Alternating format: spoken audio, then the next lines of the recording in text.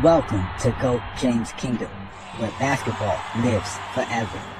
Here in GOAT James Kingdom, we attack the GOAT debate head on, where we challenge all Michael Jordan fans and all LeBron detractors to who is the GOAT of basketball. You can catch us every Sunday noon Eastern Time, right here on the GOAT James Kingdom channel, for the GOAT James Kingdom show with B. Lee and Ajani. Also, we go live Friday nights with the Friday Night Exposure with the Exposer, where you catch special shows and content as a GOAT James Kingdom follower and subscriber. Also, check out the GOAT James Kingdom membership, where you can get exclusive content.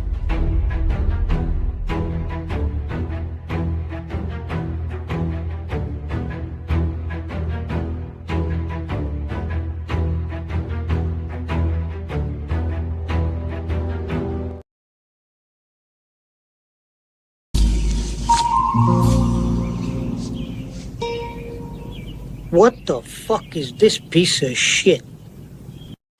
Sexton handling, crossing over into the lane, to the glass. Go get it, buddy! By Kamara! Go get it! And we are going into overtime. Trumani Kamara closing the gap. See, I tell it like it is, man. I ain't worried about no damn image. Quit bullshitting. You're bullshitting yourself. I don't give a fuck if you don't like me. I like me. That's all that counts. Welcome to GOAT James Kingdom. Welcome. I am Ajani the Exposer, and y'all have now been exposed by the Exposer. I appreciate it.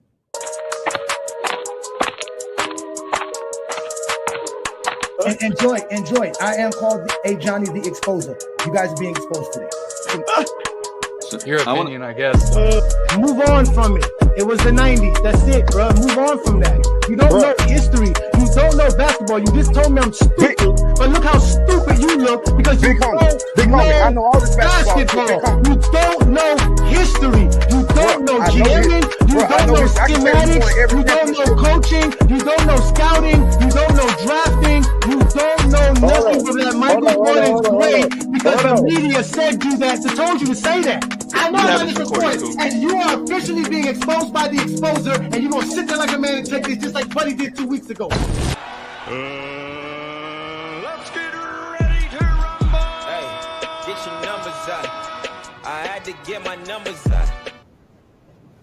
Peace and blessings, y'all. Welcome to another Friday Night Exposure with the Exposer. I'm your host, Ajani the Exposer, one half of the GOAT James Kingdom platform. You guys know what to do already. Hit that like button. Hit that subscribe button. Don't be afraid to check out the GOAT James Kingdom membership because our content is going to continue to grow. And as you can see, this whole entire week, we've been giving you guys great content on top of great content as basketball is being played at its highest max. We got the Knicks and the Indiana Pacers right now in the middle of the second quarter. That's a phenomenal game. You should be watching that. So shout out to everybody who took their time out here on a Friday night to enjoy it with me right here on the GOAT James Kingdom channel. Also, shout out to everybody who's watching us on IG as we are going live on IG as well. And we're also live on FYF Sports Debate. I know Lamont's running a live stream as well on his channel, but on YouTube, you are allowed to have multiple streaming lives at once. This is why YouTube is the place to be, and GOAT James Kingdom is definitely one of the channels you should be a subscriber to, and obviously you should become a member to support the things that we do here in GOAT James Kingdom, like my boy Zero in the building. Let's give some GJK members some love and shout out. Peace and blessings, brother. What's good? All right, we got my boy Twain Gant in the building, always supporting GJK. Knicks are up 44-43 right now, with 2 minutes left to go in the fourth quarter. We got some Zesty Jeffries in the comments as well. What's good with Herb in the building? Shout out to you, Herb. I always see you here, supporting, doing your big thing. Oh, I can't forget my boy here, Juan boy. Peace and blessings, brother. Yeah, they over there going crazy about Akeem Olajuwon again. Yeah, the Zesties, they can't handle it. They've been praising Olajuwon for some years now. So it's about to get on here. Let's give some more shout outs here. I see the Lethal Weapon 80. Let's see what you got to talk about here. He says, I remember when Sports Fitness France exposed this clown and embarrassed him. This channel is trash. Why don't you go find Michael Jordan fans are the best page right now, sir? Go tell them if you can go find what they're doing right now. And it looks like Mr. Sports Zesty Fitness's rants is going through some medical issue. I think you should send him some cash app so he can afford his medical condition treatment. I don't know what you Zesties talking about. Ain't none of you Zesties ever exposed me. I'm waiting for the footage. I'm waiting for the film of where I was sitting there across somebody's channel and I was getting exposed. All you're going to find is a bunch of Zesty Jeffries getting upset, not letting me speak, not letting me drop my knowledge, cutting me off, and muting my mic when it's my turn to Let me ask you this, Johnny. Let me ask you this, GOAT James Kingdom. Let me ask you this, GOAT James Kingdom. Let me ask you this. And they never let me answer. That's all you're going to find. But like I said, I expose all you Zesty Jeffries one by one. Since y'all won't give me my 20v1, I'll come get y'all one by one. Don't worry. Dookie and them got theirs on Monday, and he's still been getting it. Talking about Jason Terry's not an elite creator when he don't even know how to define an elite creator. Talking about all this other stuff and all these lies that he said that I said. Didn't state no lies. I spoke nothing but truth. I stand nothing but 10 toes down out here. We ain't afraid of none of you Zesty Jeffries. But you can see we go live every Friday night to talk the game of basketball. I stand by myself right here, as you can see, every Friday night, because ain't none of you Zesty Jeffries put no fear in my heart. So I ain't got no time to be worrying about you Zesty Jeffries. Let me get my boy Lamar Jack here. Some praise, peace, and blessings, brother. We are here to have some fun. We got some Zesty Jeffries. My audio is lagging. Give me a second here. Peace and blessings. Y'all let me know if y'all can hear me well. Remember Zesty Fitness? Yeah, we got footage of him being embarrassed. Like, let's not talk about him counting people's subs. We already know that's what they love to do. Count people's subs. Who gets views for what? I don't care about that. We're not here for none of that. That's we here to expose Zesty Jeffries. Yes, indeed. LBJ got his 21st All-NBA selections. We actually here to talk about that here, ladies and gentlemen. We are here to discuss the All-NBA selections and the All-Defensive selections. I'm here to talk about, has the NBA media destroyed the All-Defensive selections? And the reason I'm saying that is I'm going to be honest with you guys. I don't know who the hell Toumani Camara is at all.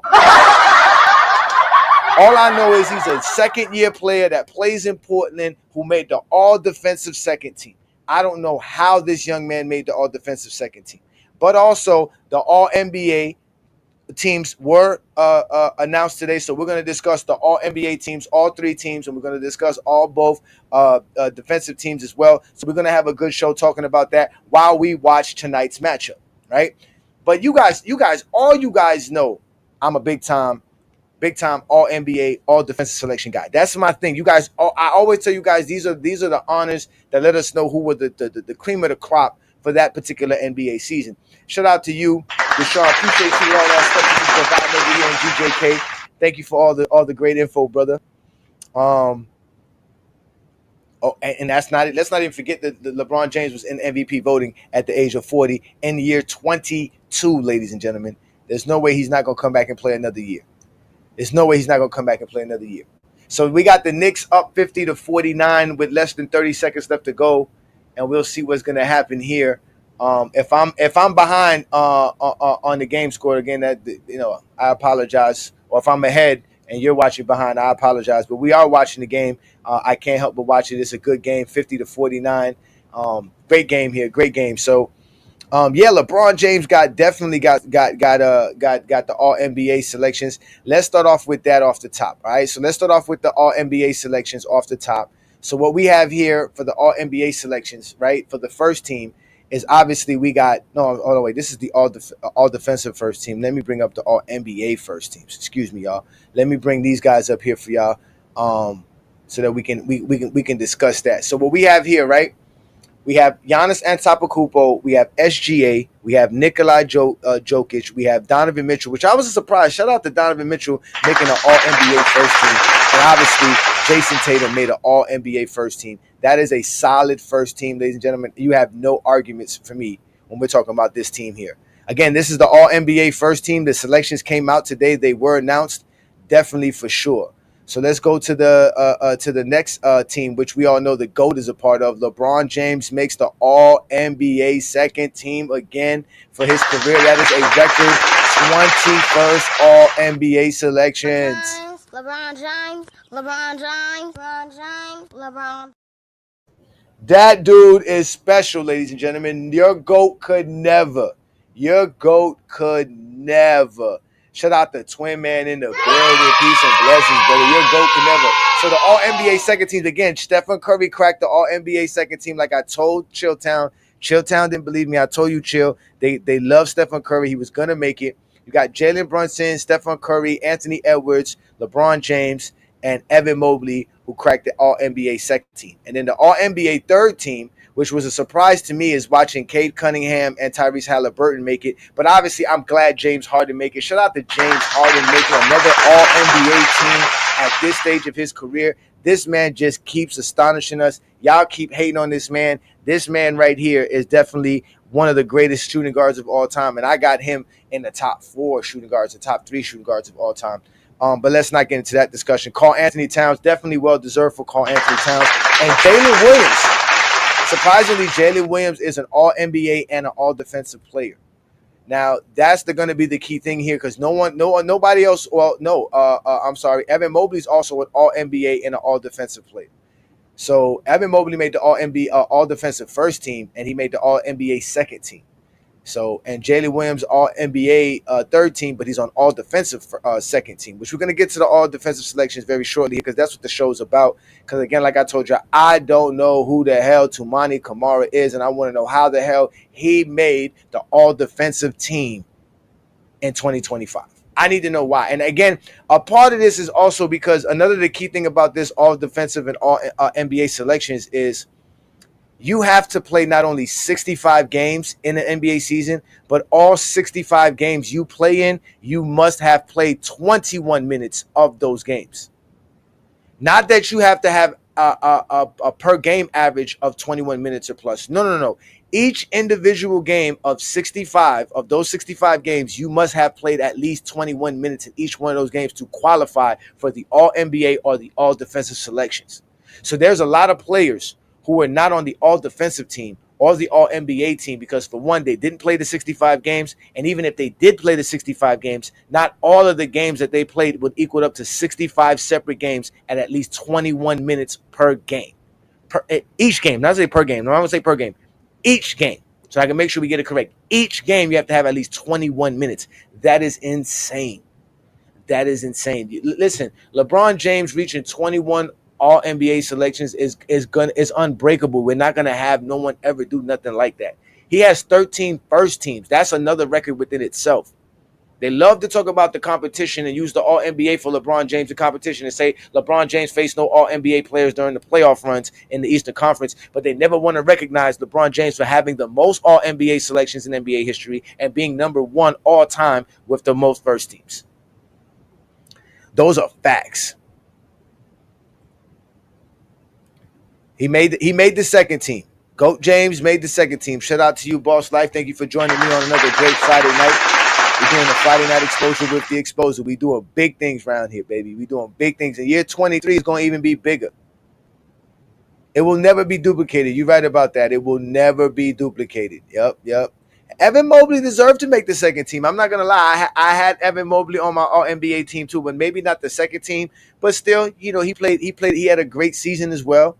So shout out to him. Indeed, congratulations to Evan Mobley for having a phenomenal season. Again, this is just for the regular season. You should not equate what happened in the playoffs with any of these guys. So again, let's backtrack. All-NBA first team: Giannis Antetokounmpo, SGA, Joker, Donovan Mitchell, Jason Tatum. That is a solid All-NBA first team. Then we have, obviously, the second team. You got Brunson, Curry, Anthony Edwards, LeBron James, and Evan Mobley. Then the third team is going to be Cade Cunningham. Shout out to Cade Cunningham. Tyrese Halliburton, James Harden, Karl Anthony Towns, and Jalen Williams. You know what? I find it weird that Tyrese Halliburton made it. I'm not saying he doesn't deserve it, but I found it weird that he made it because he didn't have that type of a year that he always has. But he did have a decent year this year. So shout out to him, man. Again, he's playing right now. It is halftime between the Knicks and the Indiana Pacers in Madison Square Garden. New York City is live and well. Brunson's out here doing his thing. It is 52-49. Knicks are up 3 points. They were up at the end of the first quarter. They're up at halftime. So shout out to them. The whole TNT crew is out there. I'm watching the game, man. you would have put Cat over Mobley. That's possible. What's good, Mark? Peace and blessings to you. We're doing this for sure. What? What are you talking about? He hasn't won anything in 5 years. What are you talking about? You said Steve Jeffries got nothing better to do. How did he get in? You get in by being one of the best players in the league. That's how you make the All-NBA team. That's why you guys are such haters. That's how you make the All-NBA team, sir, by being one of the best players in the NBA. That's why I keep telling you guys that. This is a good marker for it. That's why tonight's show is very, very important, because for me, the all-defensive team has been tainted, man. The all-defensive team was an accolade that the NBA invented in 1968-69 season. That's how long they've been handing out the all-defensive team selections. It's always been 2 teams, a first team and a second team. 2 guards, 2 forwards, and a center. As of recently, they've made it positionless, right? But either way, this was a prestigious award or honor, because there's really no, well, I have seen some awards from it. Draymond Green has showed awards for it. The NBA, I do believe the NBA makes awards for it. Not going to quote myself saying that, but either way, it doesn't matter. It's an NBA honor that existed since 1969, ladies and gentlemen. And it was an honor that was bestowed by the coaches, because the coaches used to vote for the all-defensive team.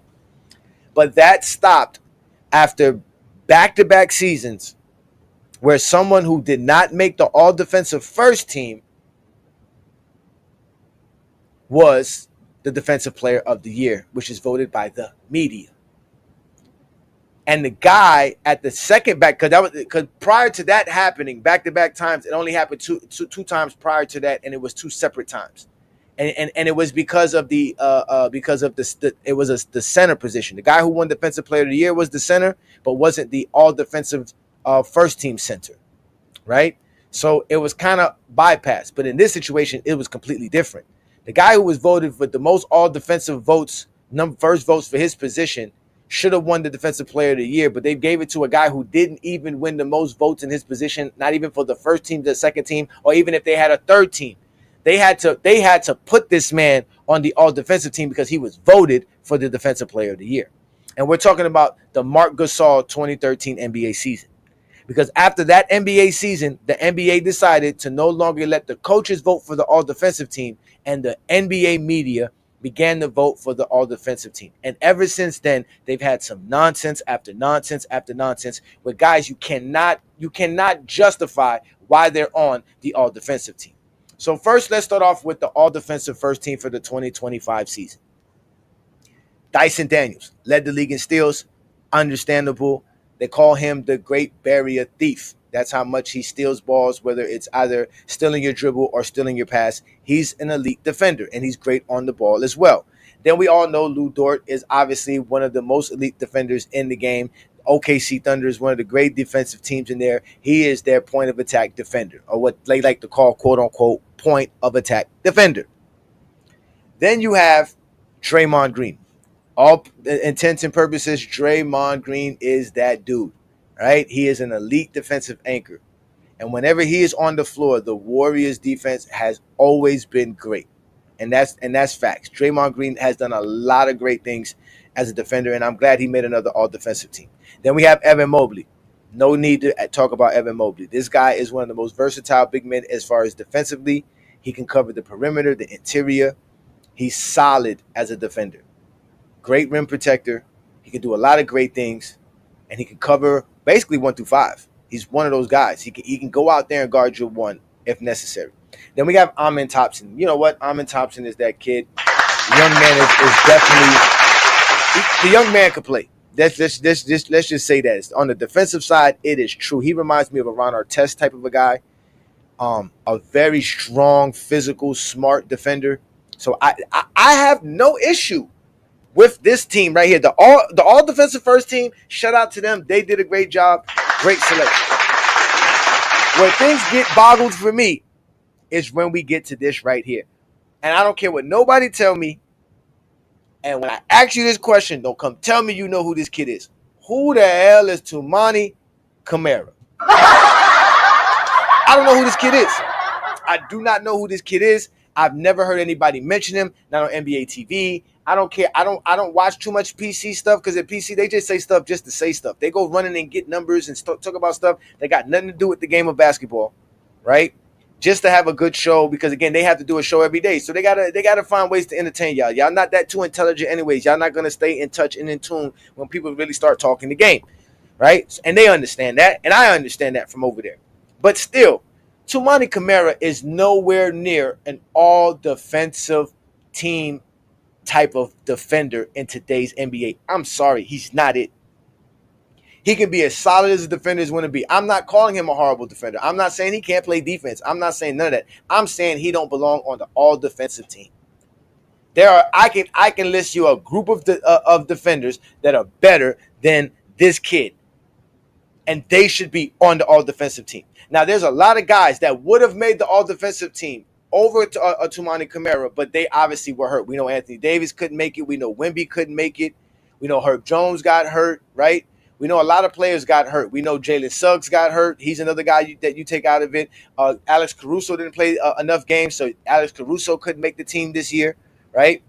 And out of nowhere, they take my boy Bam out of this. I don't know how Bam Adebayo is not on the all-defensive team. I don't know how Jared Jackson keep getting his praise, man. But I'm not going to argue Jared Jackson. But my boy Bam should be on this as well. He should be. I get Zubac. I get Rudy Gobert. I get Jalen Williams. I'm not going to argue those guys.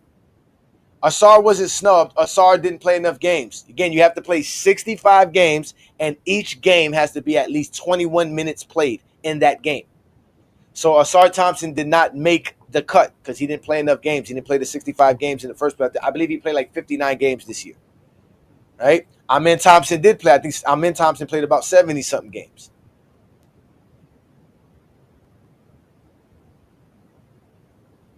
I'm missing some comments here. What's good, Blue Boat? I see y'all in the building. Peace and blessings, man. I see all y'all showing up here. Thank y'all for showing up. I know Lamont was running late with his live, but y'all can leave that because they over there talking chat GPT. We over here talking hoops like we always do on a Friday night. So I get, like I said, I get the Rudy Gobert. I get Zubac. Zubac was definitely a solid anchor this year. He was that defense, even though they have some perimeter defenders that made it easy on him, he still did his thing over there for the Clippers. And we all know Jalen Williams. Let's not even go there. Jalen Williams is that dude. But Tumani Kamara, Jared Jackson Jr., nah, this is preposterous. This is blasphemous. I cannot take it. I am upset. This is a prestigious award. The all-defensive team. This lets us know who's really the solid defenders in the league, and they're telling us Tumani Kamara is one of the best perimeter defenders in the NBA. They must be smoking crack. So if we go by perimeter defenders, you telling me Lou Dort, Dyson Daniels, Amen Thompson, Tumani Kamara, and Jalen Williams are the top 5 best perimeter defenders in today's NBA? Nah, y'all bugging. Yeah, y'all bugging. I'm not the one who's bugging. I don't care what y'all tell me. I don't watch Portland Trailblazers game. They play my Heat twice a year. And I'll be lucky if I'm going to sit down and probably even try to go watch that game versus the Trailblazers, right? And I don't even remember a game versus the Trailblazers versus the Lakers this year. And obviously, you just saw the highlights that I showed of you. The best highlight they could show us of Tumani Kamara is him blocking Colin Sexton on the last second shot. What the fuck is this piece of shit?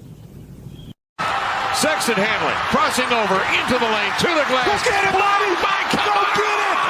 And we are going into overtime. Tumani Kamara closing the gap. See, I tell it like it is, man. I ain't worried about no damn image. Quit bullshitting. You're bullshitting yourself. I don't give a fuck if you don't like me. I like me. That's all that counts. That's my thing. I don't get how he made the team. I really don't get it, ladies and gentlemen. I don't get it. Again, he may be a great defender.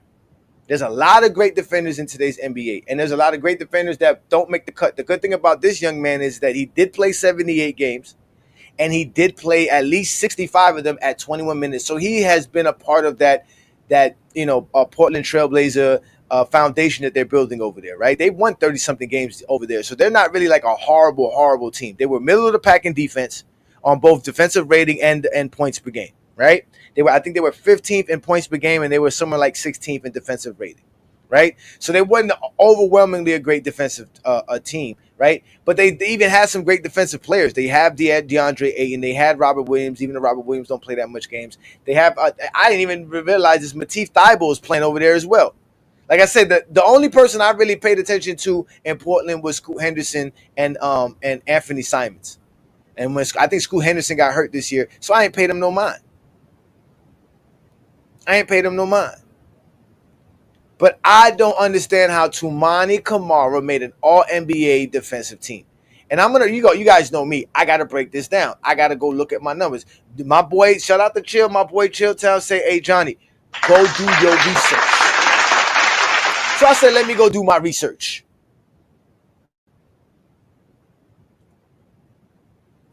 If I go do my research, and we look at the defensive stats and metrics that are available for us beyond the points, beyond blocks and steals, if we just go off of stuff like defensive field goal or defended field goal percentage, that means that's what you give up, all right, as a defender, right? That's your field goal percentage in comparison to who you're defending normally puts up as an average, as their average field goal percentage, and the difference between that. So if you're in the plus, that's a negative for you as a defender. You want to be in the minus in this category. You want to be able to make somebody shoot worse than what they normally shoot. And we can see Camara is +2 in difference between his defended field goal percentage to the field goal percentage of the guy he's defending. That's the worst of all the players here. And we're talking about players that I think should be on the all-defensive team, and that definitely, for sure, played 65 games and at least 21 minutes in each game at 65 games. So you got Jason Tatum, Donovan Mitchell, LeBron James, Giannis Antetokounmpo, Anthony Edwards, OG Anunoby, SGA, Derek White, Drew Holiday. Now, some of these are common names that we know, right? But there's also some other names here that we don't get up here, like Jason Tatum, the disrespect for Jason Tatum. Now, Jason Tatum does have a plus in differential, right? Right? He does have that plus, right? But it's not as bad as Camara, right? And again, these are just very vague numbers. You have to be very understanding of what these numbers represent. So as an example, when you're looking at the average field goal percentage that a defender puts up, right? Obviously, the higher number means you're guarding guys who score at a higher efficiency based on the shooting efficiency, right? Based on their field goal percentage. So when you look at Giannis, Giannis is guarding, obviously, the tougher opponent as far as being the most efficient opponent. But that would be normal because what? Giannis is obviously guarding more big men than perimeter players, right? So obviously you have to put that into account. You have to put that into a understanding, right? But the point is the differential. Who is giving you the best minus in differential? And as you can see, Giannis is number one in the differential, right? So these are how you got to break down these numbers. You can't be like these Zesty Jeffries and throw these vague numbers out here and make it seem like you dropping knowledge. That's why you come to GOAT James Kingdom on a Friday night, and Ajani helps you understand this. Peace and blessings, Leslie. Thank you for joining me. Just because I don't know him doesn't mean he doesn't deserve it. You don't know him. He doesn't know it. Joe, how does he belong on the all-defensive team? He's very active and high motor. So is Donovan Mitchell on Miami Heat. Davion Mitchell, Miami Heat. So is so many other players. There's many active players. But how is he making the all-defensive team? Because he's an active defender. That's not enough. There's a bunch of defenders in today's NBA that are very active. I get he made the criteria. But this is preposterous. Nobody's going to sit here and tell me they're sitting here watching Portland Trailblazers games enough to know that Toumani Camara is a top 5 perimeter defender in today's NBA. That is preposterous. That is blasphemous. That is a problem. The coaches would have never voted this kid in the all-defensive team. Never. Not because he's a bad defender. It's not because he's not an elite defender in today's NBA. There's plenty of players. Okay? Just look at his numbers. You guys love to talk about defensive rating. He has the highest defensive rating outside of LeBron James, which if you let a Zesty Jeffrey tell you, LeBron James plays no defense. So if his defensive rating is close to LeBron James, what does that tell you? But obviously, we all know defensive rating is obviously still a team stat, even when they want to go to individual. But then if we go to the defensive box plus minus, which is another thing that people love to bring up, right? You see where Giannis's defensive box plus minus is. How is Giannis not on the all defensive team? This is Giannis Antetokounmpo we're talking about. He has not digressed. Just because his team hasn't playing great defense doesn't mean he isn't playing great defense. And the numbers show that he's been playing solid defense. And my favorite defensive metric, as far as when we want to talk about advanced metrics, if we ever want to use one, is defensive win shares. Because this counts your possessions and how good you are. You're on the floor when your team's playing good defense, and this measures that. And your contributions and what you contribute to your team on a defensive side and the impact of winning the game. And as you can see, Kamara's not up there amongst the highest. He's one of the lowest. The only people that's underneath him is Drew Holiday. So in all these categories, Kamara's at the bottom tier, but somehow he's the one that's making the all-defensive team. But none of these other guys who have better numbers, who are better defenders, are not on the all-defensive team because somehow the media has this thing about just defenders, just being the primary defender on a team. If your job is to just be the primary defender and do nothing else, well, of course you're going to play defense than most other guys like an Anthony Edwards who has to do both, or an SGA who has to do both, or a Giannis who has to do both, a Donovan Mitchell who has to do both, LeBron James who has to do both. Jason Tatum has to do both. How Jason Tatum continually being snubbed for the all-defensive team when we're watching Jason Tatum go out here and ball on the defensive side? We watch him shut down Luka and cause all kind of trouble in the finals. What do you think? They just did that in the finals? No, they've been doing this for a while. Boston has a solid defensive team. They're one of the number one. They were second in points per game. So they're definitely a balling team. And I don't understand how Kamara was able to make it over these other 9 guys who have better defensive metrics. So you definitely watch these guys play.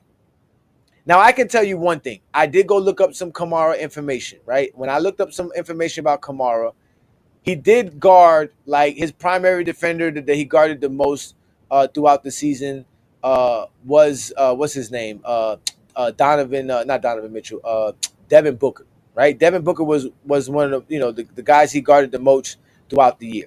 So obviously he is their primary defender he's obviously their primary defender in Portland. But there's no way you're going to sit here and tell me Toumani Camara is a top 5 perimeter defender and he deserves to be on the all-defensive team over a lot of other selected players who are playing solid. And just by looking at these numbers here, Giannis should definitely be on the all-defensive team. Jason Tatum has a chance to be on the all-defensive team. These guys are all doing well. SGA should be on the all-defensive team. I don't know why they keep snubbing SGA out of the all-defensive team. They keep taking that away from me. If all these claims about these guys, especially someone like Anthony Edwards and SGA, who they say are Michael Jordan and Kobe replicas, why don't they ever want to translate that to the defensive side of what these guys do defensively?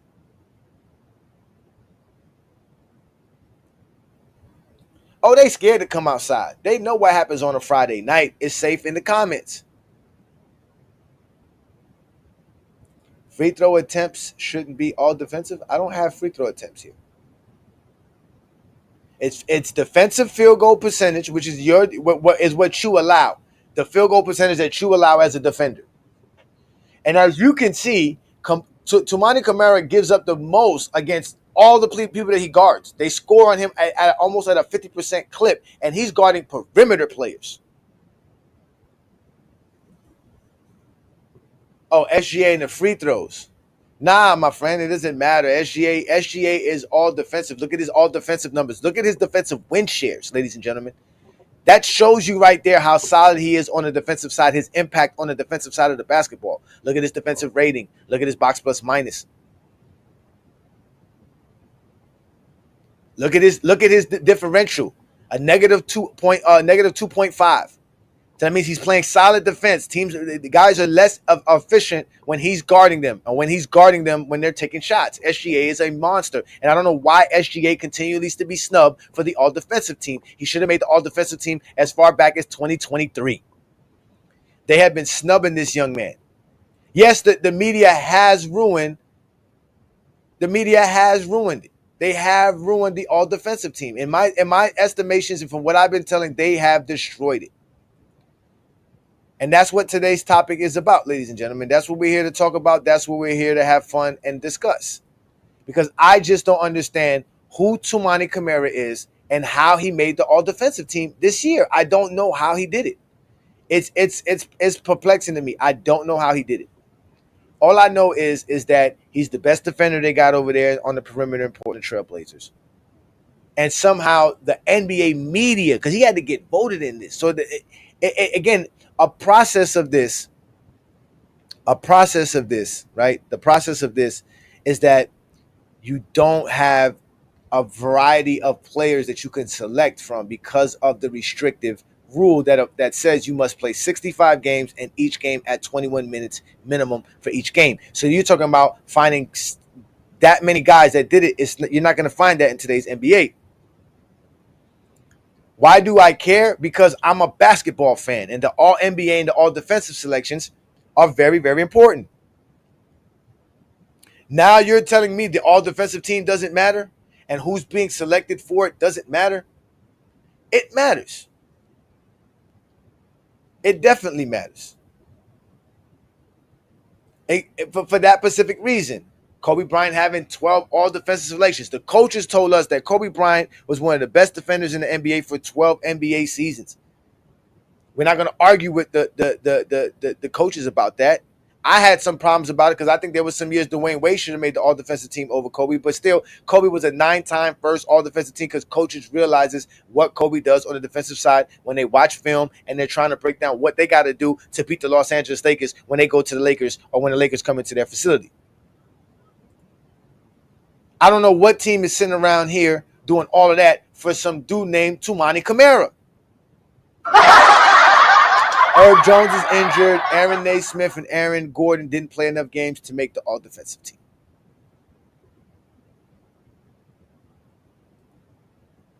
It'd be funny.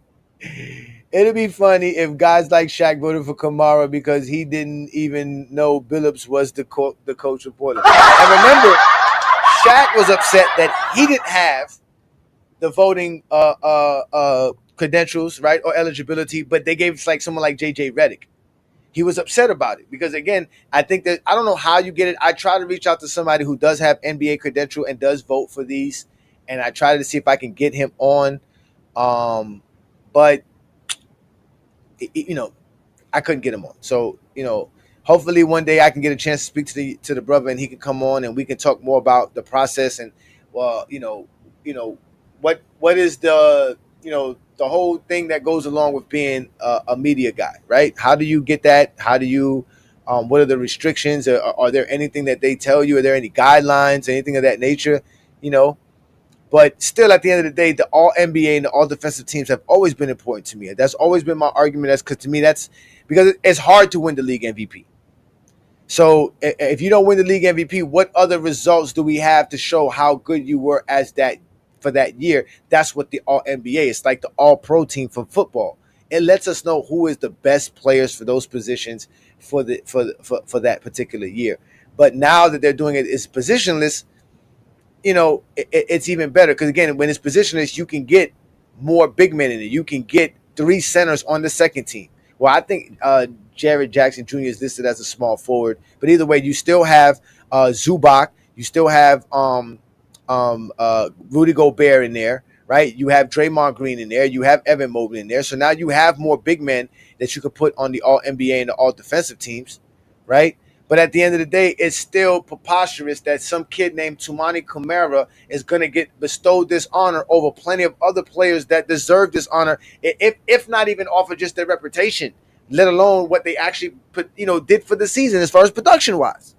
It doesn't make sense. Like I said, none of you guys watch Portland Trailblazers. I don't care if you're a media creator guy or not. You're not sitting around watching the Portland Trailblazers play. Nor are you sitting there analyzing Tumani Kamara to the point to where you're going to say he's a top 5 perimeter defender in today's NBA. This is preposterous. It really is. I don't get how he made the team, and especially over my boy Bam, because Bam again got the Heat in a top 10 defense.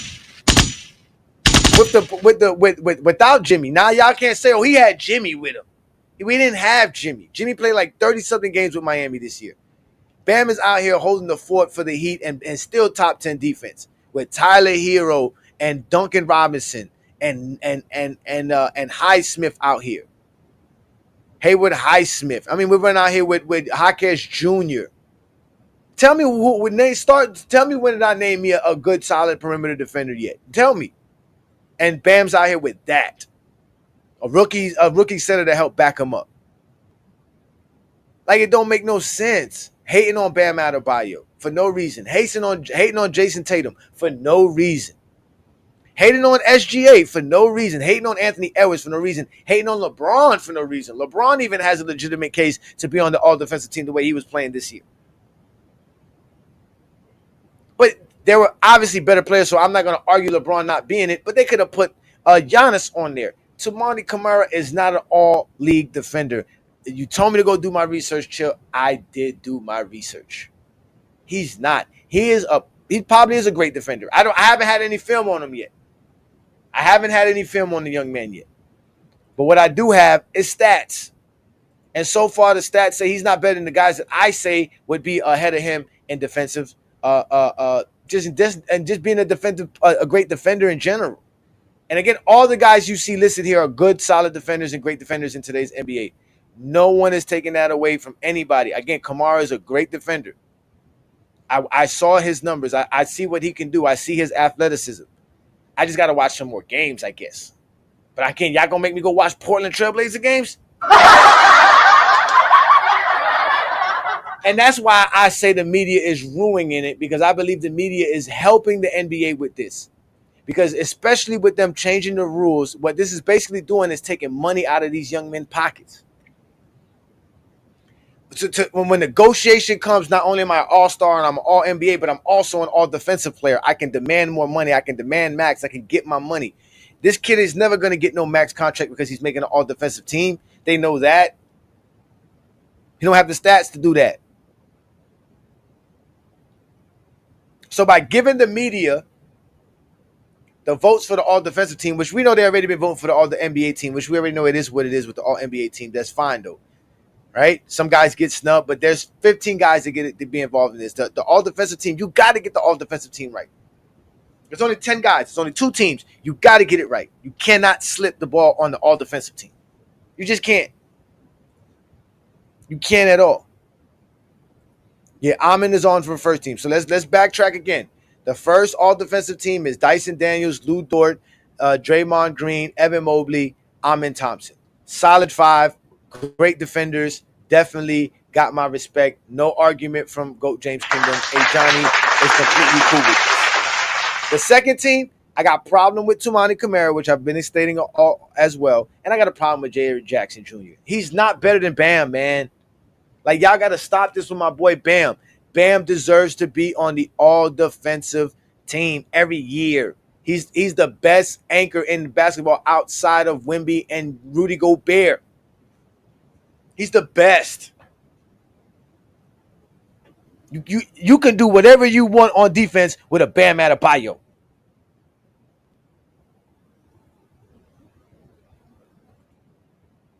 Peace and blessings, Tyson. Thank you for joining me. I know y'all was out here having fun.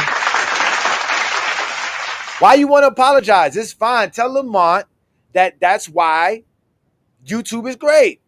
He had his show going on at the same time while I went on ahead and started Friday Night Exposure. You can watch both. You can literally click and watch both. I have other channels that I watch on YouTube, right, that they have multiple lives going on at the same time. And you don't have to necessarily watch one or the other. You can just watch whichever one you want to like. And that's great content. Again, YouTube is the future of entertainment, ladies and gentlemen.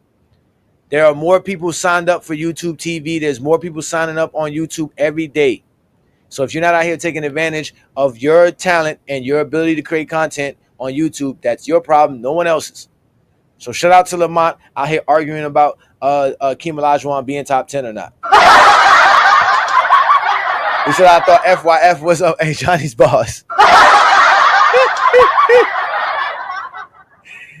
Oh my God, yo! But I'm just saying, bro. I don't understand how this dude made the all defensive team, man. It really perplexes me. It really bothers me. I don't get it. Again, I don't know who the hell Tumani Kamara is, and nor do you. So don't come up here bullshitting in line. What the fuck is this piece of shit? Sexton handling, crossing over into the lane, to the glass. Go get it, buddy! By Go get it! And we are going into overtime. Tumani Kamara closing the gap. See, I'll tell it like it is, man. I ain't worried about no damn image. Quit bullshitting. You're bullshitting yourself. I don't give a fuck if you don't like me. I like me. That's all that counts. No, Lamar, stop it, man. Stop it, Lamar. Stop it, man. Robert Horry do got 7 championships. Robert Horry is undefeated in the finals, and Robert Horry has hit clutch shots in the NBA playoffs.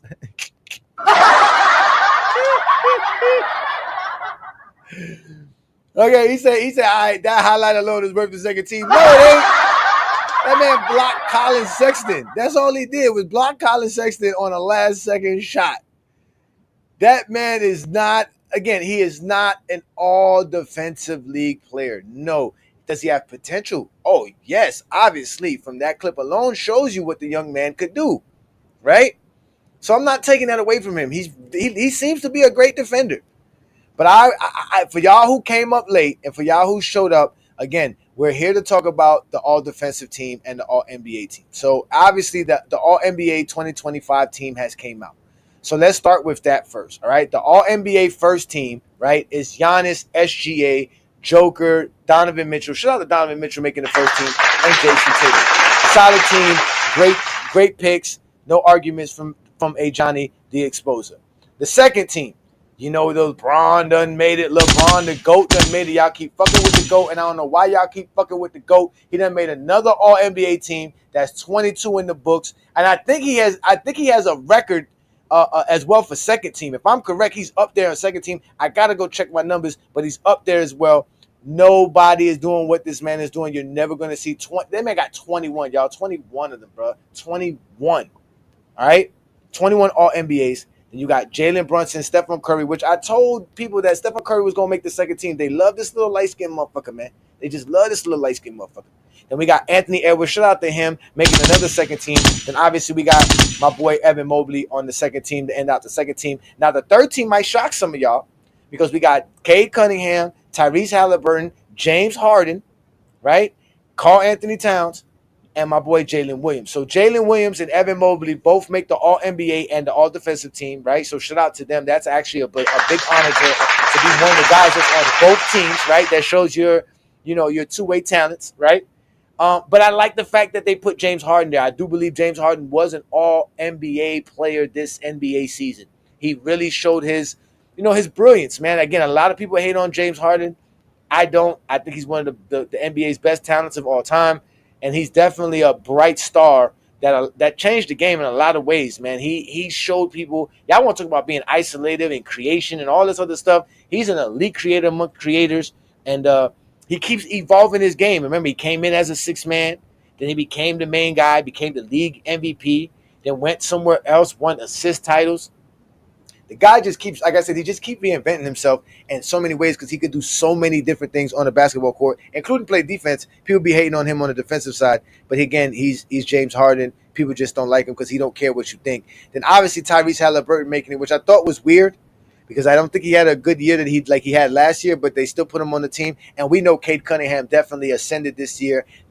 He's definitely in my top 15. I had him hedging him into my top 10. So shout out to Cade Cunningham because they did a lot of great things in Detroit, and him making the all-defensive team. I mean, all-NBA team shows that. So again, that's the all-NBA team selections. This is the first team. This is the second team. And this is the third team. The NBA just announced them today. But my big thing and my big thing will be the all-defensive team. That's what it was because they announced it yesterday. And when I found it out, I was like, okay, Draymond Green, okay, Evan Mobley, Amin Thompson. Shout out to Amin Thompson making it. That's good. You know, Lou Dort was going to make it. Great. Dyson Daniels, you got to put the steals leader in there, right? Then I went to the second team and I said, wait a minute. who the fuck is that? And then I looked down at the name. I said, the man's name is Tumani Kamara. I don't know who the fuck that is. I said, how did he make the all-defensive team? And I'm somebody that likes to pay attention to the game of basketball, and I definitely got to pay attention to the game of basketball, being that I run a basketball channel. But I don't even know who the hell Tumani Kamara is. I really don't. And I don't know how he made the all-defensive team. And I try to reach out to somebody who has an actual vote and to see if they could come up here and help me understand how you vote for this stuff. But I couldn't get it in there. I couldn't get the young man to show up. But again, Kamara could be the real deal. I feel you, Mr. Duke. Shout out to you. He could be the real deal, but he's not a real deal all-defensive team player. But obviously he is now because that's on his resume. I can't even take that away from him. But like I said, I really don't know who this young man is, and I don't know how he made the all-defensive team. I gave y'all, again, I was talking about it. I gave y'all a list of players that I thought, because again, I went to my boy Chill. I know Chill watches the game. He watches all these players, and like he was telling me, he watches Portland for other players. I was watching Portland for Scoot Henderson. I had Scoot Henderson on my fantasy team, so I was paying attention to them because I wanted to make sure Scoot was doing his thing. And I was also paying attention to them because of Anthony Simons, but I also was paying attention to them a little bit because they didn't want to give us Damian Lillard, and I wanted to see how successful Chauncey Billups can be over there because I'm actually rooting for Chauncey Billups, right? So they had a decent season. They won 30-something games. It's a quiet season for Portland. Nobody's expecting nothing from Portland. Nobody's really watching Portland. So I know nobody know who the hell Tumani Kamara is. They don't have a real superstar of a player. Even Anthony Simons and Scoot Henderson, these guys are not like the top of the cream of the crop draft players to where you want to say like these guys are going to be the next superstars of the league, right? They've been actually just outplaying themselves to a certain degree. But I don't know who Tumani Kamara is. And I'm sorry. He's not better than these guys that I'm showing you here. When Chill said go do your research, hey, Johnny, y'all know me, I go do my research. And when I do my research, Tumani Kamara is not that great of a defender compared to guys like a Jason Tatum, a Giannis, a Anthony Edwards, a SGA, a Derek White. These are guys that I think should have made the all-defensive team. I'm using your defender field goal percentage compared to their average, which is their field goal percentage, and the difference of that. If you're in the plus, that's bad. If you're in the negative, it's good. The lower you're in the negative and differential, the better it is for you as a defender. And as you can see, Giannis is the best when we talk about differential. Not only is he guarding the guys who are more efficient than anybody else in this category, he's also defending them to the top tier level. We got defensive rating, which I love to bring up the metrics for defensive rating, defensive box plus minus. And for me, I love defensive win shares because I believe defensive win shares is the best metrics to show how good you are defensively, if you understand the metrics.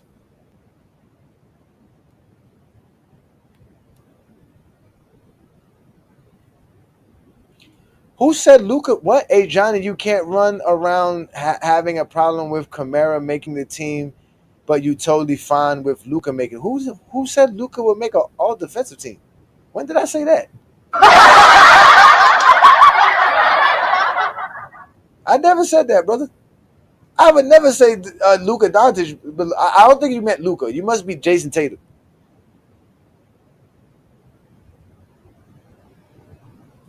Oh my God, he said Akeem Olajuwon with no titles is still top 10. That conversation again, I don't understand it, and I'm with you, Lamont. I don't know where and how, right? I don't know where and how Akeem Olajuwon praise came out of nowhere. It's true, it has come out of nowhere. It really has.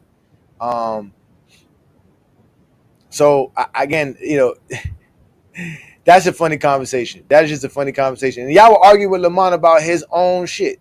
Don't make no damn sense. That's his criteria. That's his damn criteria. You over here arguing with Lamont about that. So, but again, like I was telling y'all, man, we're talking about Tumani Kamara. I don't know who this young man is and why he made the all-defensive team, but he did. But I think it's the media fault. And let me explain to you why I'm telling you why it's the media fault. So last year, right, we had the all-defensive first team was Rudy Gobert, Victor Wembanyama, Bam Adebayo, Herb Jones, and Anthony Davis. Now, Herb Jones made his first all-defensive team, and that was understandable. Then the second team, you had Drew Holiday, Jaden McDaniels, Derek White, Jalen Suggs, and Alex Caruso. Now, as great as a defender as Alex Caruso is, I had a problem with Alex Caruso making the team because Alex Caruso comes off the bench. So, as great as a defender he is, how can you have a guy come off the bench be considered one of the best defenders in the league? And I do believe, if I'm correct, Michael Cooper came off the bench as well. So maybe I may not be bugging, but either way, like I said, I had an issue with that. Then the year prior to that, in 2023, you had Alex Caruso on the first team, Drew Holiday on the first team, Jared Jackson on the first team. Preposterous for me. I don't know how he made it, but I think Memphis did have one of the best defensive teams that year. So that's why you had Brook Lopez and Evan Mobley end off the top first on the first team. Then you had the 2023 team. The second team was Bam, OG, Dylan Brooks, Draymond Green, and Derek White. So the last 2 years, we can say the media's kind of got it right. They haven't really slipped up. I don't have a problem with Alex Caruso too much, but I think maybe some other players. I still think Anthony Edwards and SGA should be on the team. But again, they are giving credit to guys who are just solid defenders. Like I said, I don't think Alex Caruso is better than SGA or Anthony Edwards.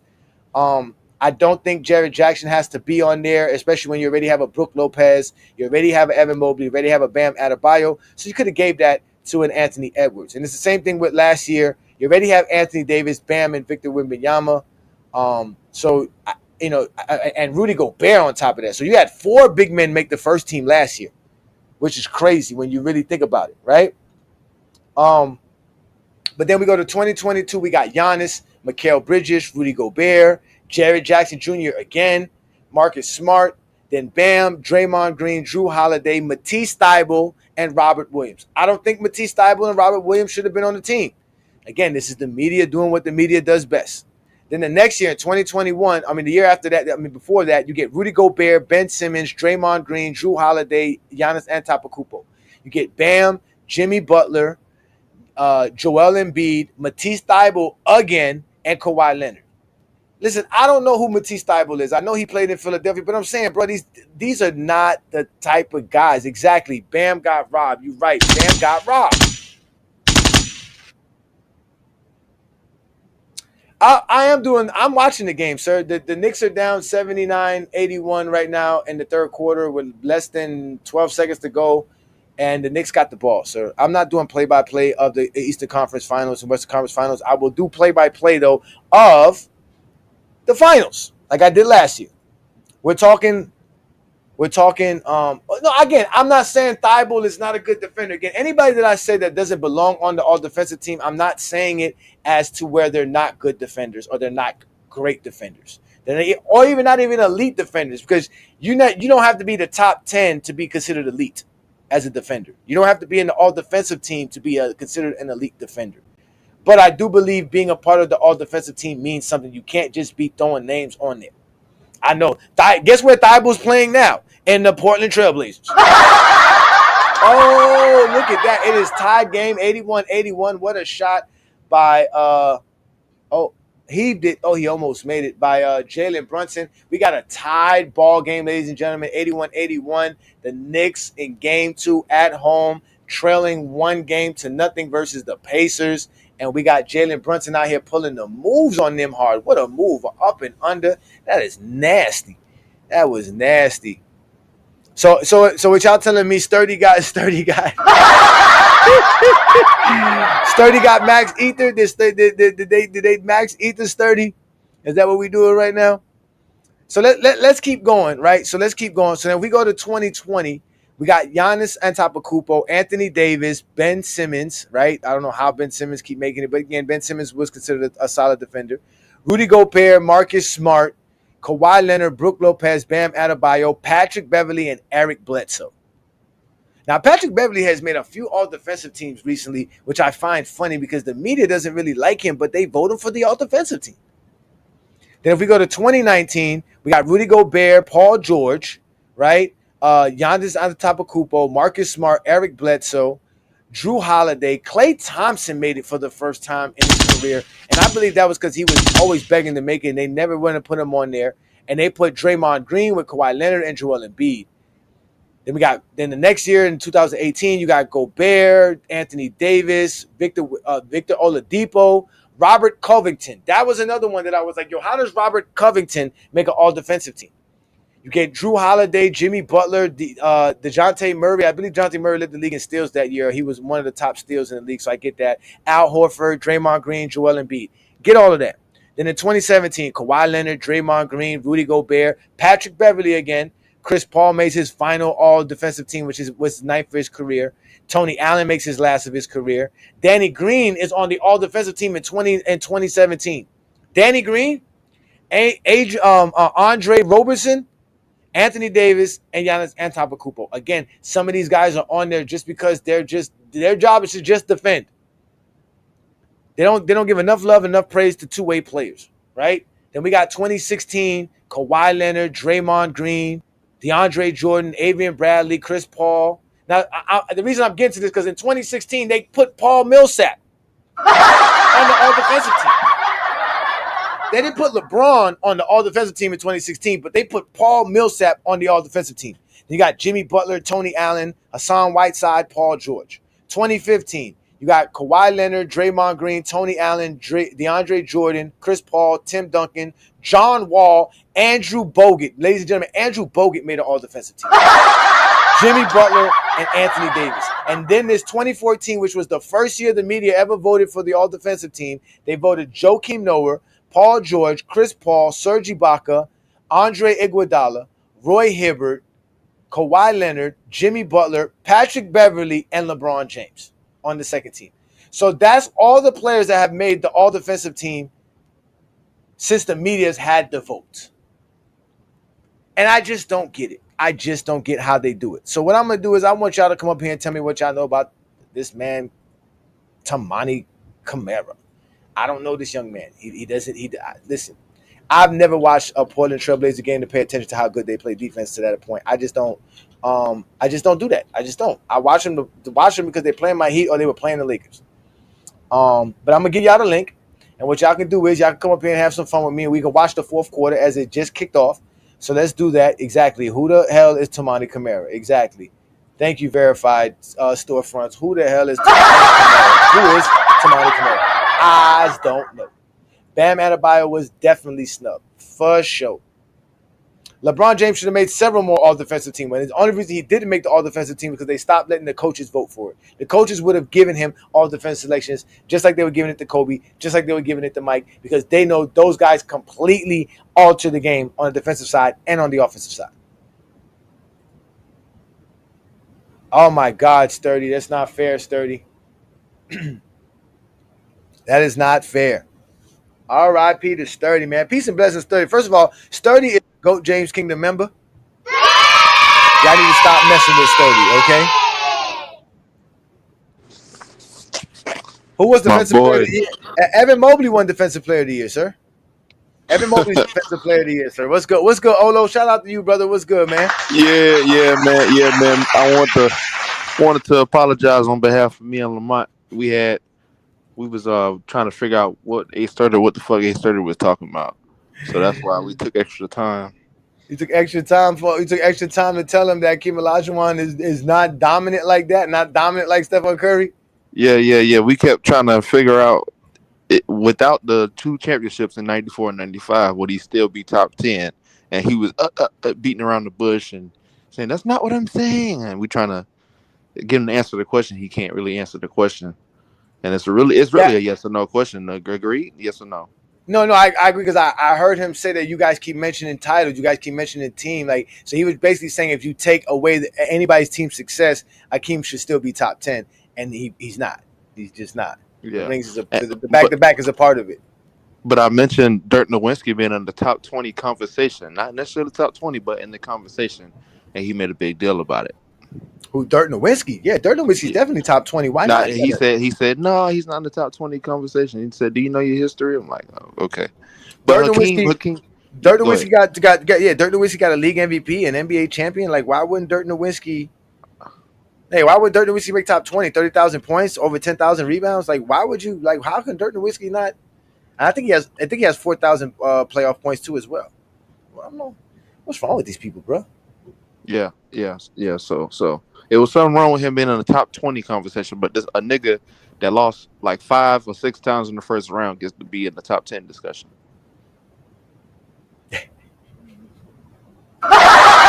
Don't get me started with Hakeem Olajuwon losing in the first round, bro. Don't even get me started. This man lost like 8-9 times in the first round. It's not just 5 or 6 times. It's like 8 times he lost in the first round. A lot. That many. I know it was like from his rookie year to like 97. It was like 5 times. Then he lost extra 2 times after that.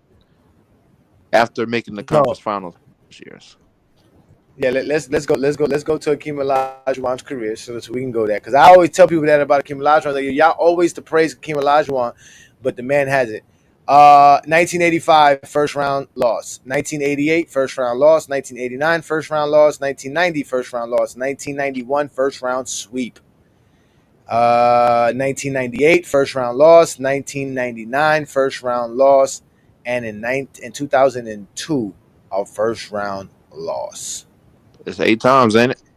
That's 1, 2, 3, 4, 5, 6, 7, 8, 9 times. The reason I don't count the 9th Damn. He didn't start in 2002 at all. He was 39. That was like his last NBA season. Yeah, he was old. Yeah, he was old. He even came back because he took a year or 2 off and came back. So 8 times when he was in Houston, for sure. Between 1985 and 1999, 8 times in his career. I said 1, 2, 3, 4, 5, 7. 6, 7 times. Sorry, 7 times he lost in the first round. Ooh-wee. But Dirk can't even be in the top 20 discussion? Wow. Yep. And I even mentioned that because, like, right in one playoff, right, in 1988, he plays 4 games, averaged 37 points per game. Like, yo, it's like because his career average is super high in the playoffs, right? But that's because, again, he has very minimum games in the playoffs. He kept getting beat in the first round. You know what I mean? He got gentleman swept 1, 2, 3, 4 times. And he got swept once in the first round. And the year after that, after he got swept, he missed the playoffs. You're right about that. They didn't make the playoffs in 1992. Damn. So, I mean, I get that Hakeem had the impact that Hakeem had on the offensive end and the defensive end, but when you try to argue against Steph Curry's dominance for a decade, it's like, come on, like one guy changed the game in multiple ways, not even just offense. He didn't. When you say that Steph Curry changed the game, you people will automatically go to, oh, the shooting. Everybody shoot threes now. That's not who started it. But I feel like he changed the game on the defensive end for bigs, primarily for bigs. Like, certain bigs can't be on the floor. Like a nigga like Bill Laimbeer or a Shaq or whoever with slow foot, Kendrick Perkins, they can't be on the floor. And let the Legend of Winning expose that on his latest video on the Kendrick Perkins thing, saying that he locked up Tony Parker and all of these guys. He exposed it then. It's a difference guarding closing out on mid-range shots and closing out on freaking Westbrook and Thabo Sefolosha than it is closing out on these guys. You seen what the Naismith guys doing in Indiana. We see how automatic OG Anunoby and Mikal Bridges is in the corner. It's different. Damn. Karl Malone is worse. You right. Karl Malone is worse though. Karl Malone lost in the first round 1, 2, 3, 4, 5, 6, 7, 8, 9 times, and all of that with John Stockton. And most of those seasons, he was like 60 win teams. He's on 60 win teams. Some of these. Damn, Karl Malone got swept in the first round once, got gentleman swept once, twice, and then lost a lot of game 5s. Because they didn't start the game. They didn't start the what's it called? They didn't start the first round 7-game series till 2004. So yeah, he got his behind kicked in the first round a lot of times, year after year. 89, 90. Just starting off his career, 86 and 87, first round loss. 88, they went to, I guess, the second round. Then the 89 first round, 90 first round, 91 second round, 92 looks like they made the Western Conference Finals, 93 first round, 94 Western Conference Finals, 95 first round, 96 Western Conference Finals, 97 finals, 98. Then in 99, they lost in the second round, 2000 in the second round, then first round. Then he went to the Lakers and made it to the finals. Wow. Yeah. So Carmelo's 0-3 in the finals. He got to be worse than Hakeem Olajuwon, right? To the Gotta be at least. Gotta be. That's crazy. That's crazy. I don't have Hakeem Olajuwon in my top 10 neither. He's just outside of it. Him and Shaq. I always flop him and Shaq with 11 and 12, whichever one feels right for that day. But I got them outside my top 10 as well. And when Joker and Giannis and Curry and KD finish their careers, they're gonna get knocked back. They're gonna be probably 15th. Shit, man. Yeah. Oh my God, the Knicks are down 91-85. A horrible shot. They got campaign on the floor with his horrible. Oh my God, oh my God, the Knicks fans are over there looking crazy. Why is campaign on the floor instead of that dude Shaman? What's going on? Look at your face. What kind of shot is that? That was a horrible shot. I don't know if I like Shaman at bringing the ball to the court over campaign. You know, that's it. Cam's getting off the floor. They're ready bringing in OG. The Knicks are 1 of 5 to start this quarter. The Pacers are 4 for 4 and got a 6-point lead, 91-85 with 9:20 to go. And they just let Pascal Siakam open. He drains it. It is now a 9-point lead, 94-85, 11-2 run for the Pacers to start off the fourth quarter. Yeah, they brought Brunson back in. Okay, yeah, I'm a little bit behind then. Oh, campaign out here just jacking shit up. Jesus Christ. Right after that shot, they're going to bring Brunson and them back in. They say, hell no. Who's leaving their guy wide open like that? That is horrible. That is crazy. Oh, so you know what I found out today, Olo, right? They came to the rescue of Dookie and them, right? Because they've been seeing some posts. So shout out to what is it? Front of the line, from the sideline, Mel on TikTok. This guy here is something special. He went supposedly found footage of the 2011 NBA Finals to show me the basic 2-3 that Dookie was talking about. These motherfuckers really can't talk basketball, and they really don't know what they be like. This motherfucker literally showed me a clip of them playing defense, and they weren't even in no basic zone. Like it was completely like I said, an intricate zone. You can clearly see it's predicated on what the Heat are doing and where they are on the floor and who's going to be standing where. It's not a basic 2-3 zone. It was right. one play they showed Jason Kidd literally follow his man from the wing all the way to the corner. That's not a 2-3 zone. If Jason Kidd is the wing defender on a 2-3 zone in a basic 2-3 zone, he's not going down to the wing. Like he's just not. He's gonna let that man go to the man that's supposed to be covering the wing. That's a basic zone. You're staying in your principle. This is my area, my zone. Anybody that comes here, I guard it. That's it. Yeah. You see what I'm saying? And obviously, there's other ways to do it because that's basic. That's when you're talking about high school and middle school basketball. Right. When you get to college, we know for a fact Jim Boeheim is not running no basic 2-3 zone. No, you can't. No, you can't just no. And even at that, it's still not as it's still not as intricate as what the NBA does. You see what I'm saying? Now, don't get me wrong. There are some teams that try to stay into the traditional idea of a zone, but in reality, bro, they don't stay in it that long. They run it. They may just do it to throw your team off because you're on a run, but they're not. That's not the scheme to stop you. You see what I'm trying to say? Right, right. Miami throws the zone scheme as a defensive scheme. That's a part of our scheme to stop you no matter what you do. That's something we're going to throw out there, the zone. Miami does it because Bam could do anything on defense. And because of that, you can actually run a kind of a basic zone with Miami. And even at that, like I said, we don't run a basic zone. It's too intricate. I watch what Highsmith has to do and what Duncan Robinson, how they have to run and cross stuff. That's why we were so happy to have Davion Mitchell. But he just can't shoot. Yeah, that's the only problem. I like that defensive unit with Mitchell and Bam and Ware and that Highsmith guy. That Highsmith guy. I mean, they be balling, man. They just be balling, man. And again, the It's NBA, just the offense. They don't have, a point guard or multiple guys that can break down the defense in terms of scoring. But y'all will get there, though.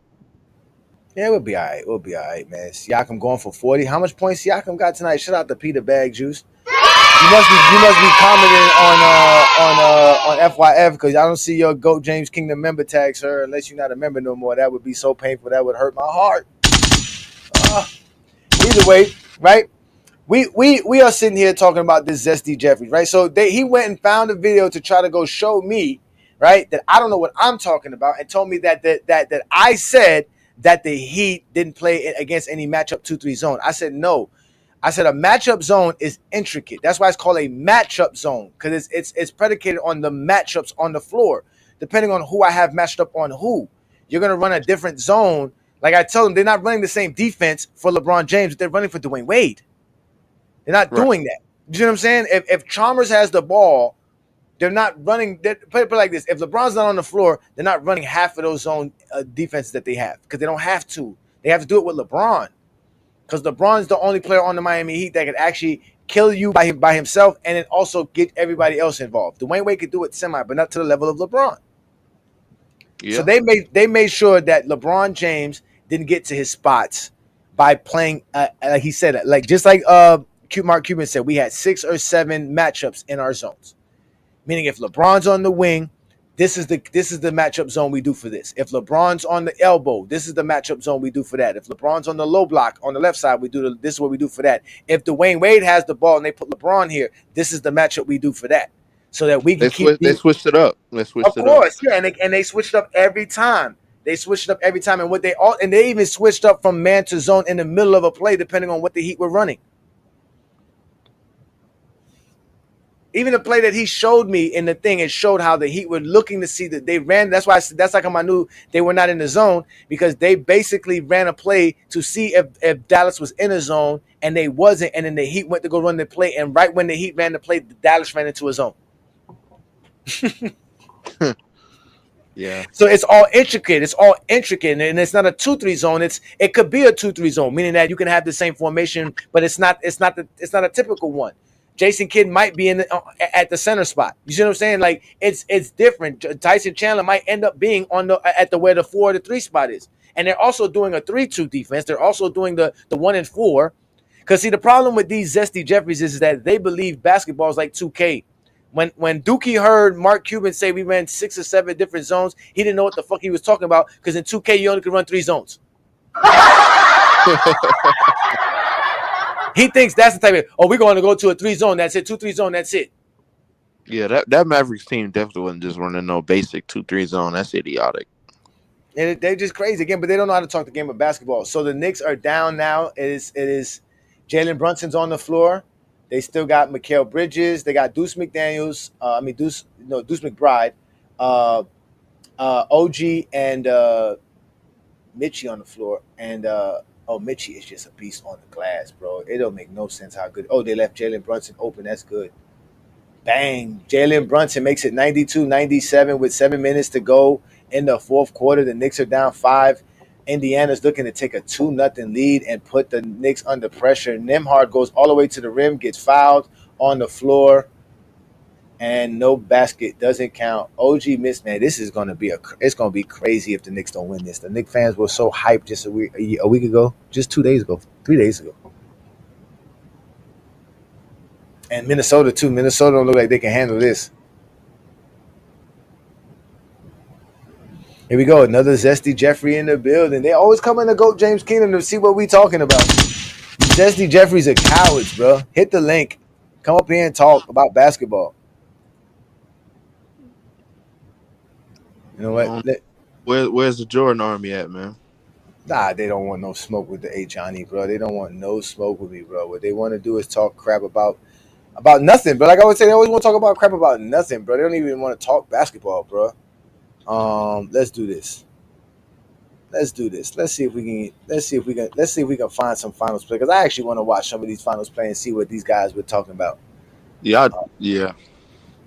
Let's see here. NBA.com. That's good. You know what? This is what we're gonna file. What game is this? 4 minutes. All right, this was game 2. This was game two. This one was 2011, right? Yeah, this was game 2. This was the one. This is when I was trying to explain to them. Let me see here. This is Dallas on offense.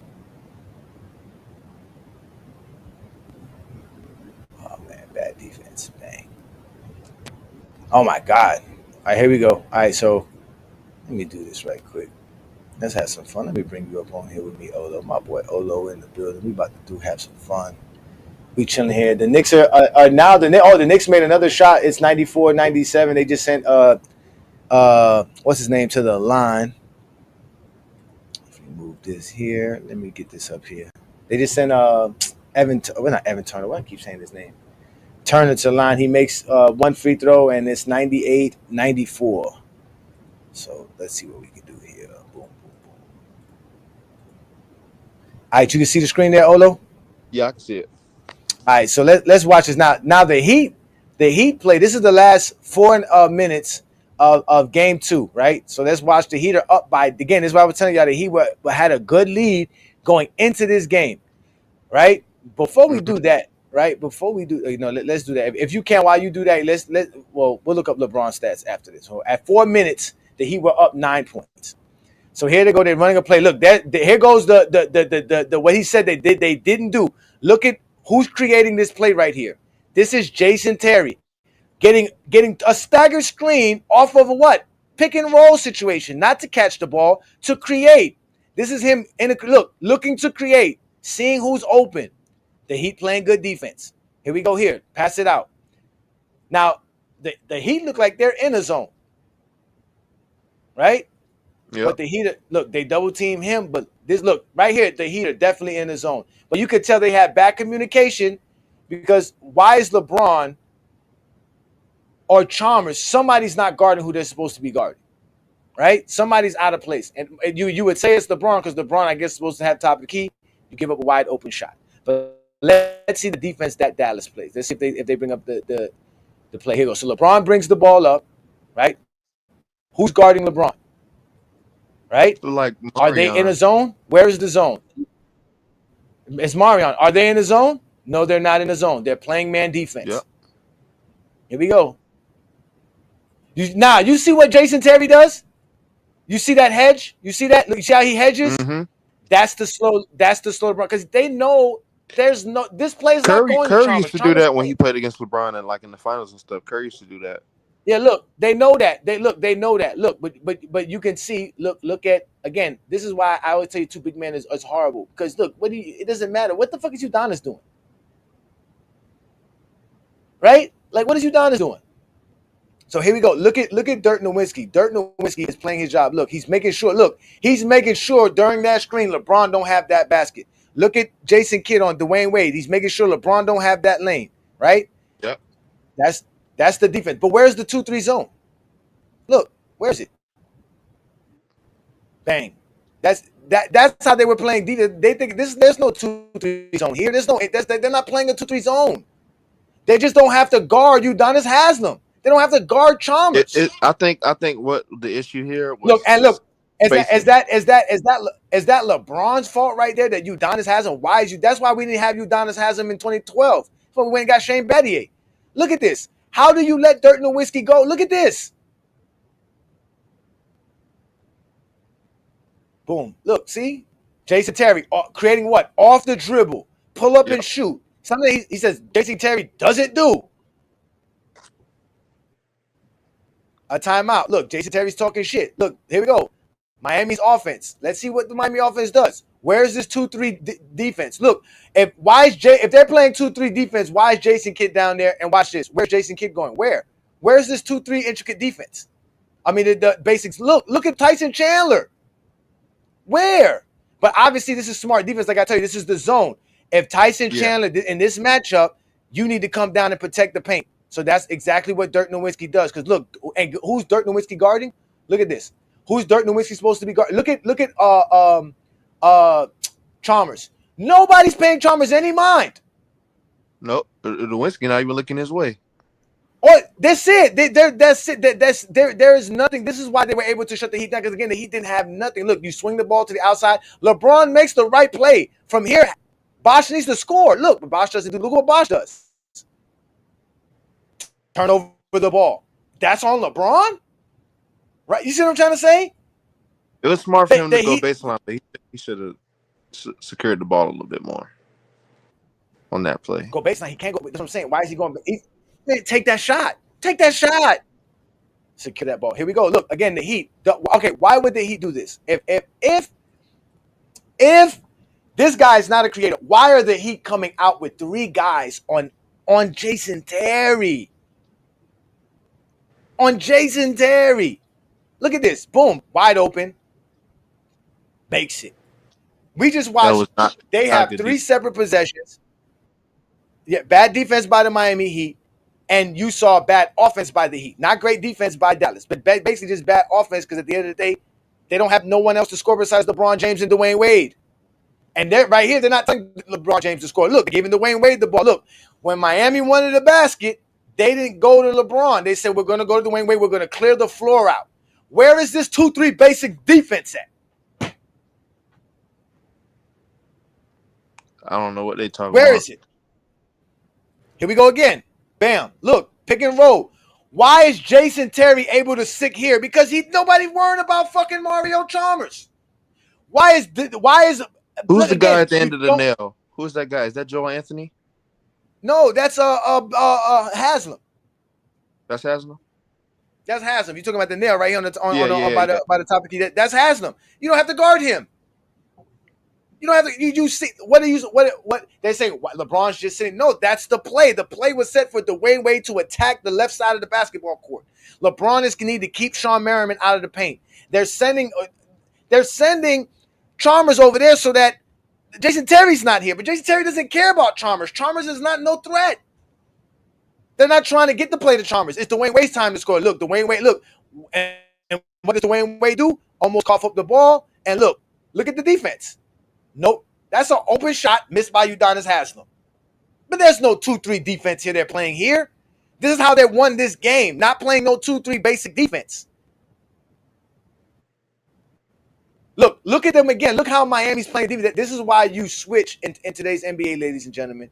This shit that Peter Bagjuice wants to talk about, hard hedging, this is why you switch. Because look at what they're doing. The same play, the same staggered pick and roll. Here we go.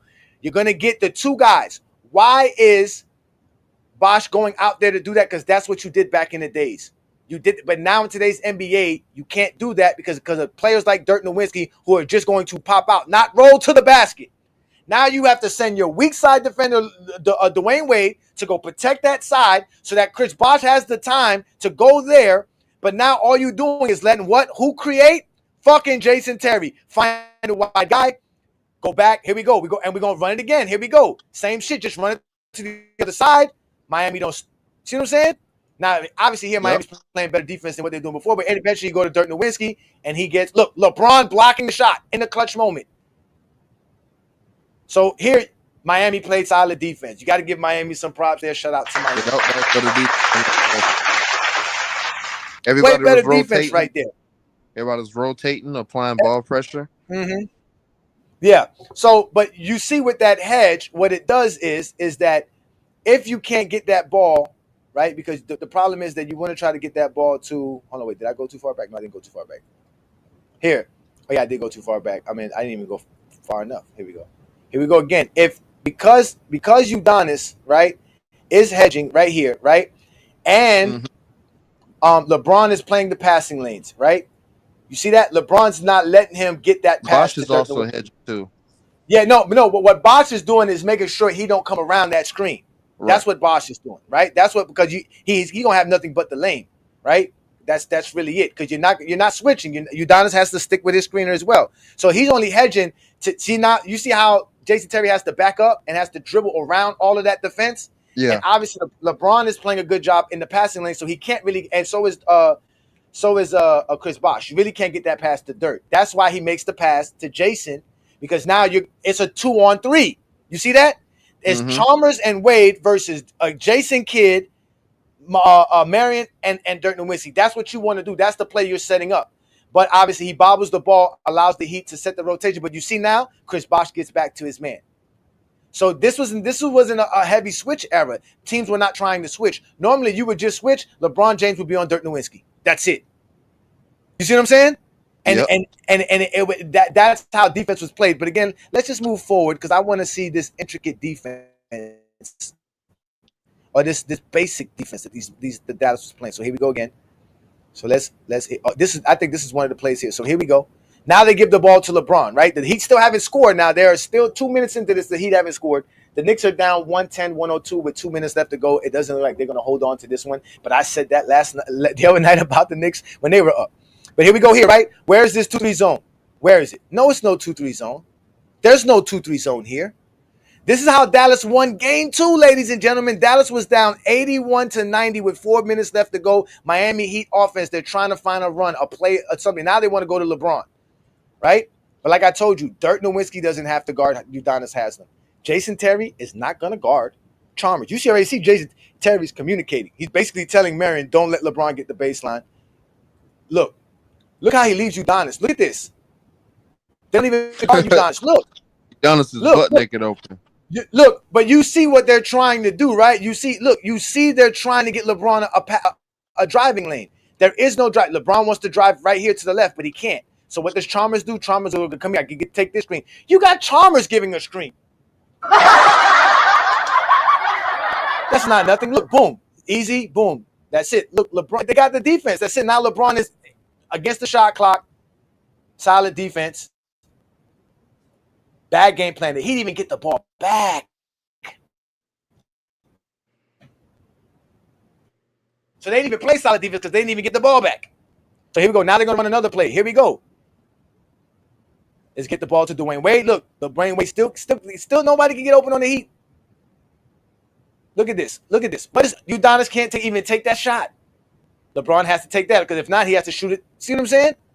Boom. Look, get the rebound. Still nothing. Look. And then they get this play, and they tied the game. Easy. All day. That I still don't see this intricate defense that y'all say that they run it. Or this basic defense that they run. And they tied the game. Look, 9-0 run the Miami Heat. Not because Dallas Mavericks was playing any defense that the Miami Heat could figure out. It's because, again, they had Chalmers and Udonis Haslem on the floor, who you don't have to guard. Makes it very easy to play driving lanes and passing lanes. Look. Here we go. Look. Where's the 2-3 zone at? Where is it? Look at this. Get the ball to Dwayne Wade. Look, they're not even guarding Udonis. They're not. They're not even guarding Udonis Haslem. They're not even guarding him. And here we go. The Heat. Look. There we go again. Look. This time, bang. That's it. That's the lead. That's the game right there. That's the game right there. So I don't know where this dude come up with all this nonsense. Yeah, it's over for the Knicks. There was nothing basic about that defense I just saw. Oh, it's 110-107? Huh? There was nothing there was nothing. Thank you. Nothing basic at all. But what you saw exactly what I said when I was trying to say on Mookie's channel was basically that they didn't have to guard Chalmers and Haslem. The Heat were playing well throughout that playoffs, throughout that series. But what happened was in the fourth quarter, when the Heat went to their closing five and Dallas went to their closing five, what you had was Chalmers and Haslem on the floor, which made it easier for Dallas. They was like, oh, this is perfect. We don't have to guard. No, we can have these intricate matchup zones to where the driving lanes are cut off. But Zesty Jeffries don't watch the game because I keep telling y'all, their eyes cannot see what we're talking because their mind cannot comprehend what we're talking. I keep reminding y'all of this. I keep telling you, your eyes cannot see what your mind cannot comprehend. And since you cannot comprehend Dallas playing a solid defensive scheme, you don't see it. And because you can't see that the Detroit Pistons 1988 wasn't that great of a defensive team, you can't see what I saw, which was Michael Jordan getting pushed left, and that's it. Just push him left. That was it. Basically. And in this game, in this game too, right? LeBron James had 20 points. He was 2 of 7 from the 3-point land, 8 of 15 from the field. He had 8 rebounds, 4 assists, and 5 turnovers, but he did have 4 steals and 1 block. Right? Chris Bosh was 4 of 16 in this game, ladies and gentlemen. Udonis Haslem was 1 of 3. Yeah, Udonis Haslem was 1 of 3, and Mario Chalmers was 3 of 8 in this game. All right? But if we go to the fourth quarter, and like I always told y'all, right? LeBron James in the fourth quarter scored 2 points. So that means the Heat were up. And LeBron James wasn't doing nothing in the fourth quarter.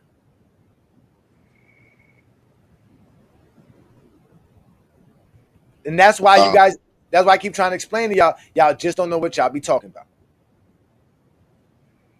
Dwayne Wade was balling out. He had 36 points this game. And the Heat lost. And as we can see, not because of anything other than the simple fact was that Dallas was smart enough to realize we don't have to worry about Chalmers and Haslem. And the Heat never adjusted to that till game 5 when he decided to give Mike Miller more time. Because in game 2, Mike Miller didn't even get that much minutes. In game 2, Mike Miller played, let me double check. Mike Miller played 15 minutes and Chalmers played 24 minutes. Was Mike Miller in foul trouble or anything at that point? No, he was hurt half of the season, and Spo didn't trust him. Just for that, when we get to game, Udonis Haslem? Huh? No, not Udonis Haslem. Mike Miller. My bad. You said no. I'm saying he didn't trust Miller, but he trusts Haslem. Yeah, because Haslem's been a part of the Heat since day one, which he's been there from with Spo since the beginning. Just like wait. Oh, the Knicks are going to tie the game, and this nigga just shot a whack-ass 3 and missed it. Wow. New York is done right now. Damn. But again, that is what happened in that playoffs, and at the end of the day, it wasn't because of anything other than the fact that they didn't have to worry about Chalmers or Haslem. Haslem was just standing out there. Dude, who were you going to put on the floor? Joel Anthony, Eric Dampier. No, who you going to put on the floor? That was the thing. Again, back then it was still a 2-big-man lineup. That's why the next year they just said we're not running with no centers. We're going to put Bosh at the center in these moments, and we're not going to have to worry about it. LeBron's going to play the 4. We're going to have Shane Battier play the 3. Dwayne Wade and Chalmers, because Chalmers was a little bit better the next year. Because Chalmers could actually shoot as a spot-up shooter. He's not a bad spot-up shooter. Yeah, good. But they didn't worry about him. They were just like, whatever. Y'all beat us if y'all beat us because of Chalmers, then y'all beat us because of Chalmers. That's basically what they said. But y'all not beating us with LeBron. That's good coaching. Thank you. Yeah, the Knicks are down 0-2. It's hard to come back 0-2 when you win both your games at home. That's what I'm saying. I'm like, what's the problem with? I mean, we can critique LeBron for the bad performances in that series, but why we can't just give the Dallas Mavericks their credit? But I don't know what we're critiquing. I mean, LeBron James did exactly what they asked him to do. You see there in those possessions, what was he supposed to do? Remember, you saw him take 2 ill-advised shots because that's all he had. Like that's what did you want him to do? They were not gonna let him just post up. You see what I'm saying? Like that's what people don't understand. There's no clearing out the one side of the floor because you can't. There's no reason to guard Chalmers or Udonis Haslem, so I'm never going to. It would be impossible and stupid to post up against that defense. But they don't know basketball. That's why when he was sitting here saying all this stuff, why LeBron couldn't cut, but didn't do none of all that other stuff, because his job is not to cut. His job is to create space. Like he knows when to cut. He knows how to cut. But for the Heat were limited. That's why we keep telling the Heat were not a good enough team. They didn't have enough. That's why the next year you couldn't do that to the Miami Heat. Well, so you know what I'm saying? These SD Jeffries don't know the game of basketball. They just don't. They talk a lot, but they really don't know. Hey, look, still talking crap. So what happens when you go from 35 to 27? Isn't that the same shit? 8-point difference? But I can tell you one difference. One was the league MVP. One wasn't. I don't understand what the 25 for the season. What was that? What was that supposed to do? That was what he averaged for the season. Exactly. That's why I never compared the regular season. The 25 games were against 29 other teams on a night-to-night basis. With Wade and Bosh, and you averaged 25. LeBron averaged 23 in the playoffs, and he dropped to 18. That's 5 points. He averaged like 8 assists, 8 rebounds that series as well. Seven rebounds. 17, 8, and 8. Yeah, something like that. Here go the numbers that I was using to compare the two to show it to it. So in LeBron's series, he averaged 17, 7, and 7. 18, 7, and 7. Yeah, 18, 7, and 7, exactly. 2 steals, 48 from the field, 32 from 3. So he almost shot 50% from the field. Huh. And the red means that it's the lowest of all the categories. That means for that particular round, it ended up being the lowest if you count whether the regular play or the playoffs. So out of these 1, 2, 3, 4, 5, 6, 7, 8 categories, Jordan had 6 out of 8. LeBron has 5 out of 8 that were in the negative. And that's why they don't like it. Because it's not his worst. He had his postseason, like LeBron's postseason, he shot worse in the postseason than he did in the finals. So that wasn't a drop off, right? You know what I'm saying? Yeah. Same thing with the assist. His worst assist numbers was in his postseason numbers. It wasn't the finals, so he didn't play worse in the finals. Peace and blessings. Thanks for joining the GOAT James Kingdom channel. We got somebody here. I believe this is somebody that's been trying to come on for a while, but always got an Android issue. This is Konami. Again, gone. Zesty Jeffries. Use a fuck nigga. That's real. Come up here for what? Just to get exposed. The real king is here. Come into my comment section with your bullshit. What I'm seeing here is it looks like Jordan just took more shots than LeBron. And LeBron didn't, because again, this is LeBron's lowest shot taking of any series he's ever played, 15 shots. And again, that's what he was asked to do. He was asked to be that guy. And a lot of those assists that he doesn't have in that finals was because guys like Chris Bosh, who didn't take that shot and try to dribble to the basket. Guys like Udonis Haslem, who didn't take that shot and try to pass it back to LeBron. And what year is that for Jordan? What year was that? That's 1988 Jordan. 88 Jordan, okay. That's 1988 Jordan. That's Pistons, Cavs. Yeah, he faced the Cavs in the first round. He averaged 45 points per game versus the Cavs in the first round. And then in the second round, he went against the Detroit Pistons and dudded. This is what Michael Jordan was doing against the Cleveland Cavaliers in 1988, that first round. During the regular season, Michael Jordan averaged 6 games he played against the Cleveland Cavaliers in 1988. They had the second best defense in basketball and the top 5 rated defense in basketball. He averaged 38 points per game, 4 rebounds, 6 assists, 3 steals, and 2 blocks per game just versus them. He shot 30 attempts per game versus the Cleveland Cavaliers, so he didn't have no problem taking up a bunch of shots. He still shot 50% from the field in the regular season. He did the same thing in the postseason versus them. He took 30 shots per game. This time he was shooting 56% from the field, and he scored 50 points in game 1, 55 points in game 2, 38 points in game 3, 44 points in game 4, and 39 points in game 5. Damn. 30 shots a night on 51%. To have a 55 free throws? And to have yeah. Well, no, that's 61 free throws for the whole series. So he was basically getting 12 free throws per series, per game. He was averaging 12 free throws per game. Oh, right. I know somebody that they call. I know anybody else they would call him a flopper. Yeah, they would call him a murder. Yeah, 30 shots a game. 30 shots a game. Damn, boy. God. Let me see here. What did Danny Mac just say? Let me see. I see there's here. Dre said Jordan went from God tier to superstar. LeBron fell from superstar tier to barely an all-star. Again, all these vague terms and titles, right? Vague terms and titles, right? Barely an all-star would mean because of points. That's it. I don't even know what barely all-star is when LeBron James got the most all-star selections in NBA history. He's never barely an all-star. He's always an all-star. So here we go. Now for this series here, Olo, remind you, Olo, for this series, Michael Jordan averaged 45 points per game, 5 rebounds, just under 5 assists, just under 3 steals, and 1.5 blocks per game, shooting just under 56% from the field and just under 92% from the free throw line. Jordan was lighting up the Cleveland Cavaliers in 1988. He was doing it during the regular season as well. He was doing all of that just so that when he goes up against Detroit, all of that ends.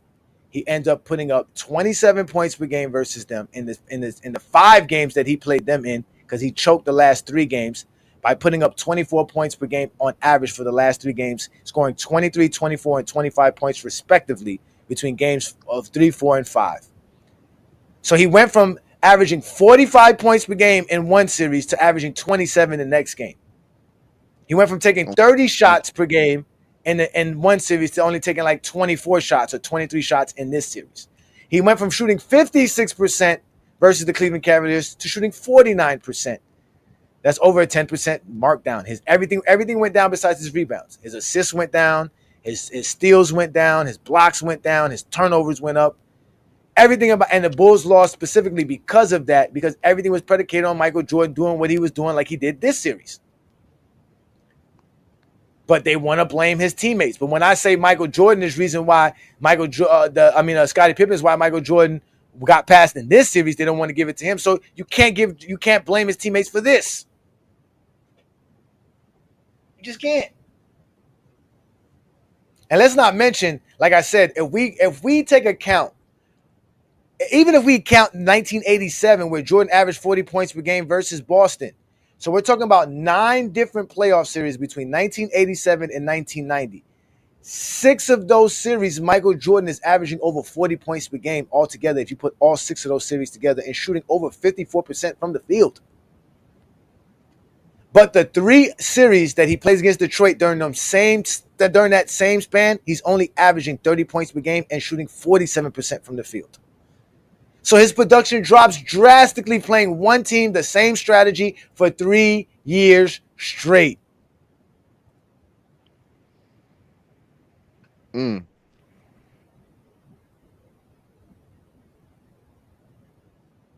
we got 27, 30, and 32 for those 3 years against Boston. Detroit. Mm-hmm. And then we got 49, 46, and 47% from the field. And then those 3 series total, we got 30 and 7 and 6 on 47%. Mm-hmm. We were just watching the finals. We were just showing y'all stuff that y'all don't know nothing about the finals. We were just watching the finals. Y'all didn't see 2011. We were just showing that. I just showed you Jordan playing bad like the two. Look at this, Olo. You remember they love to talk in the comments. That's why they say in the comments. Let me get back to it. He says here, show me Jordan played bad like 2011. Didn't I just show him that? Didn't I just show him that?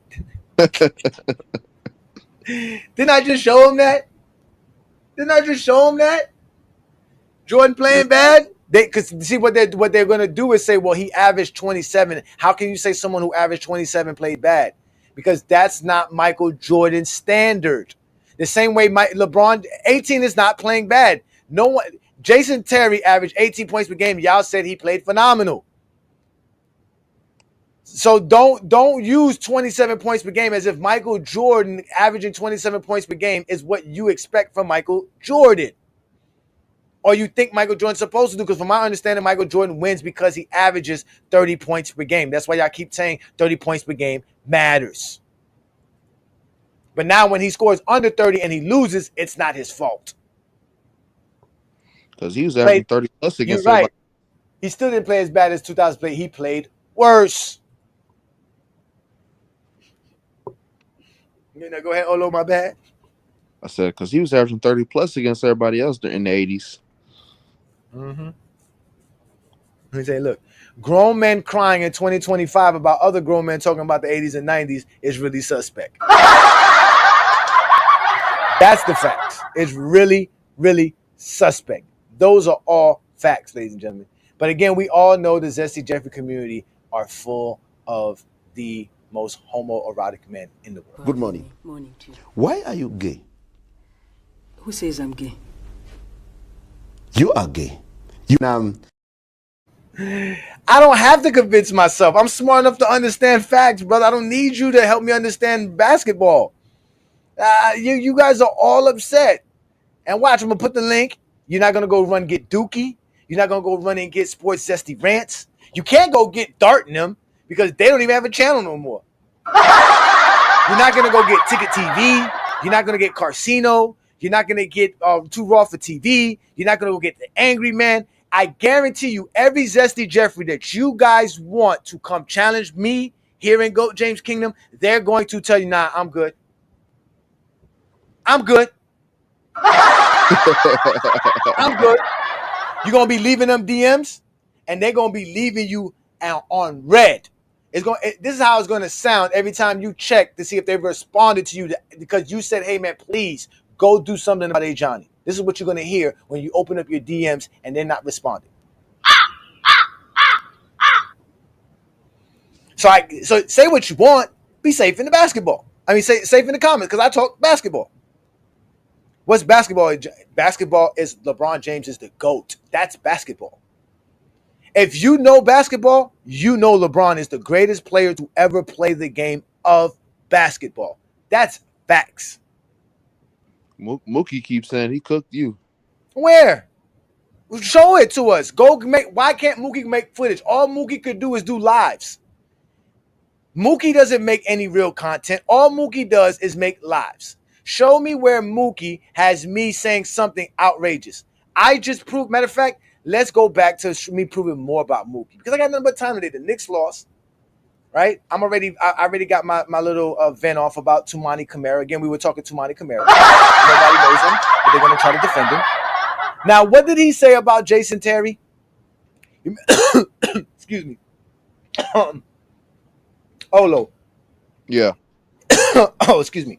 He said Jason Terry did not have plays where he was set to be an isolator or a ball handler situation. Am I correct by when he said that, right? Remember he said that?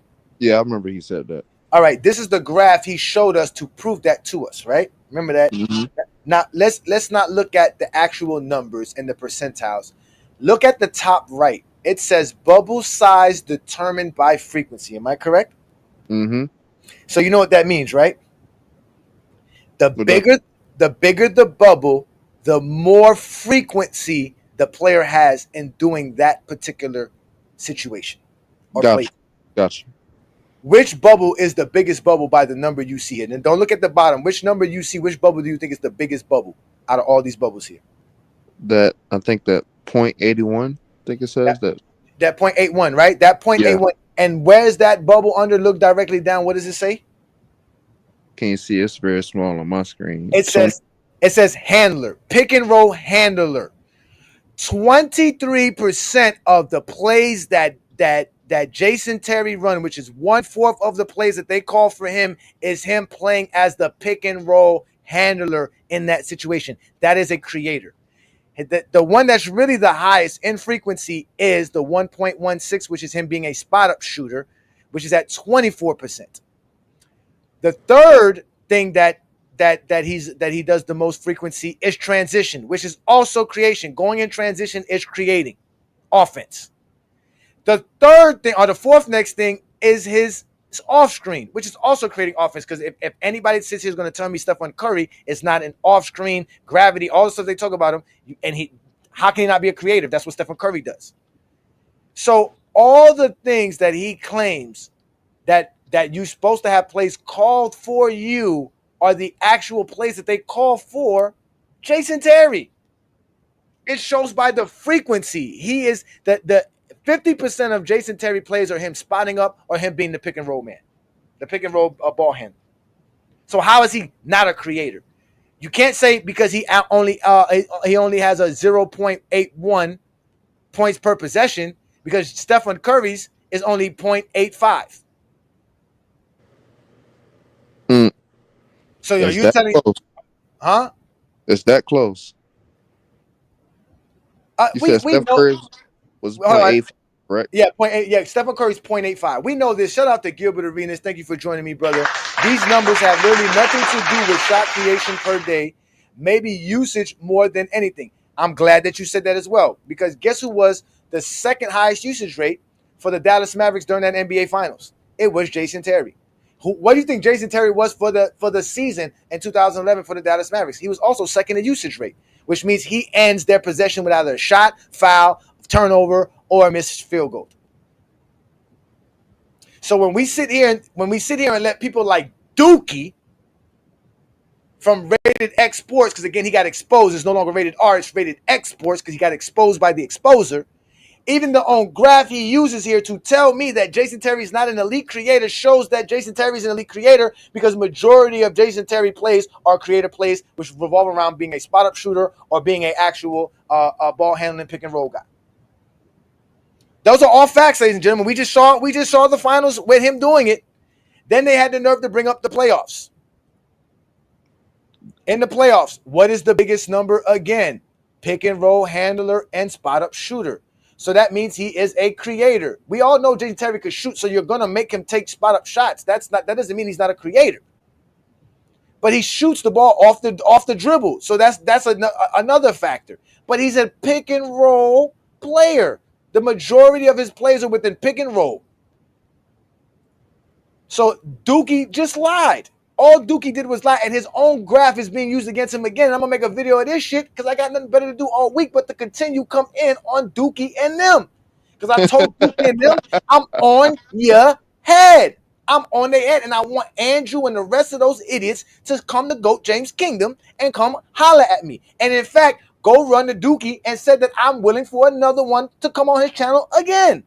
I'm willing to pop up on his channel again. Because I'm prepared for all the Zesty Jeffrey lies. They don't let me speak. If he would have let me speak, I would have shown him all the players that are supposedly in the 100 percentile. You want me to show you the players that are in the 100 percentile in these categories? Go ahead. In 2025? All right, so let's go ahead and do that while we have some time here, ladies and gentlemen. We are having some fun here in GOAT James Kingdom. Thank you for joining me on the GOAT James Kingdom platform. Now, we said isolation, right? Remember you said isolation? Yeah. Remember you said isolation, right? So let's go ahead and do this. Let me go ahead and have some fun with this Zesty Jeffrey. I keep telling y'all be fucking with the wrong one, man. I'm Ajani the Exposer. All I do is expose Zesty Jeffries left and right. I told you I want my 20v1. You Zesty Jeffries need to line up and come get this 20v1. Say, bro. Who that is? I'm the type of nigga stand on business, nigga. One man arm against 50, nigga. Vanny, bring me everyone. What do you mean everyone? Everyone! So, Olo, you see who is that guy in that 100 percentile? You see his name? Where is that? It's all. Let me put this. Let me make this the big screen. Let me make this the big screen. I can't say his name. Ajani Saladin. Salad something. Who the fuck? He played 60 games. Saloon. His name is Tajin Saloon. He's in the 100 percentile in isolation basketball. He scores 1.39 per possessions on isolation plays. He is an elite creator predicated on the stupid graph by Dookie and them. Man, hell nah. Are you ready for this? And the next player, Lonnie Walker IV. Ladies and gentlemen, I don't even think Lonnie Walker IV is still in the NBA.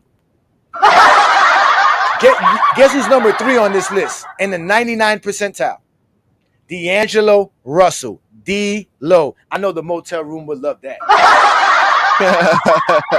But, like I told you, if we go to isolation basketball and we go to points per possession and we go down here, Stephen Curry on isolation basketball is in the 46th percentile at 0.87 points per possession. Ladies and gentlemen, this is what Dookie and them were telling us shows and reflects an elite creator.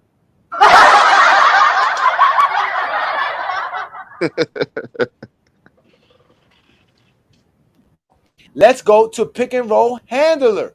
Remember I told you, play type. Pick and roll handler. Regular season 2024, 100 percentile. Jamal Cain is the best player when we're talking about pick and roll handler by points per possession and is in the 100 percentile. And because of that, he is obviously an elite creator.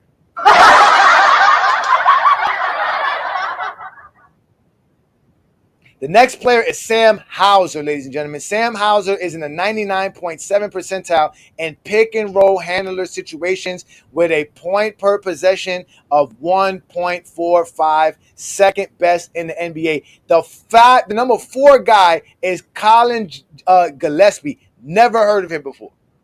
Jalen Durham, the center, is a top 5 guy as a pick and roll handler when we're talking about points per possession, and it's in the 98 percentile. If we go to Stephen Curry in the 50 percentile, and give me here, Stephen Curry is 0.85 in pick and roll handler situation.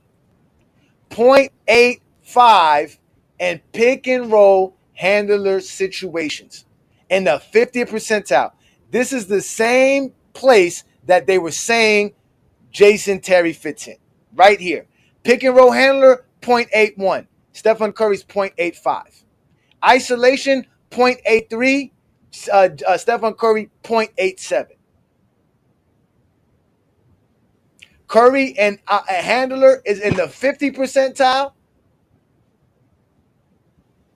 Jason Terry's in the 40th percentile. As an isolation player, Stephen Curry's in the 46th percentile. This guy's in the 30th percentile.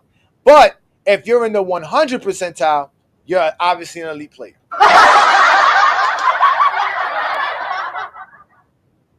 And this is why I keep telling you, you can go run and get all the zesty Jeffries you want. All they're going to do is leave you on red. They're going to tell you, nah, I don't want to deal with that guy. He's crazy. He's delusional. He don't know basketball. I don't even want to do it. Prove it then. Prove it. Have a one-on-one with me. Sit down. Let's just have a discourse. Prove it. You guys can't prove it. I know you can't prove it because I haven't met a zesty Jeffrey yet to prove it, not once. The only zesty Jeffrey that will respond to you dudes about me is Sports Fluent. Shout out to Sports Fluent. But even with that, I don't give a fuck. You think your shit is that bad, man? You got that much juice? Goddamn right. Don't nobody fuck with me. And as far as Dookie go, he really think he did something. You still alive? I'm a goddamn cat. Real motherfucker. Yeah. Goddamn cat. Ain't nothing you can do about me. All you can do is hate on me. All you can do is go run and tell lies about me until I find your video of you lying about me. And then I make a video about it and then prove you wrong. Just like I've been doing all week long. No, the graph doesn't show usage as well. But if you guys want to go to usage, right? If we go to 2011, let's go to the final series. Just go to the series summary. And for the Dallas Mavericks, oh wow. Number 1 is Dirk Nowitzki. Number 2 is JJ Barrera. Then number 3 was Jason Terry, and number 4 was Shawn Marion. For the Miami Heat, the number 1 guy with usage rates was obviously Dwayne Wade. Chris Bosh was second. Then LeBron James was third. But if we go to the Dallas Mavericks for this NBA season, as a team, and go to their analytics to see who had the most usage rate for them, and the advanced analytics usage rate, it is Dirk Nowitzki. Then it was Roderick. He only played 28 games, and Caron Butler played 29 games. They had a higher usage rate than Jason Terry, but they only played less than 30 games. So it was some dude named Roderick Bobois, and then Caron Butler, and then it was Jason Terry at 24.7. And 24.7 usage rate means you are a creator, ladies and gentlemen. You're creating shots for your team. If we go to that NBA season, which I'll go to the NBA season just to show you the difference between usage rates of other players who qualify, obviously, for the usage rate in the NBA. So if we go to the top usage rate players of 2011. Give me a second here as we're trying to find usage rate. All right, Kobe Bryant is number 1 with 35.1. That is the highest usage rate in 2011. Kobe's number 1, Derrick Rose number 2, Carmelo Anthony, Dwayne Wade, Russell Westbrook, LeBron James, Amari Stoudemire, Kevin Durant, Kevin Martin, Mike Beasley, Dirk Nowitzki. And if that rounds off the top 10. Mike Beasley was 10, Dirk Nowitzki was 11. And if I go down, let's see here. Jason Terry is 41st. So out of 400 players in the league, he's in the 90th percentile in usage rate. That would make him constitute him with all his skill set and everything as an elite creator. Like, I don't know why are we even arguing this? Like, this is not even an argument. Like, this is why you know the GOAT debate is so personal to them, because they can't find a way to make Michael Jordan anything other than lying for Michael Jordan. They gotta lie. They gotta create stuff. We can't talk basketball. Like, we can't even talk. You said what? From the graph? You just showed, what graph did I show? You mean from NBA.com? The usage rates in those scenarios, there is no usage rates in those scenarios. Those are just letting you know the type of plays that the players run in and the type of points and the shots that they got going on. So if you want, I'll bring it back up for you. Give me a second here. It's still here. Let me bring it back up for you, right? So let's take a look at this, right? So if you take a look at this, right? Wait a minute. Where was I? Here we go. Pick it up handling. Okay, here we go. All right, so we look. It says play type, right? So that tells you what type of play it is. But it just tells you. Now, you have frequency. You have the frequency, but even the frequency doesn't tell you nothing. You have possessions, right? You can have the guys who have the most possessions per game. So right. The guys who have the most possessions for a pick-and-roll handler is Trae Young, Cade Cunningham, Luka Doncic, LaMelo Ball, SGA, Donovan Mitchell, Jalen Brunson, Jalen Green, right? Damian Lillard, DeJounte Murray. All these guys have at least 9 possessions per game where they're in a pick-and-roll situation. Their points per possessions are all different, right? And they're all in different percentiles. But they also tell you how many field goals they take. We can go to the guy who takes the most field goals. Obviously, it's Trae Young, right? So, I mean, if you want to go off of that, but you're still going to be in a different percentile. It doesn't matter. The percentile goes off of your points per game. I mean, points per possession. That's why they had the percentile things there. But if we go by the points, the average points for pick and roll is Trae Young. Where can I find Stephen Curry? Stephen Curry is down here at 1.7 points per game in isolation, not in isolation, in pick and roll situations. So does that mean Stephen Curry is not an elite creator because he has 1.7 points per game in this situation, and he only does 0.85, and he's in a 50 percentile? That's why I always say this, Ajani. Watch the fucking games. That's why you got to tell some of these people. Well, for what? They can't see the stats. What do you think they're going to see in the game? They're not going to see shit in the game. Well, that makes them a hopeless case then. That's why they just Zesty Jeffries. And at the end of the day, what we do with Zesty Jeffries, you already know where they go, right, Olo? You know where all the Zesty Jeffrey goes, right? Where all the Zesty Jeffrey goes? Where's their final resting spot? 2011. No, man, the Zesty Jeffrey Cemetery. Welcome to Zesty Jeffrey Cemetery, where we have identified, marked, and cataloged all Zesty Jeffries for their final resting spot. No longer will you hear Zesty Jeffrey logic like 6-0 and the toughest era ever. This is where all of that ends, right here at Zesty Jeffrey Cemetery. Subscribe to the GOAT James Kingdom channel and also check out the GOAT James Kingdom membership.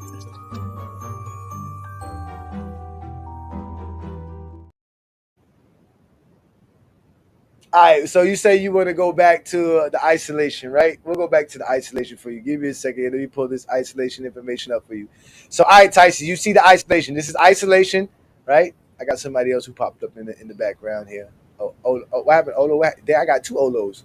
I had John on my MacBook. Okay. I got 2 Olos. You ain't Olo no more. You don't say, baby. You don't say. All right, so let's do this. All right, so you see it, Tyson, right? Let me clear the comments. You want what's it called? Wants to see things better. Tone. Let me clear these comments out here. Hold on. Let me clear your comments. So, right. No, you're right. The volume matters, but the problem with the volume, Tyson, is that it doesn't work towards the percentile. That's why when he was trying to say that Jason Terry was in the 40th percentile means he's bad, it's wrong because the percentile is everybody in the league. They're not going by volume. So let's go by isolation. So by possessions and isolations, the guy who has the most, again, we're looking at play type, isolations, 2025 season, regular season per game average, only for offense. Here we go. James Harden has the most isolation games, possessions per game. Possessions per game in the league. Then it's SGA, Tatum, Luka, Zion, Anthony Edwards, Kyrie Irving, Banchero, Kevin Durant, John Morant, Jalen Brunson. These guys kind of round off the guys who do at least 4 per game. LeBron's right there at 4 per game, right? In isolations, right?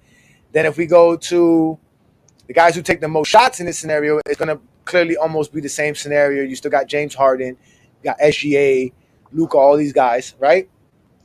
But where is Stephen Curry? Stephen Curry's nowhere to be found here. I don't see him on isolation. So Stephen Curry is the guy who needs flare screens and staggered screens and all. He doesn't do none of this. He's not here. He's nowhere here in isolation basketball.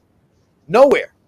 So by Dookie and them standards, Stephen Curry is not a great creator. He's not an elite creator, which is fucking preposterous.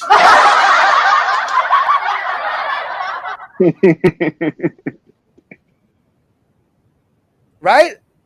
And then when you even look at their field goal percentage, 39% for Harden, 46% for SGA, 42 for Tatum, 40 for Luka, 44 for Kyrie, 39 for Anthony Edwards, 44 for Banchero, 46 for Williams, Luka Doncic 46, Kevin Durant 56. We pick this guy Kevin Durant, Jesus Christ. Tyrese Maxey 39%, Jalen Brunson 49%, LeBron James 43%. So these are what they're shooting. So again, all this is stuff. That's why I was told all this is available on NBA.com. And like I said, you can't get player type past 2016. 2016 is the last year we can do it. So when he was trying to make me bet about tracking, I didn't say nothing about tracking. We were talking about exactly what he talked about. Remember, Olo? Remember we talked about, right? It was isolation, transition, pick and roll handler, pick and roll man, spot up shooter, and cutter. Those were the categories and off screen that he used for that stupid graph that he gave to us, that he claimed would prove that Jason Terry is not an elite creator. But then what he wanted to bet me was going to tracking, which tracking is not the same thing. And tracking goes to 2014. And I said nothing about going to this because there's nothing in tracking that has to do with cutting, that has to do with isolations, pick and roll. As you can see, it's drives, defensive impact, catch and shoot, passing, touching, pull up shooting. This is tracking the plays, but these are tracking what players do. But the play type is tracking the plays, which is what he was talking about. Remember, he said, "Will do teams call plays to let you run their offense effectively, efficiently?" So we're talking about what kind of plays you're running. So obviously they're running isolation plays and pick and roll plays, and obviously they're running a spot up shooting plays for Jason Terry because he can score. He's an elite creator. He can score on his own volition, or he can get help by running around screens and shooting and getting to his spots and shooting there. So that makes him an elite creator, not an elite scorer. Nothing else. Which graph you want me to show again? If you want Tyson, hit the link, brother. Hit the link, brother. Come join me. You can hit that link too. That link is to join the GOAT James Kingdom membership. As you guys know, we continue to grow in GOAT James Kingdom, and we continue to grow knowledge here and do big things.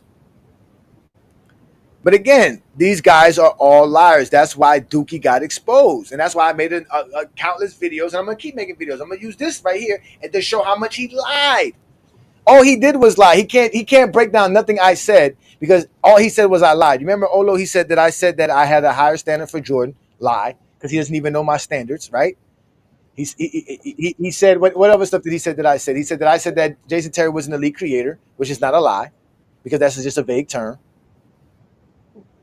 Yeah, it was a whole bunch of screaming. Then the other guys were You at jumping work? in and screaming. Yeah, of course. He needed the help after a while. The Dookie graph. Oh, you want me to go back to the Dookie graph? Okay, I'm gonna go back to the Dookie graph. He said the Dookie graph. That's why when he came. That's why when he came on here, this is what happened to him. He's still there? I just don't know. It seems like you're trying to speak. All right. So as you can see, Tyson, if you look down at the bottom, right, it put cut, isolation, off screen, handler, roll man. So pick and roll handler, pick and roll man, right? So the pick and roll man is the guy who obviously gives the screen and rolls or pops out for a shot, right? Or does the short roll, whatever that they're doing for the offense. Then the pick and roll handler is the guy with the ball. Then there's the spot up shooter and transition. The 6 categories he's talking about are in play type on NBA.com. You cannot get those numbers prior than 2016 NBA season. So whatever numbers these come from, they're fake. They're not real. They're inaccurate because the NBA didn't track that. And then that's why he took what I said tracking, meaning the NBA didn't track when NBA teams were running these type of plays, not the tracking data that he was trying to bring up in the debate, which I didn't even want to. That was not my topic. I told him to go find me where these stats exist before 2016. He can't because it doesn't. And since Synergy is the company that actually provides the NBA with this information, I highly doubt that this comes from Synergy.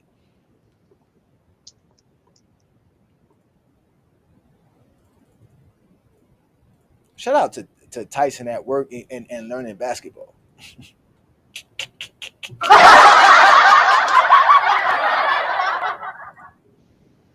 The numbers that I'm guessing the numbers at the very bottom are the exact possessions.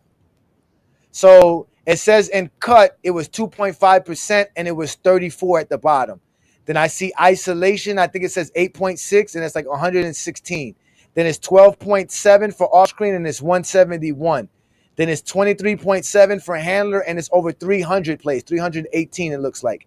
Then the roll man, he was 19 times he was the roll man at 1.4%. And then 24.1% he was a spot up shooter. That says 324 times. And in transition, it was 17.6% at 236. I'm guessing that's probably each possession. I think that's how many possessions he had in each play. And if you want to, right, let me go back to NBA.com. Remember, I had it in per games. You can bring it up in totals. So as an example,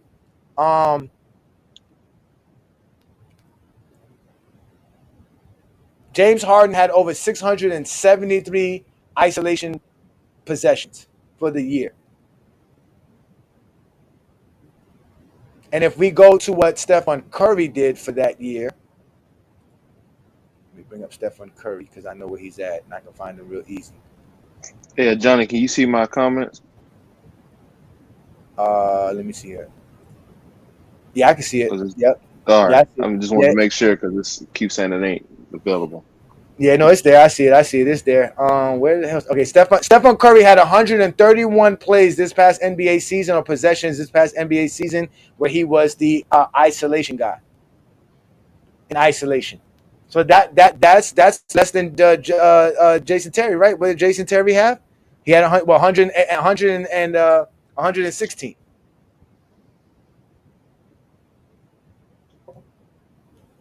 LeBron James played in multiple systems. Stop lying, Brandon Katz. He's played in plenty of systems. Do you think the Lakers are running the Miami Heat spread offense right now? No. They're running a different system. You think the Lakers are running the same offense that they were running with what's his name? With Darvin Ham that they're running with JJ Redick? No.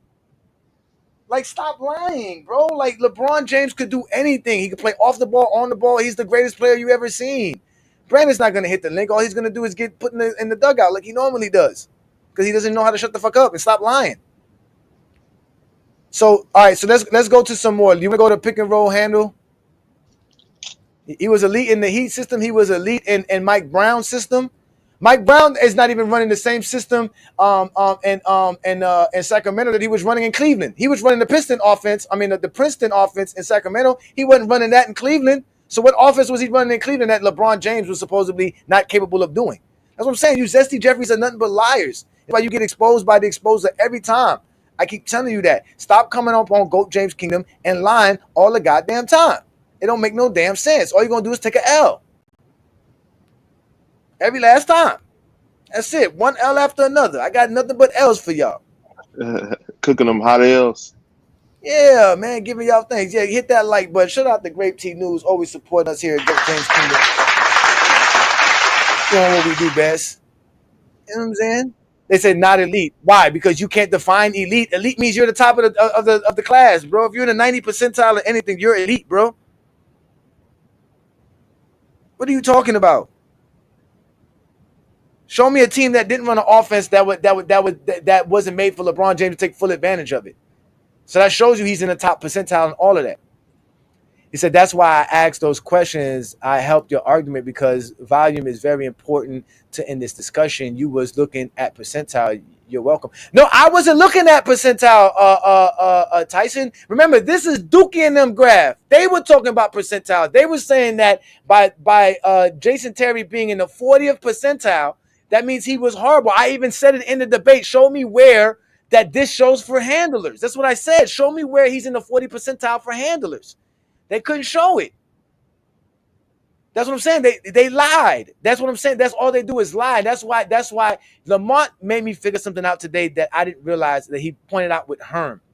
What they do in a debate when they're losing is they become disruptive so that no longer are we discussing the right things. Now that everything went left, and then they turn around and make it seem like the discussion was bad because you don't know how to talk basketball. But in reality, they're not trying to talk basketball. They never want to stick to the topic. They never want to address anything verbatim. They want to always have a back door to creep out of. That's why everything that they use is vague terms, so that they can always say, no, it didn't, it doesn't, that's not what it means.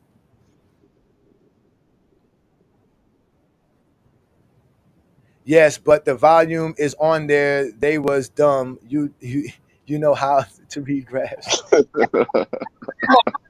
I'm having a debate with these dudes. I'd never seen this graph before. So that's how now. So now I got to pay attention to what they're saying. Mind you, I'm listening to 6 or 7 people talk to me at once. At this point in time, when I took a screenshot of this, there was only 3 of them. But you can see the little white borderline on the Kevin Garnett guy. He's talking at the time, so he's talking and lying and telling me. And not only did they say that this meant that he was he wasn't an elite creator. This also said that he wasn't efficient.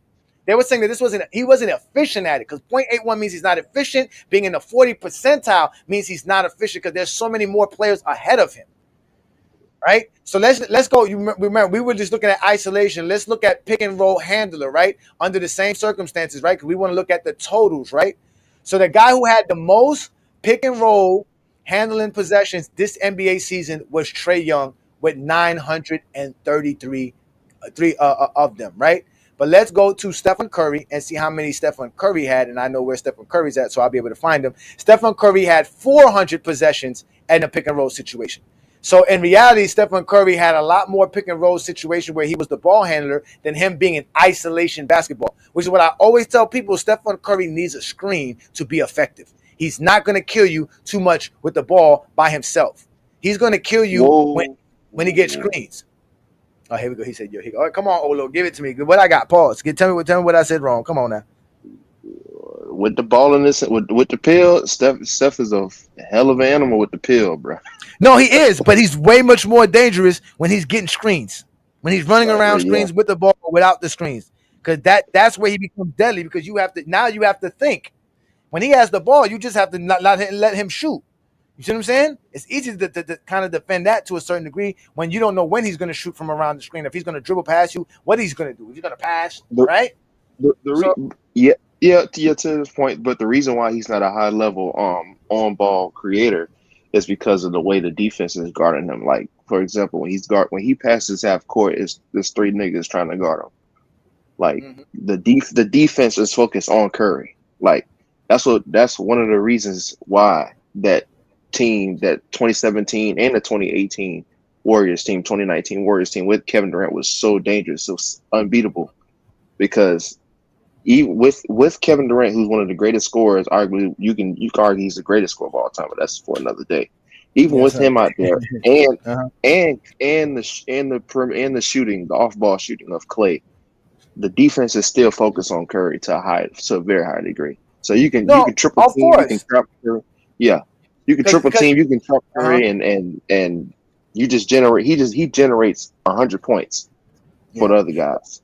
Yeah, no, I listen, I would never say Stephen Curry is not an elite creator. That he's definitely an elite creator. We know he's an elite scorer on top of that, right? Because he has over 25,000 points. He averages almost 25 points per game. So we know Stephen Curry is an elite scorer and elite creator. We're not that's not what we're going to argue. But by the metrics Dookie and him threw out here, he ain't. Oh. And mind you, this is a metric that they brought up to the table. I wasn't going to use no numbers. I was just going to go off of the fact that, like I said, Jason Terry could score off the dribble. He can penetrate and get to the basket. He can finish when he's at the basket. He can spot up and shoot. Right? He can pass the ball. He can go left. He can go right. How can he not create? That's all you need from your creator. Now he's not an elite scorer because he can't produce or have that production. So at the end of the day, it is what it is. Yeah, every take is a problem with you. Now Kevin Durant can't be considered the greatest scorer of all time. If somebody has the right criteria, it works well with them. Well, who said that? Somebody in the comments said that? Yeah, Brandon Katz, Mr. Wall Street. He has 0 counters? Who cares about counters? If I get my shot off, I get my shot off. I don't give a damn about no counters. You know what I'm saying? You care about count. You care about no count. I don't give a fuck how many times you pump fake. Centers can't even contest Kevin Durant's shot most of the time. Centers. How you gonna stop Kevin Durant gets to his spot? That's the whole point. He gets to his spot. I get to my spot and I'm pulling up. That's it. I don't need to do nothing else. Not to mention, Kevin Durant is one of the greatest finishers in NBA history. One of the most efficient finishers in NBA history. Without a doubt, he's up there with LeBron James and Luka Doncic when we talk about finishing at the rim. And then he said when he's not hitting jump shots. Well, I don't give a damn if he's not hitting jump. This man had a season where he shot like 55, almost 60% from the mid range. That's like saying Jordan wasn't a great scorer when he wasn't dunking. Come on, man. This type of conversation these SC Jeffries be wanting to have. Curry ain't good when he's not hitting his threes. Oh. Yeah, that's a conversation they be wanting to have. That's why they get exposed by the exposer, and that's why I keep telling them they don't want no smoke with me, man. I keep telling y'all this, man. It's all y'all do is lie about the game of basketball for your own emotional well-being, and it's no need to do that anymore. But I already told y'all I've been one of the 20v1, man. So line up and come get the smoke with Ajani, man. Go. Sorry, bro. I'm the type of nigga stand on business, nigga. One man arm against 50, nigga. Vanny, bring me everyone. What do you mean everyone?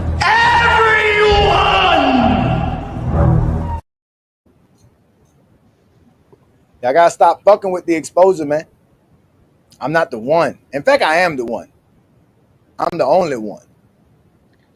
I'm the only one. I'm the only one that y'all can't fuck with. That's why y'all scared. Like I told you, you ain't gonna find no Zesty Jeffrey to come fuck with Ajani. You see, I'm the only true silverback gorilla up in this park, man. Y'all just some soft brown gorillas, man. Look at your soft arms, man. You see these brolic arms, man. Back up off me, man. Back. You know what it is. You see, I'm the only gorilla with an emotion. See, I'm the only gorilla up in there that look like he can play in the NFL on any given team on any given Sunday. Me. You see, I'm the only one that can play with this robe and look brolic while doing it. Get your soft body the hell up out of here, man. I said what I said. You heard me. Back up. See, I'm the one that can stiffen his teeth while simultaneously bathing with his own. The keyword of the day by, you know what, Tyson? We're gonna do that every week. The keyword of the day by Tyson is volume, Johnny. Don't bring up LeBron James, Kevin Durant at the rim when the volume is worlds apart. No, it's not. Where you get that from? You really want to do that, Dyson? But we got Brandon in the building. Let's let Brandon get off his little soliloquy. Wall Street, Brandon, what you got for me today, sir? Yeah, I mean, what you're saying again is a total lie. It's a total lie. LeBron James has never been able to play in a system. Never. When he went back to Cleveland, David Blatt tried to put in a Princeton offense. LeBron said no. LeBron can only play LeBron ball. And that's why LeBron didn't work with Luka. People talk about the Lakers' defense was trash against Minnesota. Their offense was trash as well. LeBron and Luka both didn't have a single good game where they cooked together outside of Game 3. And even in Game 3, LeBron folded in the fourth quarter. But what you said about LeBron and the Miami Heat system, what Lamont's saying in the chat, it's completely fucking incorrect. It's incorrect because all the Miami Heat, first of all, the Miami Heat were the most talented team in the NBA by far the first 2 years that LeBron and Dwayne Wade were together. They were the most talented team in the NBA. They never once had the number one offense. They were the eighth ranked. They were the eighth ranked offense 1 year. Every time the Miami Heat played an elite defense, their offense dropped off a cliff because they had no offensive system. So when the Miami Heat played the Dallas Mavericks in 2011, they averaged 92 points a game. They averaged 92 points a game in the series. And against the Spurs in 2013, they averaged 97 points a game. So all LeBron did with this super team was beat up on trash teams in the Eastern Conference. Derrick Rose didn't even hold up with injuries after 2011. And so when the Miami Heat played real teams, real defenses like San Antonio and Dallas, they dropped off a cliff. The same way Dallas dropped off a cliff against Boston last year. The Miami Heat's offense was extremely predictable. It was a your turn, my turn game with LeBron and Dwayne Wade. Because LeBron could not play in a system, Chris Bosh got reduced to a corner three-point shooter the same way that Kevin Love got reduced to a corner three-point shooter. And that's predictable. The predictable Miami Heat offense, it dropped. It dropped off a cliff in 2011 and 2013 when Miami was playing elite defenses. If not for the Ray Allen bailout 3, Miami loses. If not for Tony Parker hurting his hamstring in Game 5 of 2013, that they lose as well. That offense dropped off a cliff against every elite defense they faced because they had no system, no fluid ball movement. LeBron could not play off the ball. LeBron James destroyed Chris Bosh's career because he couldn't play in an offensive system. Chris Bosh got reduced to nothing but a corner three-point shooter in Miami. All right, so let me get my super chat in right quick before I go in on Brandon Katz's line behind. Hey, Johnny, keep cooking whenever 2011 comes up. You've already lost the debate, so I don't see how Mookie thought he cooked when he went to that series. Facts, sir. That's all facts, sir. Appreciate you. Thank you for all the love and the blessings here. And as usual, the Zesty Jeffries are always lying and continue to lie. I'm going to address Tyson before I address... And just quickly to the person in the chat... there's no quickly, sir. You had said what you had to say. You don't get a chance to talk. LeBron said he was going to win 4. Again, you don't get a chance to talk, sir. You said what you had to say. No one wants to hear that. I can't find your comment, Tyson. So let me go ahead and cook this guy off the top. So he said the Miami Heat had no offense and resulted to Chris Bosh being a corner three-point shooter in the 2011 NBA season, which was completely false because the Miami Heat offense did not resort to doing that, as Chris Bosh took 0.3 three-pointer attempts that season, ladies and gentlemen. Chris Bosh took a total of 25 three-pointers in 2011, and that is the account of Mr. Zesty Jeffrey, Wall Street Brandon. That's him resulted to being in the corner. He lied. The Miami Heat changed their offense in 2011, and that offense became the spread offense. It was a new basketball system that never existed prior to that. It was Spoelstra who went to see Chip Kelly, who was in Oregon at the time, and he learned to put in a spread offense in basketball, which eventually transformed the Miami Heat offense. Secondly, you said the Miami Heat offense was garbage. If they couldn't run any system because LeBron James, I'll take the system he is giving, as the system he was giving had them 6 top 10 in points per game. And if you want to even go to what you guys love to bring up, which is offensive rating, they were third. So they were top 3 in offensive rating with a LeBron system, because LeBron can't play in no other system than that system. He lied again about all of the things that LeBron James cannot do. LeBron James has multiple coaches, and you continue to sit here and tell us that all of these coaches have the same offense. That's a lie. And now I'm going to ask you this, Brandon, and you need to answer the question directly, not respond to anything I said. The question is, if David Blatt didn't get to run his Princeton offense in 2015, what offense did David Blatt and LeBron James run in 2015?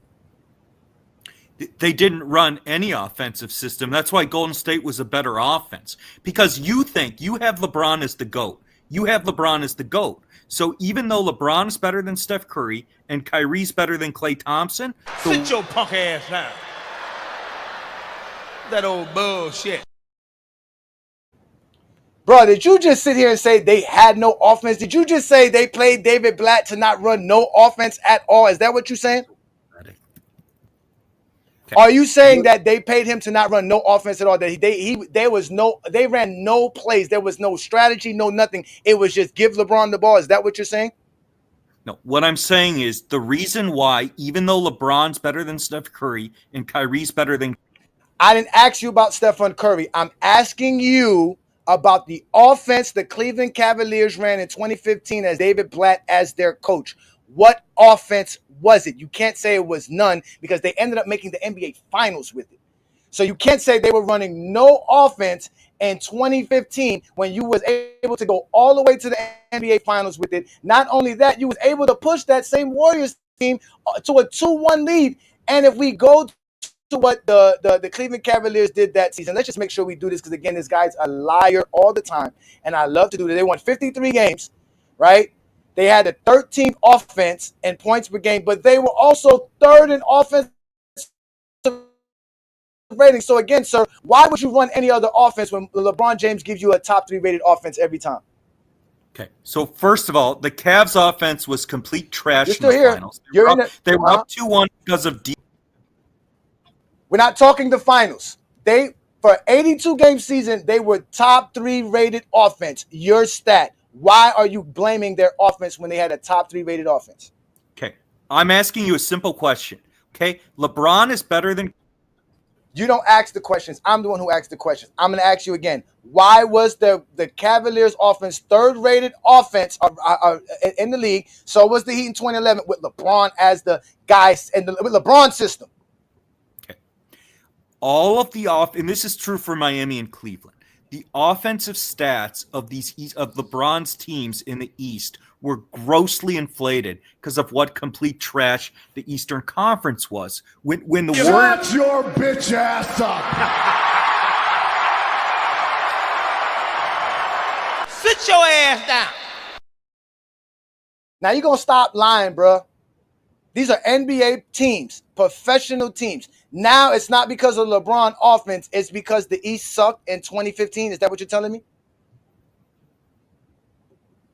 Okay. What I'm saying is, even though LeBron's better than Curry and Kyrie's better than Klay, Golden State had a better offense than Cleveland every year because they had a system. Curry can play off the ball, LeBron can't. And that's why the Warriors were better than Cleveland in 2016. Cleveland only won because they suspended Green as a lifeline to LeBron. The Cavs were finished after We're on 2015. We're on right. The Warriors' offense was Ajani, why was the Warriors' offense? Say another motherfucking word, and this shit is over. And I ain't playing, nigga. Sit your ass down. With the Golden State Warriors having this great offensive system,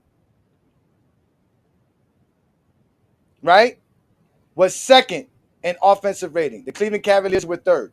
So what are you talking about?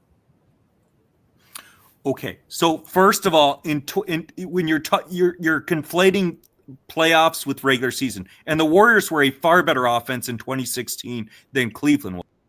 Close. Shut the fuck! Shut! Did I say no? Oh shit! Say it again. Say something else. Oh, say something else. Say something else, nigga. Sit your ass down. Are you saying that the Cleveland Cavaliers decided to run a different offense and not the LeBron system getting into the playoffs? What happened? What system were they running in the regular season to have the 3rd rated offense in the season? Hey, you're just putting me backstage because you're too dumb to debate.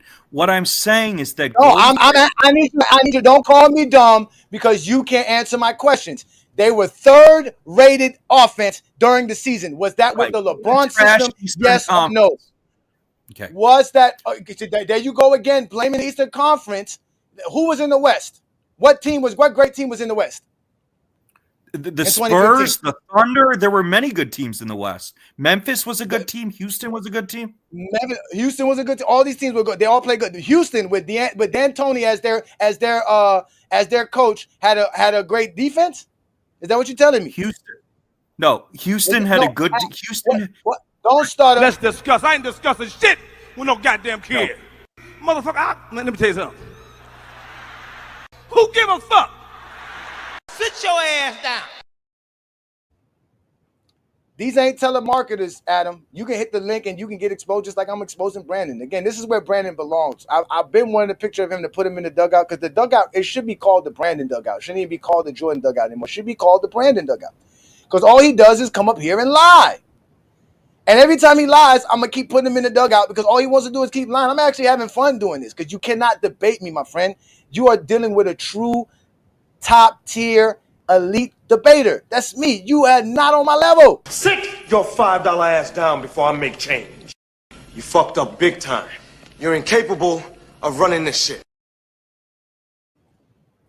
So now we go back to you. Wait, who had a better offense in 2016, Golden State or Cleveland? Who had a better offense? But we're going by offensive rating. Are we going by offensive rating? Right, there you go. Our offensive rating in 2016, the Cleveland Cavaliers with LeBron's offense was third.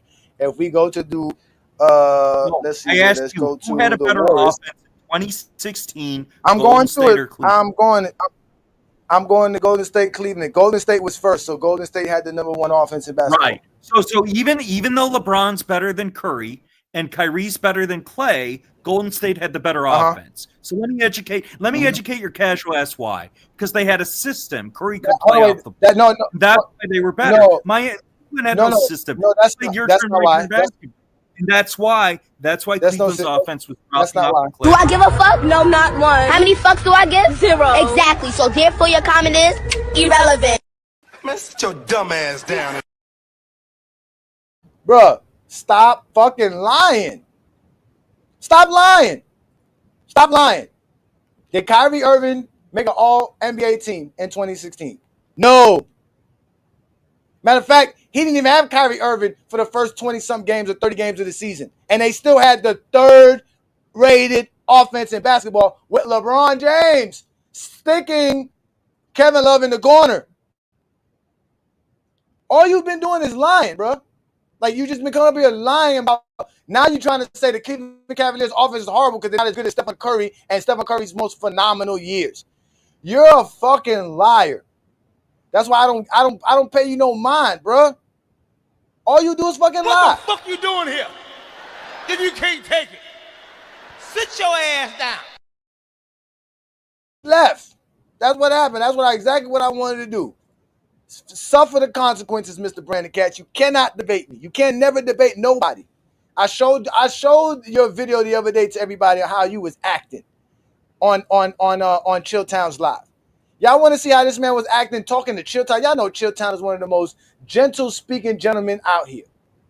But not Mr. Wall Street, not Mr. Brandon.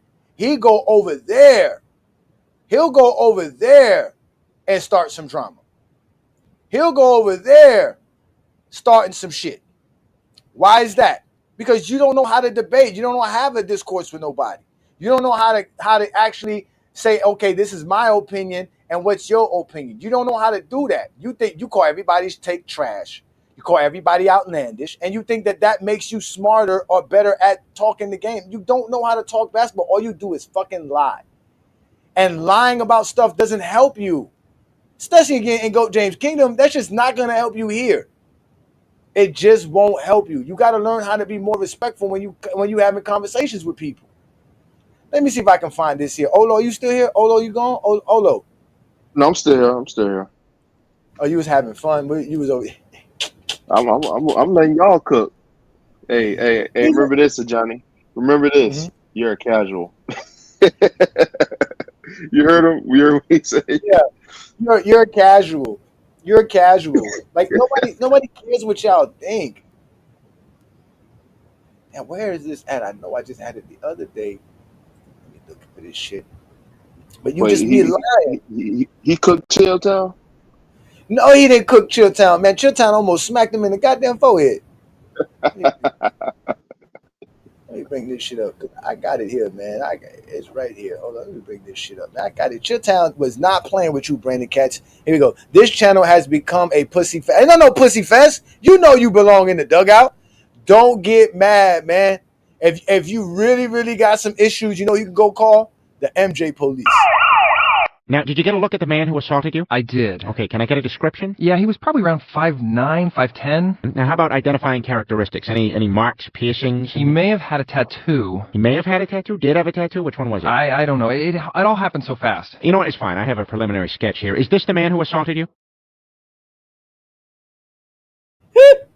Hey, Olo, tell me how many people you ever seen get Chilltown. Like we know, Chill has had a couple of crash outs. Let's not even get it wrong, because Chill's a passionate man. Shout out to Chilltown, man. That's my brother, man. I love talking about Chilltown, man. Let me show y'all what Brandon Katz did to Chilltown just a couple weeks ago. I want to get my take up and go. Keep going. I won't interrupt you when you go. Let me get my take up. Okay, here's the two things with Nikola Jokic. Number one, he only scores at an elite level against undersized or shit centers. Jokic That's against not true. Get him out of here. It's right. Jokic against Zubac barely shot 50% from the field. Jokic against Gobert barely shot 50%. One second, Brandon. Chill. Are we not gonna let this brother get his whole? This guy's falling apart. This guy, man, he's a fucking idiot, yo. This guy's an idiot, yo. He is an idiot. This is the Jokic dick suckers falling apart when they get confronted with facts. So here are the facts. Here are the facts. Who didn't say anything last night. No, I'm not going to let you talk. I'm going to get my take up. I don't care. When Jokic played Zubac, you know that Anthony Edwards went 6 for 22 last year? 6 for 22 in Game 7. He didn't even bring that up. He didn't bring that up. And you know why he didn't bring that up? He didn't bring that up because he's so one-sided about Joker. This dude is a fucking idiot, man. Get this dude out of here. He only gets busy against undersized centers. He got busy against the defensive player of the year last year. What are you talking about? He got busy against the defensive player of the year last year. What are you talking about? Right. And on top of that, he got busy against Anthony Davis. What are you talking about? Get this dude out of here. Get out of here, man.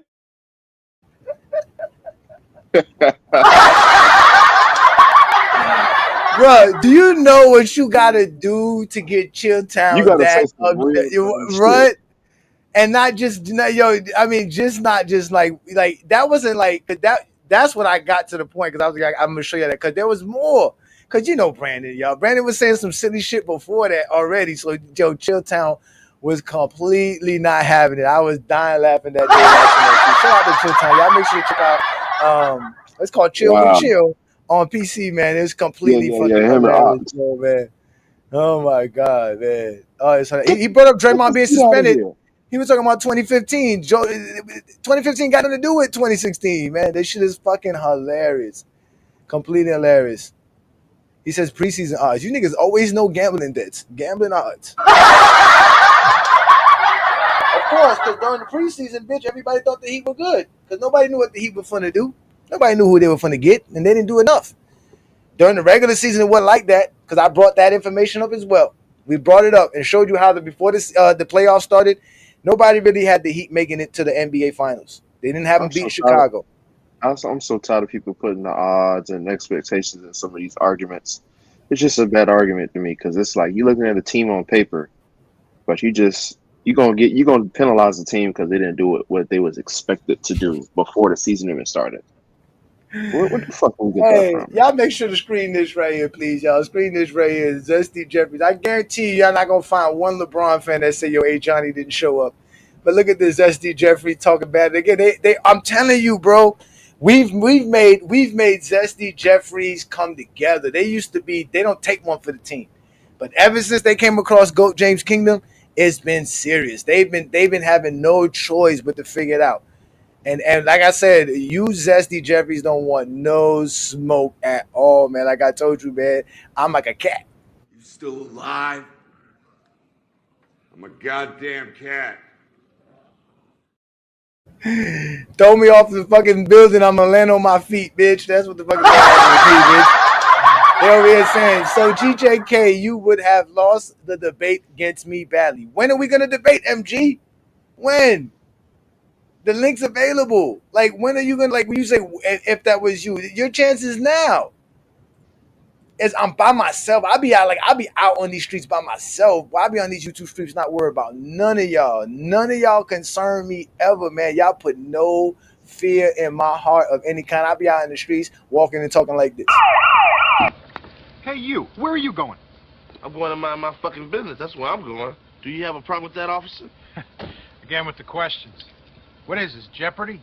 No, it ain't Jeopardy. It ain't Monopoly either. And I ain't going to jail. Freeze! Freeze! Goddamn, you all sound like a set of bookends, man. Put your hands on top of your head. Top.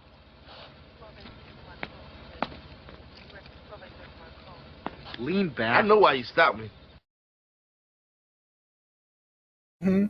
Y'all don't even stop me no more. Y'all just see me and y'all act like I'm not even here. What's that? Hey, what's that movie Olo with Ben Affleck? Where they're like robbers and like the cops see them like and he look at them and they look at the cop and the cop like, yeah, I don't want that smoke. That's me right now. That's who I am. Like, nah, I'm good. I don't want no smoke with Ajani. I ain't stupid. Hey, you heard when Robert Hill said, "I know why you stopped me. They stopped you because for telling the truth." I know why you stopped me. You stopped me because you know what's about to happen. The exposure's about to come up. Hey, put that graveyard back up, though. You want to put the graveyard back up? Oh, you know what? We should put the graveyard back up because you know what? You know, there's really something wrong with me, man. I really got to do I really got to do a better job, man. I think like.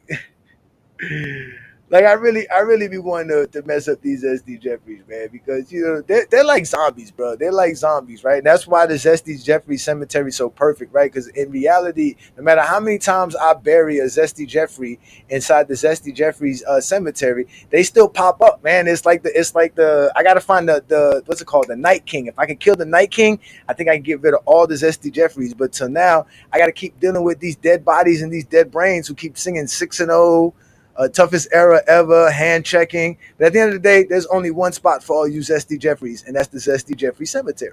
Welcome to Zesty Jeffrey Cemetery, where we have identified, marked, and cataloged all Zesty Jeffries for their final resting spot. No longer will you hear Zesty Jeffrey logic like 6-0 and the toughest era ever. This is where all of that ends, right here at Zesty Jeffrey Cemetery. Subscribe to the GOAT James Kingdom channel and also check out the GOAT James Kingdom membership.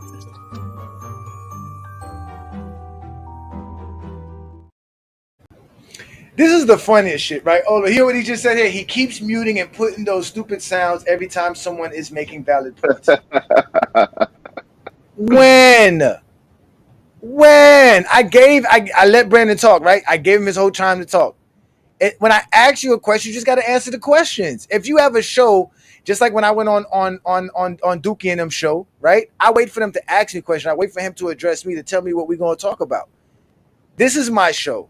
I'm going to let you speak, but you can't go on no 2-3 minute soliloquy, but then get mad that now I'm going to go on a 5-6 minute soliloquy to destroy you. If you want an official debate, go to FYF Sports channel, go holler at Lamont. There's a 20v1 ready to be lined up. That way, everything will be formal. You'll get your official time with me, and you'll get help because you, Zesty Jeffrey, is going to need the help. One-on-one is not going to be sweet for you. I keep telling you, guys think it's sweet until you catch a cavity. Now, every time you pop up in GOAT James Kingdom, it hurts. So you got to relax. You got to understand who you're dealing with. I know what I'm talking about. Like when Peter Backjuice had the nerve to say I'm just trolling by calling Robert Parrish a better scorer than Dwayne Wade. Dwayne Wade don't got more points than Robert Parrish. Like that doesn't trigger anything in your head when somebody tell you that. Off the top, that makes me say, damn, Robert Parrish got more points? Yeah, Robert Parrish got more points than Dwayne Wade. So it's one or the other. Dwayne Wade's lacking in something, or Robert Parrish was doing his motherfucking thing. They don't like that option. I've decided the latter. This man been doing his thing. Robert Parrish is a baller. You can't accept that. You can't accept Dwayne Wade is lacking, and you can't accept Robert Parrish is a baller. That makes me a troller. Get the fuck out of here. I'm not a troll.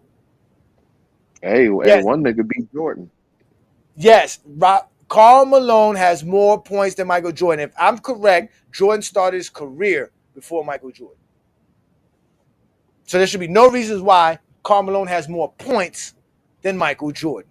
And Jordan played one less season the year prior to Karl Malone retiring. So there should be no reason why Jordan has less points than Karl Malone. I'm sorry, ladies and gentlemen. Karl Malone is the third greatest scorer of all time. I don't know no one else who has 35,000 points besides him, LeBron James, and Kareem. Those are real numbers. 30.1 points per game is not a real number. It is predicated off of what Michael Jordan scored in the amount of games he played. 30.1 points per game is not a real number. Jordan put up his career average less than 15% of his NBA career. So that means Jordan had at least 30 points, 6 rebounds, 5 assists, 2 steals, and 1 block on 49% shooting in a game less than 150 times. In fact, LeBron James has done that in more games than Michael Jordan and Kobe Bryant combined. So LeBron has done Jordan's career stats in more games than Jordan has. Twice as much as Jordan has. Those shits mean nothing. What means is exactly what it is. How many times did you score? How many baskets you got? And Jordan is not that. He's 5th all-time scoring and soon to be 6th if Kevin Durant does what I think he's going to do.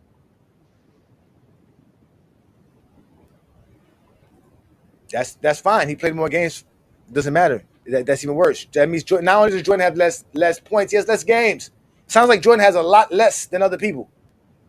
Doesn't sound like he has more. He has less. That's what it sounds like. He has less.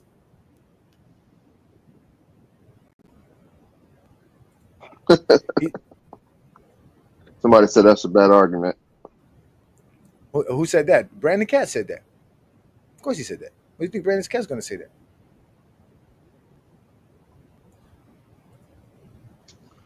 The most 30-point games and 40-point games in the playoffs? I really don't give a fuck. Really don't care about that, sir. Jordan also has the most playoff games with more 25 shots per game, 25 shots in the game, and 30 shots in the game, which is why he has those. Since you always want to talk about value when it talks about totals, how about you do that total? How about that? How many times did Michael Jordan score 30 under 25 points in the playoffs? Not more than LeBron. Who has more 35 in 5 games? LeBron. Who has more 45 in 5 games? LeBron. Who has more 30 in 10 games? LeBron. All Jordan did was score because Scottie Pippen did everything else. We already know that.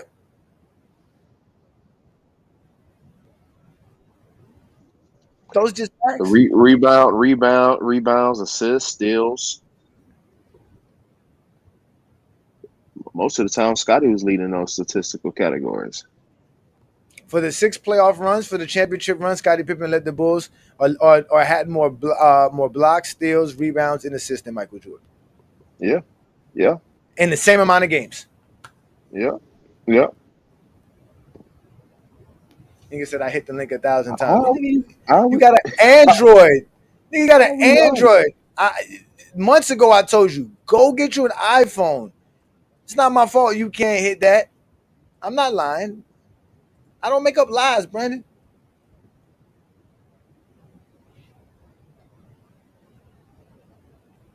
I didn't say in the playoffs. I said in their finals run. If you go from the 91 playoffs, 92 playoffs, 93 playoffs, 96 playoffs, 97 playoffs, and the 98 playoffs, just those 6 playoffs, no other ones, Scottie Pippen has more of everything besides points than Michael Jordan. More blocks, steals, rebounds, and assists. And in fact, in the playoffs, Scottie Pippen has more of everything for his career than Jordan as well. Besides, Besides points. He has more blocks, more rebounds, more assists, and more steals than Jordan in the playoffs. So I mean, Scott, he has more playoff wins, more series wins than Jordan as well. more winning seasons than Jordan as well. As a Bull or not a Bull as well. I know it hurts. I know it hurts. Johnny, yeah. since people want to move the goalposts and talk about shooting percentages, so what did Scotty and the Bulls do when Jordan retired the first time?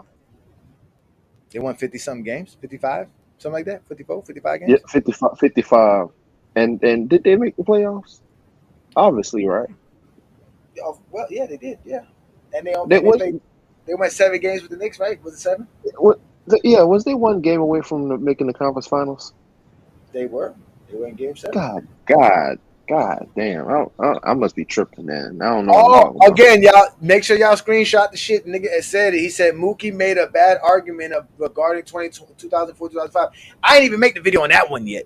I was looking a way to make a video on that one, but I ain't even really think about it yet. But he was upset at me too because I said the Cleveland Cavaliers overachieved in 2005. Oh, yeah, I made some mistakes. Of course I make mistakes. I'm not perfect. I did say that LeBron James had less field goal attempts than Jason Terry in the finals. I was wrong there, but that was because I just got that confused. Again, a lot of stuff that I got on the top of my head is like I got all this stuff memorized in notes and shit for y'all. I don't sit around here with notes like these SD Jeffries do when they meet me. Bro, you remember the debate that I had with NMB? I don't know if you know who NMB is, Olo. You know who NMB is? Sports. He used to be on Michael Jordan page.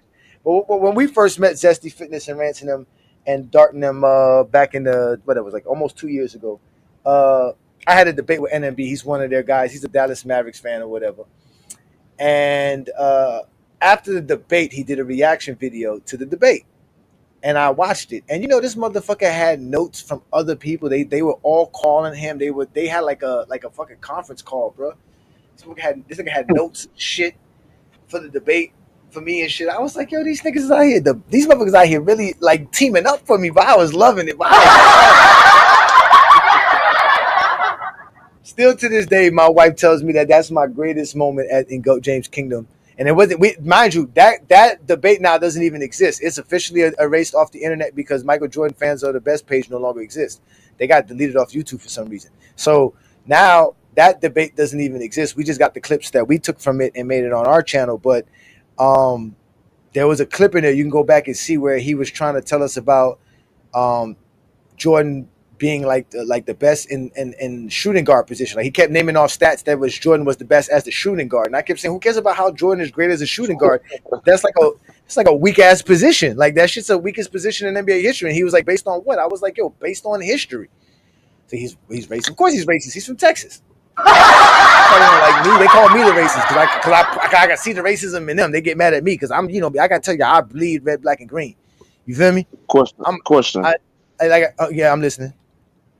Can you win 55 games and not be a contender? Oh no, you got to be a contender winning 50 games. Why not? Yeah. Not according to this Brandy guy here. Yeah, you contender. I mean, are you the contender? No, I mean, but the argument he's making is that the '94 Bulls weren't contenders. That's fine. You can say all he wants to. Nobody cares what these people think. Remember, Jordan only win when they are contenders.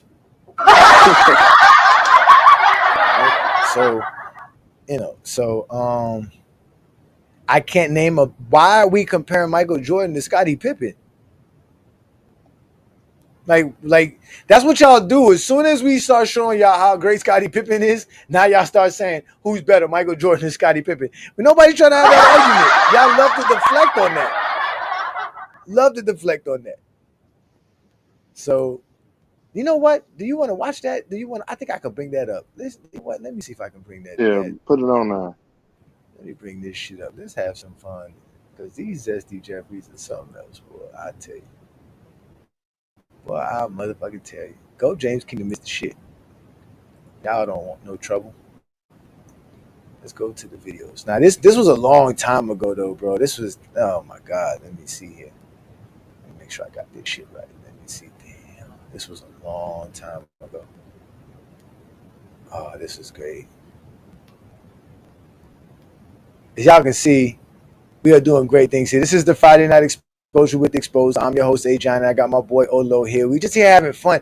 This has actually been a kind of a peaceful night, so I kind of like this. I'm just getting to cook with no problem. I'm just getting to cook with no issues, no nothing. So first off, let me. This was great. Exposure goes. Oh my God. Let me see. This is it right here. All right. So let me do this here. So let's do this. Let's have some fun, man. So again, y'all, thanks for joining me. Again, we are doing this. Thanks to y'all who are live on FYF Sports Debate. Came back with all of that stuff. He says, Johnny can't name a single playoff series Pippen was. I don't care about Jordan being. Jordan didn't win no series without Scottie Pippen balling. That's just the facts. You are overstating without Jordan. Yeah. Show me. Just as I'm saying, just show me Jordan winning the series without Scottie Pippen. That's all I want you to do. That's all I want you to do. Any series. Just show me one. Just please. Any one of them at all. Until then, just shut the fuck up. And take this L, bro. Just take this L. All right, so you see it there, Olo? You can see my screen? You can see everything? Yeah, I see it.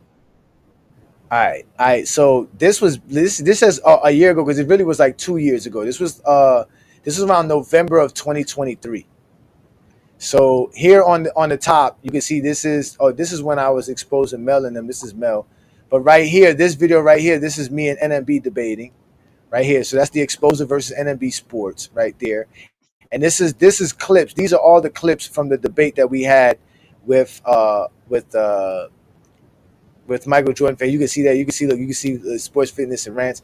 And this one was crazy too, because they were not ready for us. I'm telling you, Brandon and I are really, really like we really be doing them Jesse Jeffries dirty, bro. We really do.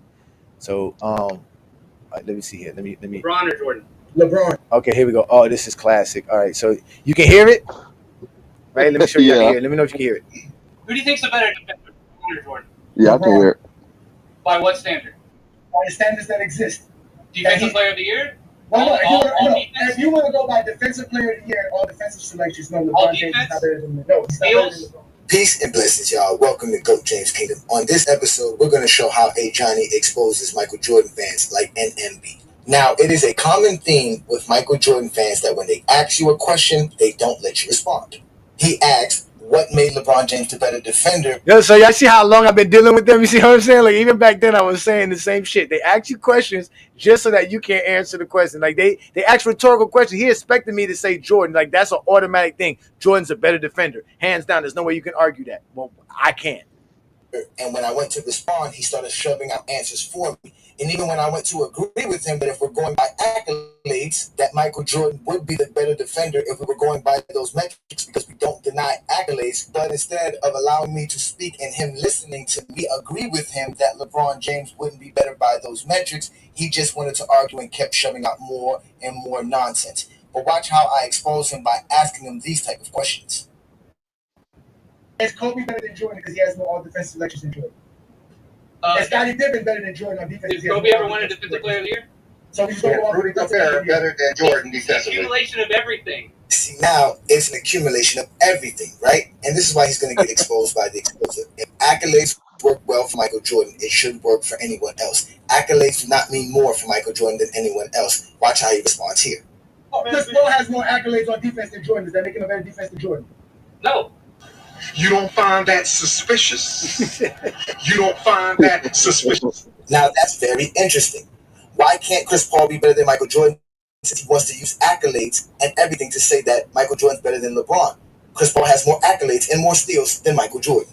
And this is why they don't like talking stats, numbers, and accolades, because this is how they get exposed by talking stats, accolades, and numbers. They only know how to talk narratives. Now, shout out to Rex, man. Shout out to Politicus Rex, man. He gave me one of my greatest Friday Night Exposures. If you ever want to check out a great show, go check out the 75th episode of Friday Night Exposure. Rex and I had a great show. But let's continue this NMB exposure. And yes, Zero, Michael Jordan fans are the worst page, no longer exists. The Michael Jordan fans are the best page, no longer exists. The Michael Jordan fans are the worst page, is still around. But the Michael Jordan fans are the best darts page is no longer around. I looked it up just today, and it's still not on. It's deleted off of YouTube. It doesn't exist.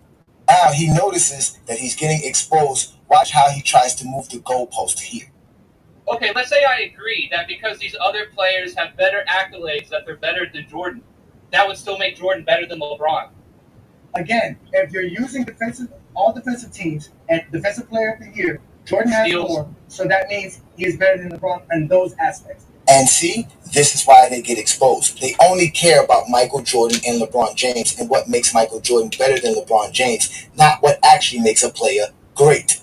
So now, since I poked a hole in his whole accolades and everything on defense narrative, watch how he responds now when I clearly show LeBron is the better interior defender. But LeBron is a better interior defender. He gets more blocks. Really? Than Jordan. Yes, he gets more blocks than Jordan. And he blocks per game. I thought were the same.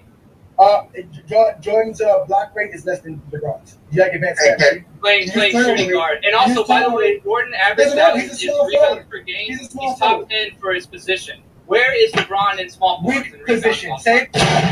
Now he wants to run by position. First off, if LeBron James blocks, it's only because he's a small forward. Then Michael Jordan steals are only because he's a shooting guard. Again, these guys don't stand 10 toes down, and that's why they get exposed by the exposer. But we don't shy from any conversation in the GOAT debate. He wants to talk about positional rankings. We can do that. LeBron James is 9th all-time in small forwards when it comes to rebounding per game. He is actually 2nd all-time in totals. In fact, for the major statistical categories that exist either in averages or in totals, LeBron James is top 2 in 6 of the categories by position. You know what? For a group of guys who sit here and say that the conversation is just between Michael Jordan and LeBron, they surely use Michael Jordan being better than other people to make him better than LeBron. Yeah, exactly. Expose this silliness about positional ranking between the two players.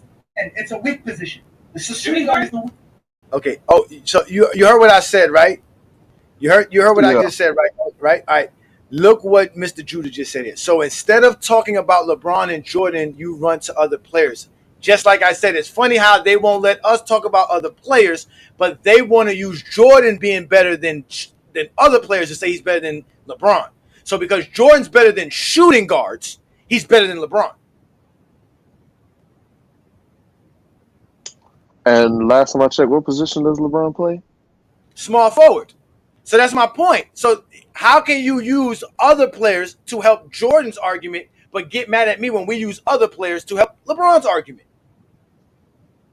See what I'm saying? That's why they get exposed all the time. I keep telling them, man, they do not want this problem, but they safe in the comments. Shout out to Twin Man is in the building. He's still here watching the show tonight. And this is before we found out Jordan's fake defensive player was fraudulent. Exactly. That is the most craziest part. Easy to cook. You can't cook me. All you can do is lie. You just got cooked now. I got a good 10, 15 minute segment of me cooking your bum ass, man. You are sauteed, fried, baked-ified. You ready? I got some more. You ready? Go ahead. You can see it, right? It's showing up. All right, so here we go. The shooting guard is the weakest position of all time. Based on what? Your objective opinion? No, based on all the players that existed all time. There's better point guards. That doesn't matter. Yes, that is. That means maybe better players didn't play the position. Better competition. There's better competition on centers. Yeah, you'd have to cite me some citation on that. I can name top 5. Name your top 5 shooting guards. I'd probably go, obviously, Jordan. You got Kobe. Mm-hmm. Damn, we did this just the other day. Look, you see how weak it is? You can't even go to 3. Well,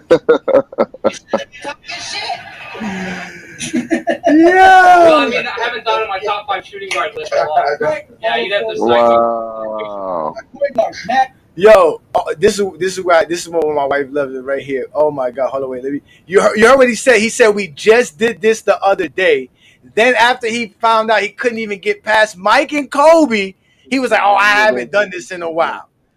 This is hilarious. Point guard, Magic, Oscar, Stockton, Chris Paul, Jason Kidd, center, Kareem, Wilt, Bill Russell, Shaq, Hakeem Olajuwon, power forwards, Tim Duncan, Karl Malone, KG, Dirk Nowitzki, Bob Pettit, small forwards, Rick Barry, Dr. J, Bird, LeBron James, Kevin Durant. It was that simple. Got him. We fucking got him. Right where we want him. It also depends, like, would you put James Harden as a shooting guard? Again, you're shuffling. Yeah. You're shuffling. I know it's hard. It's hard. I know it's hard. I know. He asked us for help for his top 5 shooting guards. Bro, this shit was classic as fuck, bro. Oh my god, bro. That's hard. You're welcome. Thank you. Yep. I'm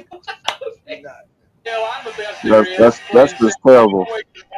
Excellent, and nobody can handle my stuff. I'm just a big, hairy American winning machine. Hey, yo. That's terrible. Man. LeBron James, bitch. Oh, that was fucking classic. That was classic. You have now been exposed by the exposer. So we can't even name Iverson, Wade, Kobe, Drexler. We can't even do that. Hold up. Did I see Ticket? You couldn't go that far. Yeah, I had a debate with Ticket. You didn't know that? I had a debate with Ticket. I remember that. I remember that. It was on the Miami Zone page. That was the final straw for me. I believe after that debate, people said, "Nah." They was like, "Yo, this motherfucker smashed Ticket TV. How the fuck are we gonna debate him? This nigga had Ticket TV calling for timeouts." Yeah. Oh my god! Let's niggas go. be scared. Niggas be scared when they debate. I remember when he was on PC back then. Everybody was. We did Mel 32. We did Mel 32. Mel got done 32, man. Oh, you did Mel? Oh, I didn't see that. Oh man, this one was bad because Brandon. Oh wait, Brandon did this one. All right, this one was bad because Brandon dropped this one on Martin Luther King Day, bro. He dropped this shit on Martin Luther King Day. Let me see if I can make it bigger. There we go. Let's make it bigger. You can see it right. Stank Down Sports. Yeah, that's I call them Meltdown Sports. Let's go. Yeah. That's Mel from Meltdown Sports. He popped up one day. We were having a show about Kobe Bryant. This was when somebody Bashar McCants had said some silly stuff about. He had said almost what the argument about Lamont show was today about how people feel like they're disrespecting Kobe by not having him in the top 3 and shit like that. And Brandon had made a post and commented about how damn, it's not disrespectful to say Jordan's better than Kobe, but it's disrespectful to say LeBron's better than Kobe. Like that shit's preposterous. Like LeBron's just way better than Kobe. So I guess he must have saw the video and he wanted to pop up because he's a Kobe guy, and he was saying some silly shit about Allen Iverson. And you can see there's Sturdy's there with us, and Sturdy and him about to go into it, and this is actually one of the funniest shit. But I say I didn't like it. I just felt bad because Brandon dropped this on Martin Luther King Day. The East. Hold on, pause. Twice. Allen Iverson did. What's that chick name that's on Man Down Sports? Both of them don't know nothing about basketball, but that Spanish Sports T Dominique. Yeah. Man, she said some dumb shit, and I already don't like the channel, so I'm trying to give them a little chance because I'm bored. They talking about what top 5 players and stuff like that. This I ain't gonna say the B word. This motherfucker gonna get up there and say you can't be a top 5 player and say you don't like to play 1-on-1 because this was the same time I think they were speaking on the topic of when LeBron told Reeves something about 1-on-1. He don't like 1-on-1 and something like that, And then she said you can't not be a 1-on-1 player and not be top 5. I'm like, I was done. Yeah, let me play this one. This was not too long. This was like 2 minutes long, but this one's funny because this one was supposed to be. This is when reels had to be less than 60 seconds, but this one here still ended up popping up. So this one was completely hilarious. The East, Jason Kidd did it twice. Allen Iverson did it. Reggie Miller did it, and Allen Houston did it. Allen Iverson did do it because I say he had an all-star, a 6th man of the year, a defensive player of the year, a coach of the year. Who was the all-star when Iverson went to the No, Mel. Okay, Mel. Who's the all-star? Forget the all-star. Mel. Forget the all-star. All right, so that was coach of the year. Okay, you see how he called him a liar? Because basically Sturz said, let's forget about it. I don't want to argue with you about that. Because like there's no point of arguing because they don't listen. They just want to argue. He don't listen. So he basically said he lied when that wasn't a lie because he didn't know. And that's the funny thing. How you gonna call somebody a liar because you don't know the information that's being provided to you? It's the worst thing ever. And one thing I want to bring up because Dale brought it up. Mutombo was defensive player of the year that year. All defensive first team, all NBA second team, NBA All-Star. So you see. No, but remember, guys, how does Mutombo's mechanics look when he's shooting the free throw? Is his elbow tight? Is it out to the right? Huh? Does Mutombo have the crossover that Kyrie have? Although they play two different positions, he's going to hold Kyrie as a better player because he can cross over, but Mutombo can't. I mean, does Kyrie Irving have a hook shot that Mutombo has? Can Kyrie Irving block a shot like Mutombo has? I mean, but these are the things that we need to be discussing in Coach James Kingdom. It's very important to understand what the scouting report says, because the scouting report says nothing about Mutombo's defense.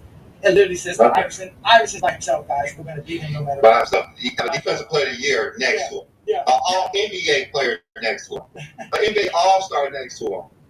And you trying to say that Allen Iverson didn't have anybody. And you call Sturdy a liar. Yeah. He's a liar. He's his face. I get. Yeah, this is way more than all. This is where it gets wicked.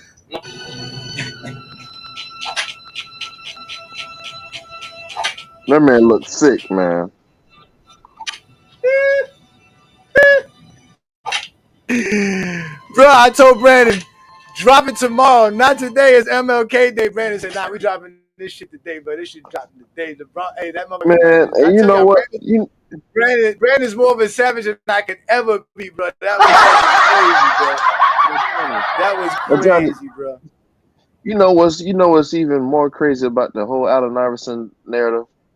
The nigga got traded to a team with Carmelo Anthony and others and company, and still couldn't get past the first round.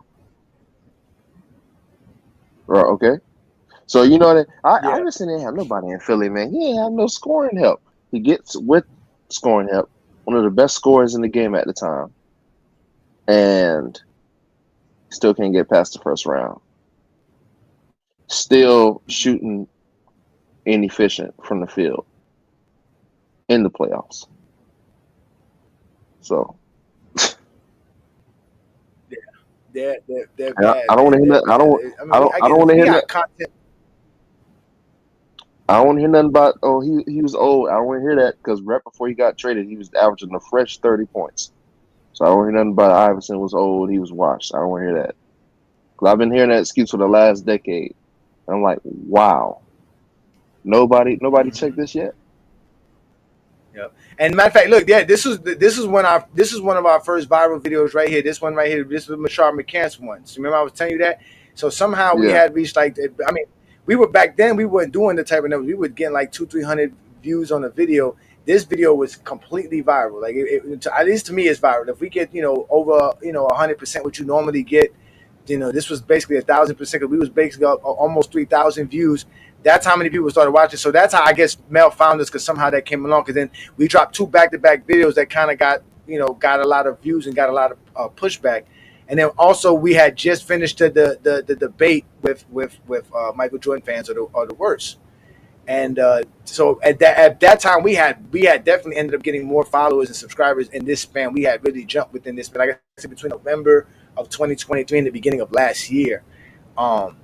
And we were having so much fun doing this shit. And then we used to have a lot of Zesty Jeffries coming up. Yeah, we got a lot of stuff. It is crazy. It is Michael. Yo, my God, I got so much stuff here. You know what? Let's play this and then we can end tonight's program. I know y'all having some fun, but I want y'all to see what happened the first time Dart and them experienced us in GOAT James Kingdom. They were not prepared for us at all. They were not ready for us. So you can see right now, this is Sports Fitness France. This is Dart on the top left, right? NMB Sports is in the center in the top. Rex is on the top right. And obviously Brandon and I on the bottom left to the right. Shout out to my boy B. Lee, man. We're going to keep doing this. So let's play this right here, and then we're going to get up out of here. Y'all can enjoy the rest of y'all Friday night for everybody. Again, thank you for joining me on the Friday Night Exposure with the Exposer. I'm having fun with Olo. We talked about the all-defensive team, the all-NBA team. It was a great show. And obviously, we're just telling it on out to show you guys the stuff that we do here in GOAT James Kingdom. This is over a year ago. And like I said, we have over 3 years worth of material. And again, hit that like button, hit that subscribe button, hit the ring notification. Let it be known that you want to see our content. And like I said, check out our GOAT James Kingdom membership. As you can see, you just hit that join tab, and that's how you become a member of our channel. You hit that like button just like I did, and you hit that subscribe button right there, and you support us. And if you want to truly support us, become a member of the channel, even do a super thanks, super chat. All of that is accepted and well appreciated by Brandon and I. So without further ado, let me give y'all Michael Jordan fans. This is the number one Michael Jordan fan page out there, y'all. Well, it doesn't exist anymore, but now this is what happened to them when they faced GOAT James Kingdom. And you're talking about consecutive seasons and things of this nature. When has LeBron James ever played consecutive games? He never plays 82 games. He never plays consecutively. You're talking about 14 years of nonsense. The man hasn't even played more than 60 games in a season over the last 6 years. LeBron James' longevity and durability is all fabricated, my man. Michael Jordan in the second repeat played 304 consecutive games from the regular season to the postseason. He didn't miss a single game. LeBron James has never done anything like that because he's never played an entire season but one time in his career. He load manages, so you can't give me longevity and the continuous period of someone who never plays continuously. Peace and blessings, y'all. Welcome to GOAT James Kingdom. On this episode, we're going to discuss how Michael Jordan fans are not ready to have the GOAT debate with GOAT James Kingdom. Recently, we were invited on Michael Jordan Fans Are the Best page on YouTube to debate the GOAT conversation. And as you can see here, we have a gentleman who is very energized, very ready, and is willing to come at GOAT James Kingdom about the GOAT conversation. He was so serious that he stood up for the entire show. So we can see how animated he is and how passionate he is about the GOAT conversation. But let's watch that dwindle away as we provide facts and stats to prove our points, and he sticks to narratives and things that have nothing to do with actual basketball. So let's let him continue his exposure. And we're talking about both sides of the ball. Where's I want you guys to explain to me, and I'll shut up for the rest of the day. You guys explain to me the video footage of LeBron James standing on the basketball court with his hands on his hips while his team is playing 5-on-4 on the other end. And LeBron James is standing there sashaying up the court. You guys can explain that when he does that continuously. When you guys can explain the flopping that we see. Yo, hey, I love the way he said that. When LeBron James is just sashaying up the court, that is fucking a classic line by his Lamont, I don't know what happened to Dark's channel, but all I know is it's no longer on YouTube. I don't know what happened. I don't know what happened. I just know it's no longer there. Your boy Duke, is that worthy of the greatest of all time? Is that a representative of the greatest basketball player of all time? A guy who's doing all of this and all this. Lamont, I'm pretty sure it's obvious why they kind of got canceled. When you're talking about longevity, you're talking about consistency. Now, mind you, you see, we let people speak. We don't cut them off. We don't throw the little things in between. We don't. You see me making faces because I'm just like, yo, this nigga just really saying the most dumbest shit. But I can't even reply to nothing like that, Ajani. I can't even reply to nothing like that. Oh, don't worry. I got replies for days. You know me. This is what I'm born to do. I told y'all I didn't want this. Listen, I didn't want this. I didn't ask for this, but I got it, and motherfucker, I am here. Y'all done fucked up, man. This is y'all. I told y'all I fucked with the wrong one. Y'all found the right one. I don't know which one it is, but I'm that one. See, that's nothing there. The man hasn't won an MVP in his 30s. In his 30s. Where's the dominance? It's all numbers and smoke screens. Y'all ain't talking about numbers. Where's the evidence? Where's the consistency? You don't talk numbers. You talk narratives. I can see that already. You talk no numbers. You talk no narratives. Michael Jordan took a year and a half off to have those 300 straight games to play. If an NBA player takes off a year and a half to go back to play, he gets a chance to do that. When you load manage for a year and a half, you can come back playing 3 straight seasons and then retire again. He didn't load manage. He was playing baseball. Oh, well, thank you. Look, you see, I didn't even get 10 seconds into responding, bro. They can't let you speak. Look at Dart's face. Dart's like, oh shit, we in trouble, right? Rex is like, oh shit, I don't want no problem with this. Brandon was like, yep, that's just Ajani being Ajani. fucking zesty fitness and rants. He don't know what the fuck's going on. He over there. I'm telling you, this motherfucker lost weight since this motherfucking shit right here. He was playing like he was on the couch eating potatoes. He was playing a crummy bucket. Being with the other dudes in Triple H. He was being a real dude. No second. Imagine LeBron James not getting special privileges. When it's our time, let us know. We'll speak then. Go ahead, Dark. We appreciate you. And this is a perfect example about why they are never ready for GOAT James Kingdom, because they don't even allow us to speak and make our points, because once we start using stats to prove our point, they no longer have anything to stand on. And he's going to continually stand 10 toes down, which we're going to shout him out for that.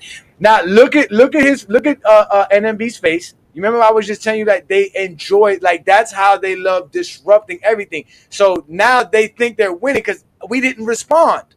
So they can say we debated you and never really debate us because you're not debating us. You're not letting us say anything. We don't have. There's nothing. How are you going to win a debate when you never even let your opponent say anything? What are you debating? So like, you see what I'm saying? So you can clearly see this is how they try to debate. Now, mind you, this is before.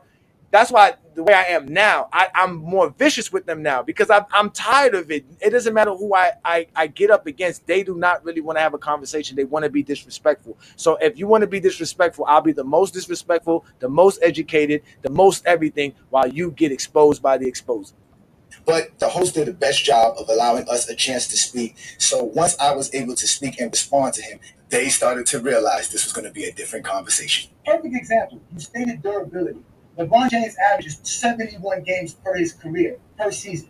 The same amount as Jordan has. He has 3 shortened seasons in his 21 seasons in the NBA. He was available for his team more than Michael Jordan was available for his team during his career.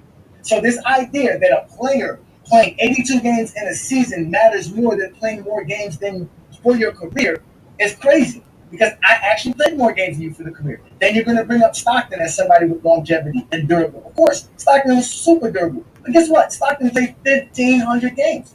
Jordan didn't play 1,500 games. It took Jordan 19 years to play 15 NBA seasons. You guys want to talk about load management. That is the king of load management. The man had 4 years off to relax, chill, do what he wanted to do to finish his NBA career. No player had that.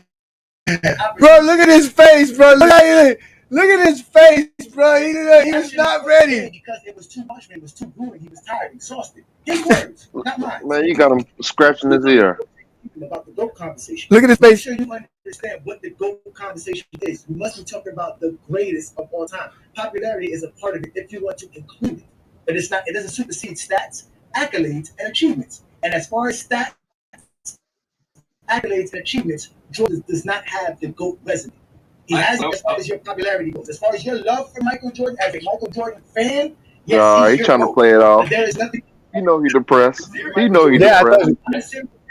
He hurt. Enjoy. You remember? Ajani the Exposer. You guys are being exposed to it. Y'all know where that come from. Y'all know what that is right there. Y'all know what that is right there.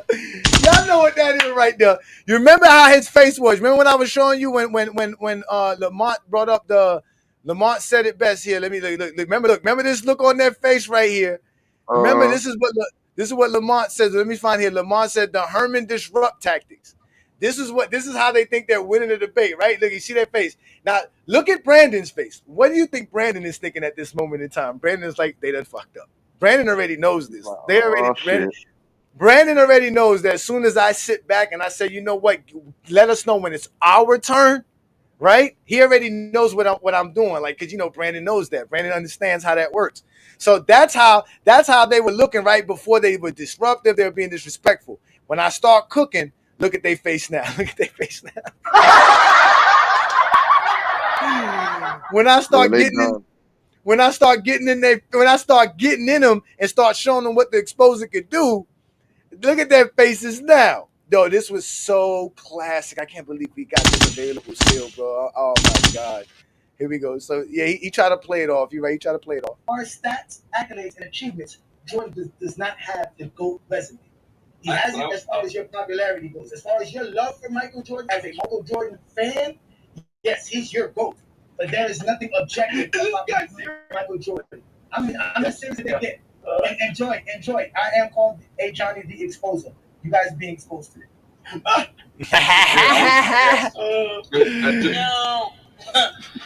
No. He wasn't ready.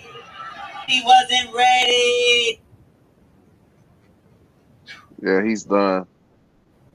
You got knocked the fuck out, bitch!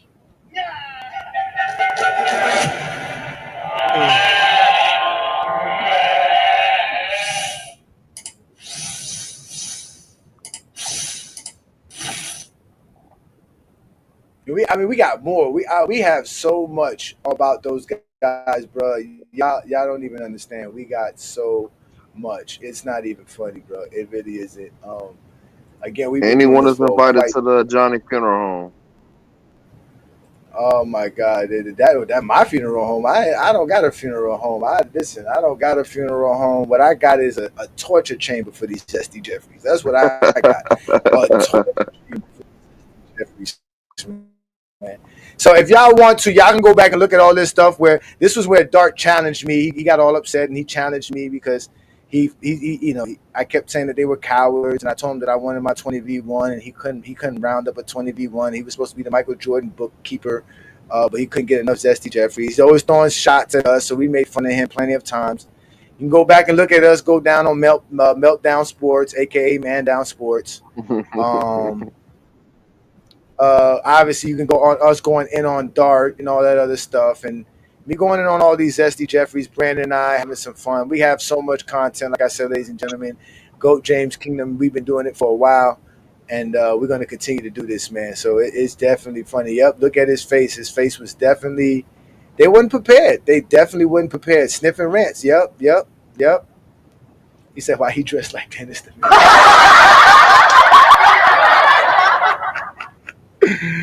Where's Zero's comment? Zero comment said something about him being fidgety and always being up and down. Where was your comment at? Because he's on that booger sugar like Mike Peake would say. Yeah, man, on that booger sugar, man, for sure. That's that Chicago Coke. Yeah, man. So, but Man Down Sports, they popular. Man Down Sports, I know Lamont was saying. I know Lamont was. I mean, I think he got like 30,000, 40,000 subscribers. That's popular shit. If you got 3,000-4,000 subscribers, you're coming up.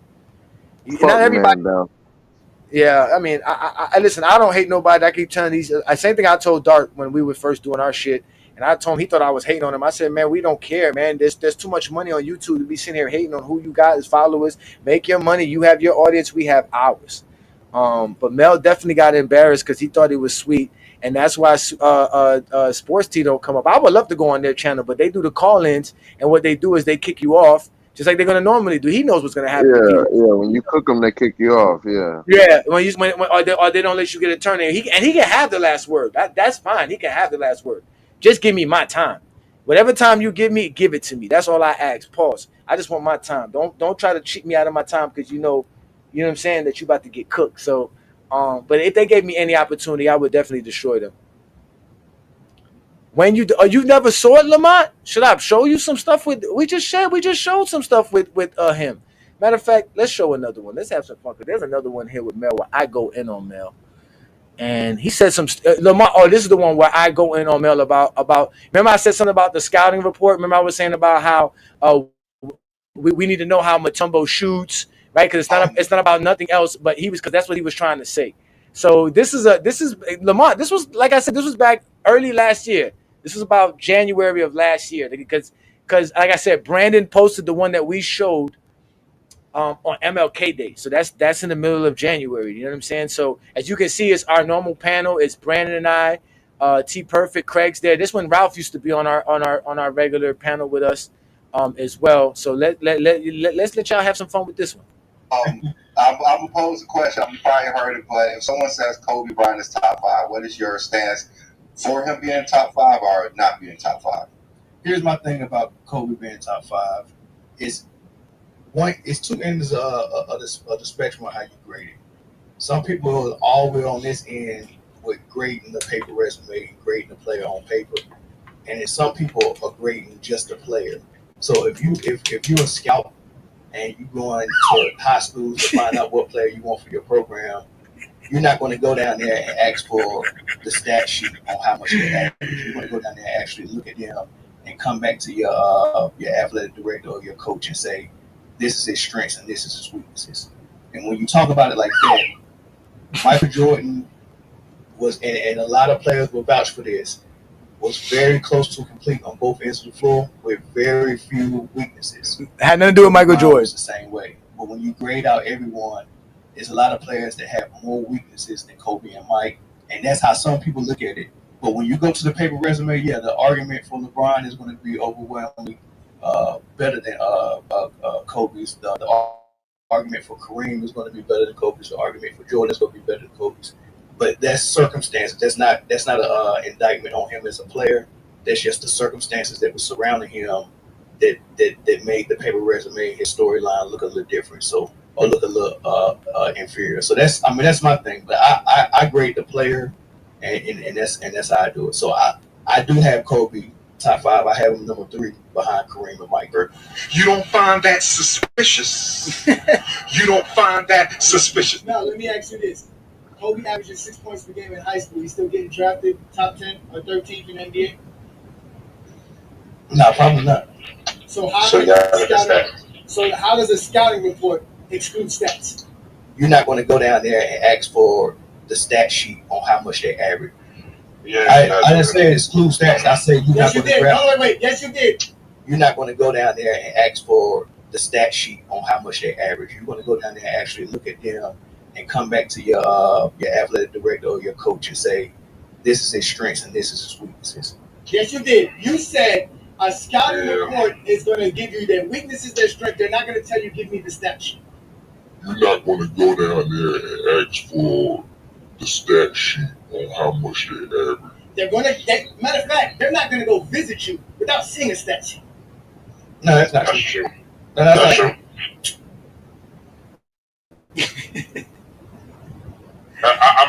I'm gonna speak on that as far as like from experience, like coaching high school. There's a program that's max prep, and you put in their stats and everything, and that's how a lot of colleges actually visit that website and look at their stats and everything, and then they come out and see it. So they do look at the stats. They look at everything. Yeah. So when I said that is you're not going to come and grab the stat sheet and form a conclusion. You got to watch the player play. You have to grade the player. You're not grading the paper. You sure about that? You sure about that? That's why? You sure about that? You sure about that's not why? Flat out going to be outstanding. It's going to take him a little time, though, because he's going from high school to skipping college into a very physical game. All he did was average 31 points a game his senior year. All he did was average 31 points a game his senior year. All he did was average 31 points a game his senior year. His team won the state title at 31 wins and 3 losses, and he eclipsed the scoring mark of Wilt Chamberlain in Pennsylvania. And he eclipsed the scoring mark of Wilt Chamberlain in Pennsylvania. And he eclipsed the scoring mark of Wilt Chamberlain in Pennsylvania. This kid has got it all. Yeah, your stats and your basis is why people like Bashar McCants can go on television or go on streams and say the most idiotic stats. Because if you're not using the stats, if you can't see the stats, I don't trust what you saw on the basketball court. Well, no, you. So the way I do it, because if you have a trained eye, I didn't miss him study. Like, say for instance, right now, trained eye. You watch Ray Allen shoot free throws and know he's a good free throw shooter without knowing what his free throw percentage is. You probably can because wait. See, look, he asked me a question and he wouldn't let me answer. Now, mind you, what he said. He said, if you look at Ray Allen shoot a free throw, can you tell if he's a good free throw shooter or not? How am I supposed to know he's a good free throw shooter by just looking at him shoot it? That don't make no sense. See, if I don't pay attention to if the ball goes in or not, when I'm looking at his form, is what he's trying to say. He's trying to say by his form, you know he can shoot free throws. Huh? Ridiculous shit ever. Maybe what he meant was touch. So I'm going to answer your question. I will know better, and I will know more looking at his free throw percentage and the amount of free throws he takes in a game than me going at a game and seeing him shoot free throws. There's nothing about me going to a game, seeing him shoot free throws is going to tell me better than the stats. Again, if you're telling me your eyes are so great that you can see something during a game, you should be able to see it in the stats. You ain't lying. Shaq can shoot like 8 out of 10 when you go see him, and then the next 50 games he's 4 out of 10. Right, but So Billy, when you watch you Shaq, gotta look at the stats. Hold on. When you watch Shaq, Well, I mean, free throws. Hold on, let me say this, bro. When you watch Shaq shoot free throws, if he's 8 out of 10, is that going to tell you he's a good free throw shooter, or you looking at his shot mechanics, you looking at his follow through, you looking at how it's inconsistent? What? Oh, what are you talking about, man? Right, so you remember when I told him about the Mutombo stuff, right? It does Mutombo who got his elbow right when he's shooting a free throw, right? These are the things that we should be concerning about with a player, not how good they play, not their production, how they look when they're doing something on the basketball court. And how he's shooting different forms from one week to the other. That's going to tell you he's not a good free throw shooter, regardless of what the 80% might say if he's 8 for 10 that day. So sometimes what you see with your eyes is not validated by the stats. What you're talking about? What you saying will be seen with the stats. Because once you go look at the stats, you'll say, well, wow, he was 8 for 10 that one game I was there. But then you'll see he was 2 for 10 another game, and he was 4 for 12 another game, and he was 5 for 15 another game. You're gonna say to yourself, well, oh, now I saw the mechanics. Again, whenever you saw on the game, you're going to see it in these stats. Not every time. You're not listening to what I'm saying. You hear what you're saying out loud, bro? I am listening. I'm not saying throw stats away. I'm saying you have to have a trained eye. Would like put it this way. When Jerry West went to what does that mean? You have to have a trained eye. He's basically saying, nigga, you can't see it. He's basically saying you don't know how to look at basketball. That's why I say they take it personal. He's like, you have to have a train. Who's having this trained eye? We're talking about you and I, Mel. We're having a conversation about what you saw, what I saw. So then you're basically telling me I can't see the game. You're basically telling me I'm stupid. Like that's what people don't understand. You don't have to call me a nigga for me to know you treat me like a nigga. Like, what kind of stupid shit is this? He went to he had a private workout for Kobe Bryant for the draft, and he had a bunch of pros in there, and they ran. He walked out, right? Oh my God! Play yard, he was a star, and that's why Jerry West went and you can watch so many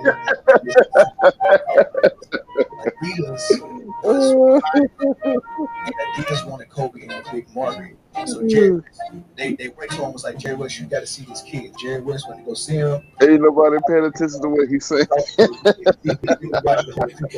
Like, that's the guy we're drafting. And they say we don't let people talk. Newspaper articles in saying that in Philly. Look. Wait, yo, can you imagine a bunch of it's Brandon, it's me, it's Travis, it's John, it's Craig, it's Ralph, even Ace 30's in the building. Not one of us is interrupting him. Not one of us is stopping him. Not one of us is acting disruptive, disrespectful in any fashion, other than me sometimes, because I turn it to the exposed because I can't stand silliness.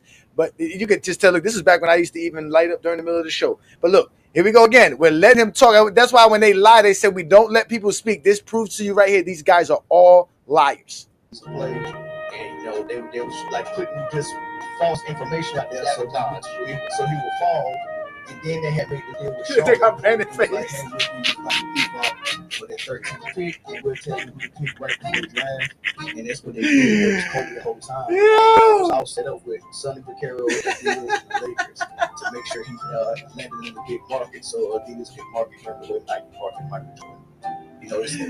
So with Jerry West, that I'm not saying throw stats away. All I'm saying is a trained eye can tell you something, and then you can go to the stats to validate what your eye told you.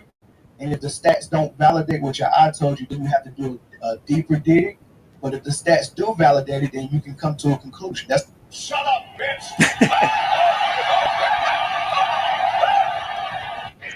You gonna learn today. You got knocked the fuck out, bitch. Yeah.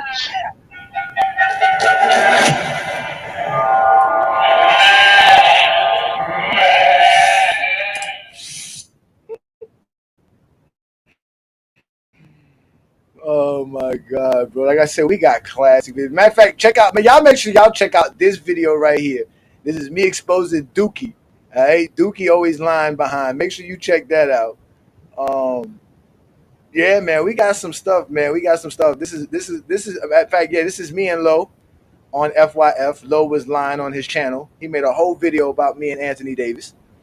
Shout out to Lo. Peace and blessings, brother. But we got stuff. Look, this is me breaking down film on the Laker games right here. This is me breaking film down. Like, we've been doing this for a while here at GOAT James Kingdom. So like I said, man, hit that like button, hit that subscribe button. Don't be afraid to be a member of the channel, man. This is what we do here in GOAT James Kingdom, man. We're going to continue to grow. That is what we do best, man.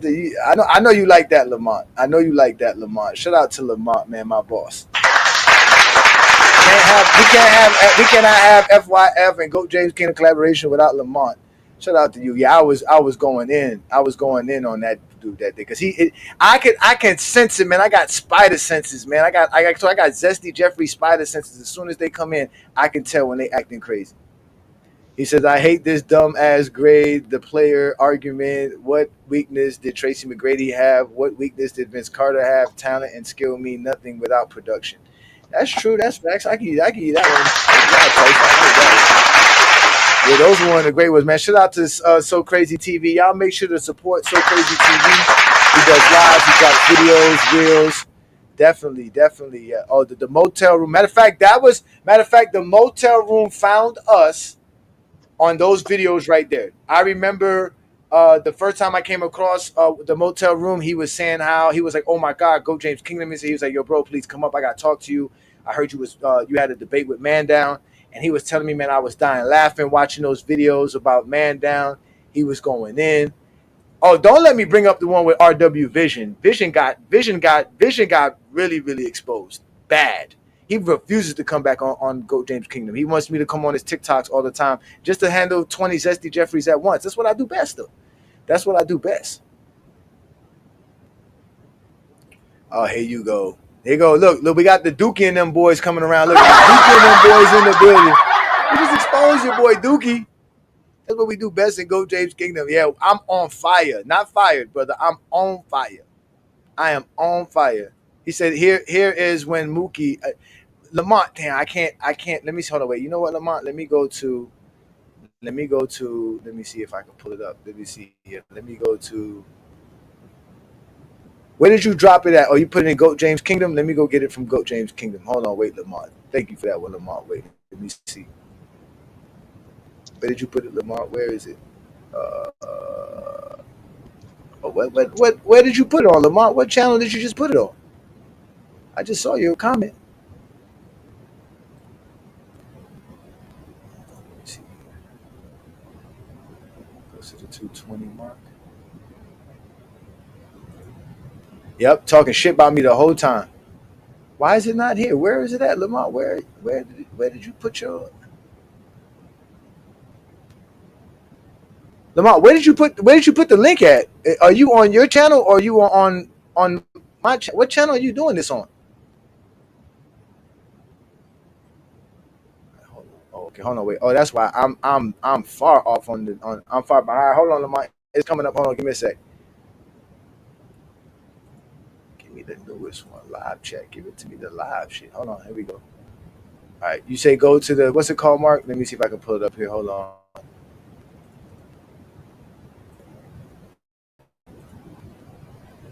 All right, let me pull it up, Lamont. Give me a sec. Let me pull it up here.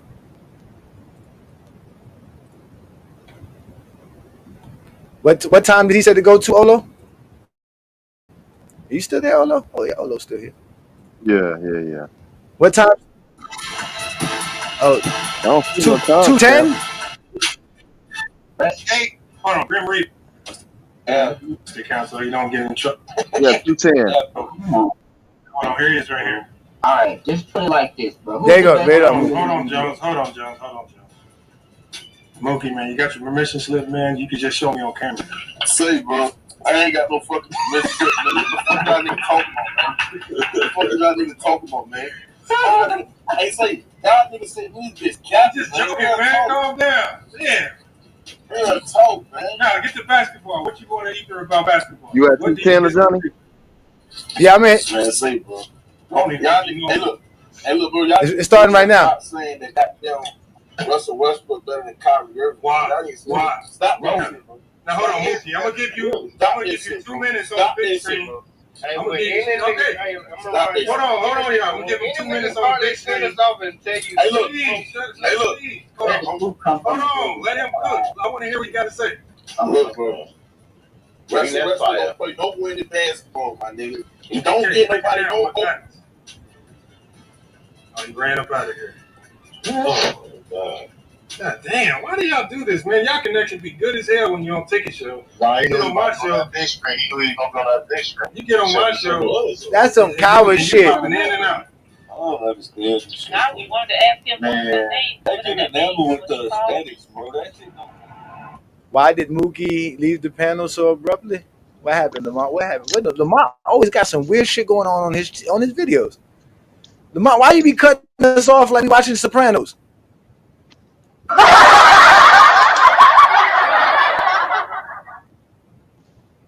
This nigga Lamar. What are you? This nigga Lamar. This nigga Lamar. What is this, Lamar? Where did you find this film? Yeah, Rep God, we know Mookie is in love with Kawhi. Yeah, because it helps his LeBron argument. He loves all LeBron's teammates. That's why he was talking shit about Chalmers. He was talking about guys who can hedge. You should have heard him talking shit. What is this? Is he running? Lamar? What is this? Where is it? When does he start talking?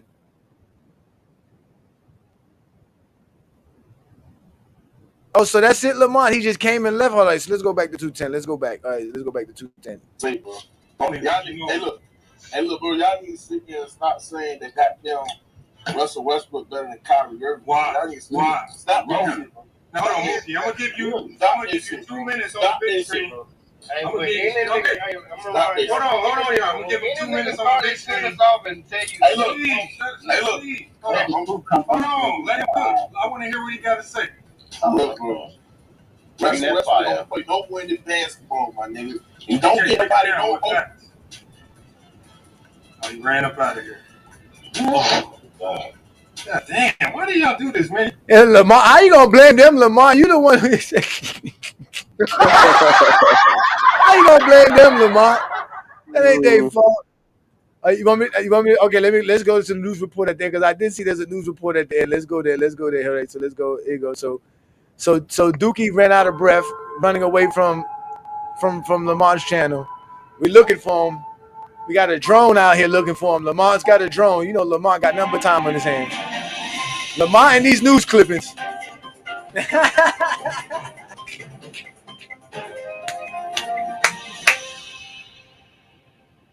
Continue following a deadly stabbing on the northeast side. It's a story we first told you about as breaking news at noon. That happened on Schertz Road, which is near Wurzbach Parkway and Heroes Stadium. The suspect in that stabbing now arrested and charged with murder. Our Bill Barajas has been following this story since it first happened. As he reports, the suspect didn't have much to say as he was led away in handcuffs.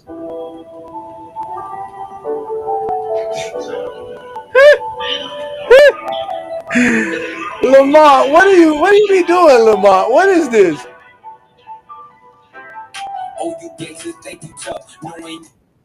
Trying to get me flagged over here, Lamar, with this nonsense. Oh my God, man. Fred killed him. That's who it was, and got locked up. Oh my God, man. This guy's bad. Now you see that video to the right, the one that says that this one says here, Ajani turns into Thanos on TikTok Challenger. That's the one where I go in on WR Vision, whatever. Yeah, RW Vision. I go in on him. That was like a 13-minute long video, though. I don't want to go through a whole 13 long. We're already 4 hours into this live. Lamar's channel has been on fire. My channel's on fire. We already lost all kind of followers and subscribers. People done fell asleep. Yeah, man. You don't know who RW Vision is? Then you gonna make me play this clip, man. Let's go ahead and play this clip.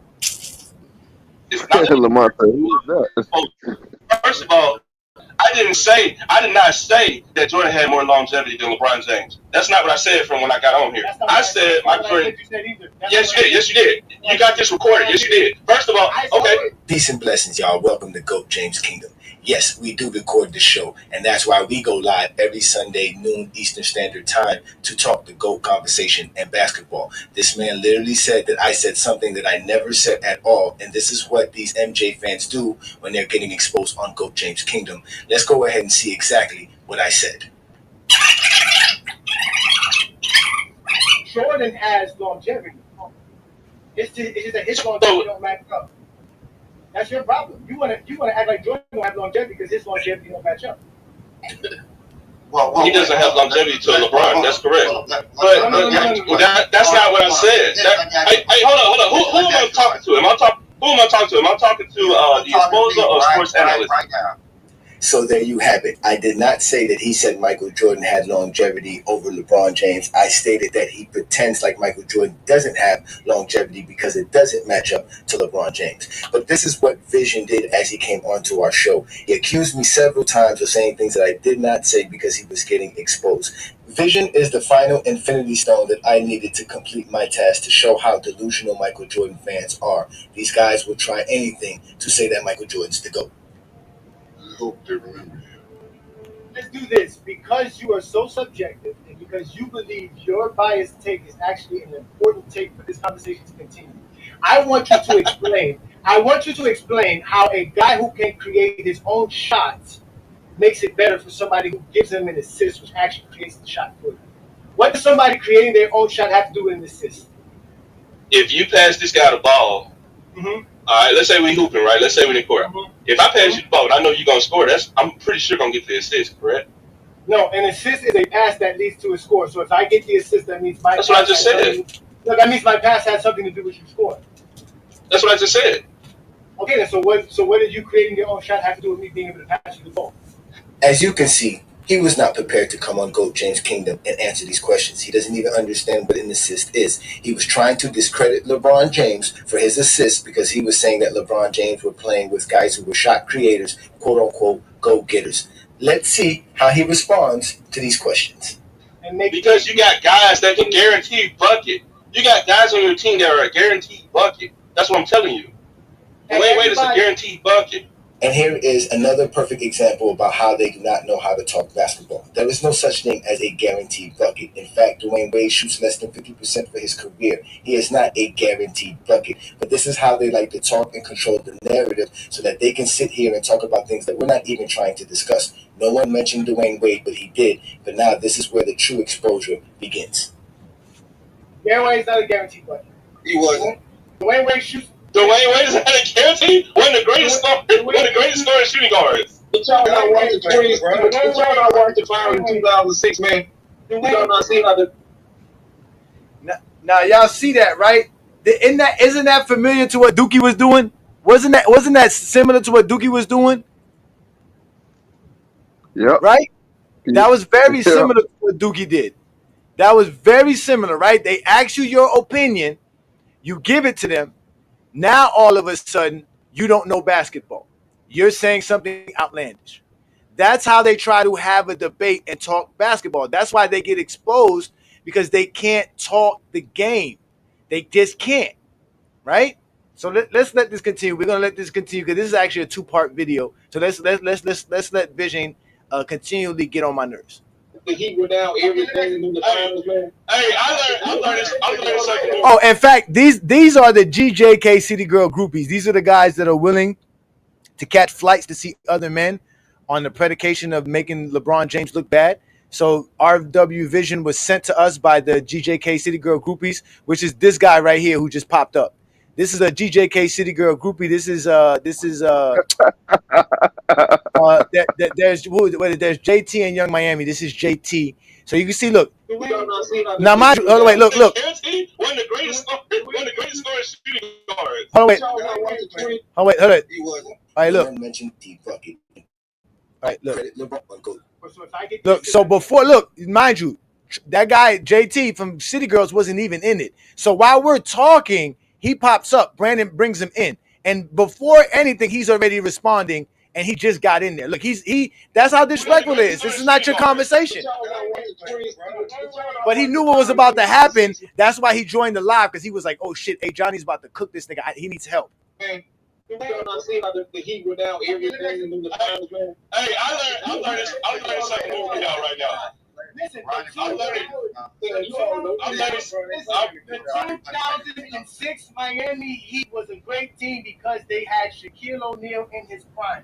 It had nothing to do with the Back with his prime, man. Stop lying, dog. He was all NBA first team in 2005 and 6. That is still in your prime. He was averaging 22 and 10. That is still in your prime. Shaquille O'Neal is the reason why the Miami Heat were actual contenders. As a Miami Heat fan, I know this. These guys love to pretend like Shaquille O'Neal was just some guy sitting on the bench watching Dwayne Wade rock and destroy people. No, that's not the case. Shaquille O'Neal was a dominant factor for the Miami Heat in 2006. As a Miami Heat fan, I know this. Bro, did you really just say Dwayne Wade had nothing to do with the Miami Heat winning those things? Did you really just say that? He exposed. I said he had nothing to do with them being a title contender. Miami Heat. Why not? Why not? Because they had Shaquille O'Neal, and that is why. And there he goes, lying on me again. I did not say Dwayne Wade had nothing to do with the Heat winning the championship. And this is what they do. They put words in your mouth and try to control the narrative. I don't know why they're so desperate.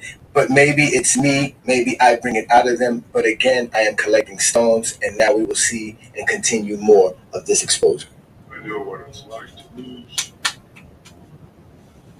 Feel so desperately that you're right. And to fail, nonetheless. Listen to what I just said. I did not say Dwayne Wade had nothing to do with the Miami Heat winning a championship. I said he had nothing to do with them being a title contender. And he wasn't the leader of the Heat. Dwayne Wade benefited from a veteran lineup and a veteran head coach. As you can see, I am losing my patience as Vision is not really collecting the information provided in the conversation. And this is what they do, and this is why they get exposed by the exposer. I ask you, to what end? Dread it, run from it, destiny arrives all the same. And now it's here. Or should I say, I am. Like, no, he's not saying that they. I'm saying he's saying they won because of the team. But anyways, you see how Brandon got it? He was saying that he talked to Shaq. He told Shaq that he needs to take a step back because he could allow Dwayne Wade to score. Because throughout the year, Shaq wanted things ran through him, and Gary Payton that he said he could solve that there was like a rift created between those two, like it was between Kobe and Shaq. So Shaq had to take a step back to allow Dwayne Wade to be who he was. And yeah, we know that Shaq was first team All NBA, but it wasn't because of Shaq had to take a step back to just say, okay, Wade, you take more of the scoring lead, and we're going to do everything else. So that was one of the reasons why they actually won the title, because Shaq had to actually take a step back. I'm the oldest one on this team. I'm the oldest face. So I did like this. I started seeing Shaq be mad about we're not getting him the ball. And I just told Shaq, I said, Shaq, listen, look what young fella did last year. You see how he took over stuff, man. They lost in the Eastern Conference Finals. You guys lost in the Eastern Conference Finals. That's why Pat came and put all of us together. He wanted the championship. We're here now. We got to stop this, man. I said, man, we're going to make him be the first year. Period. You got to do this for me. And I told Shaq, I said, do this for me. Just let him be the first year. Let him go and do him. If we get you on the block, just get there and score. And when he agreed to it and bid in, man, D-Wade, I ain't never seen nobody perform like this ever. He had 35. And I was like, this is incredible because this young kid was giving them the blues. Now, mind you, this conversation that Gary Payton is talking about with Shaq happened in the finals.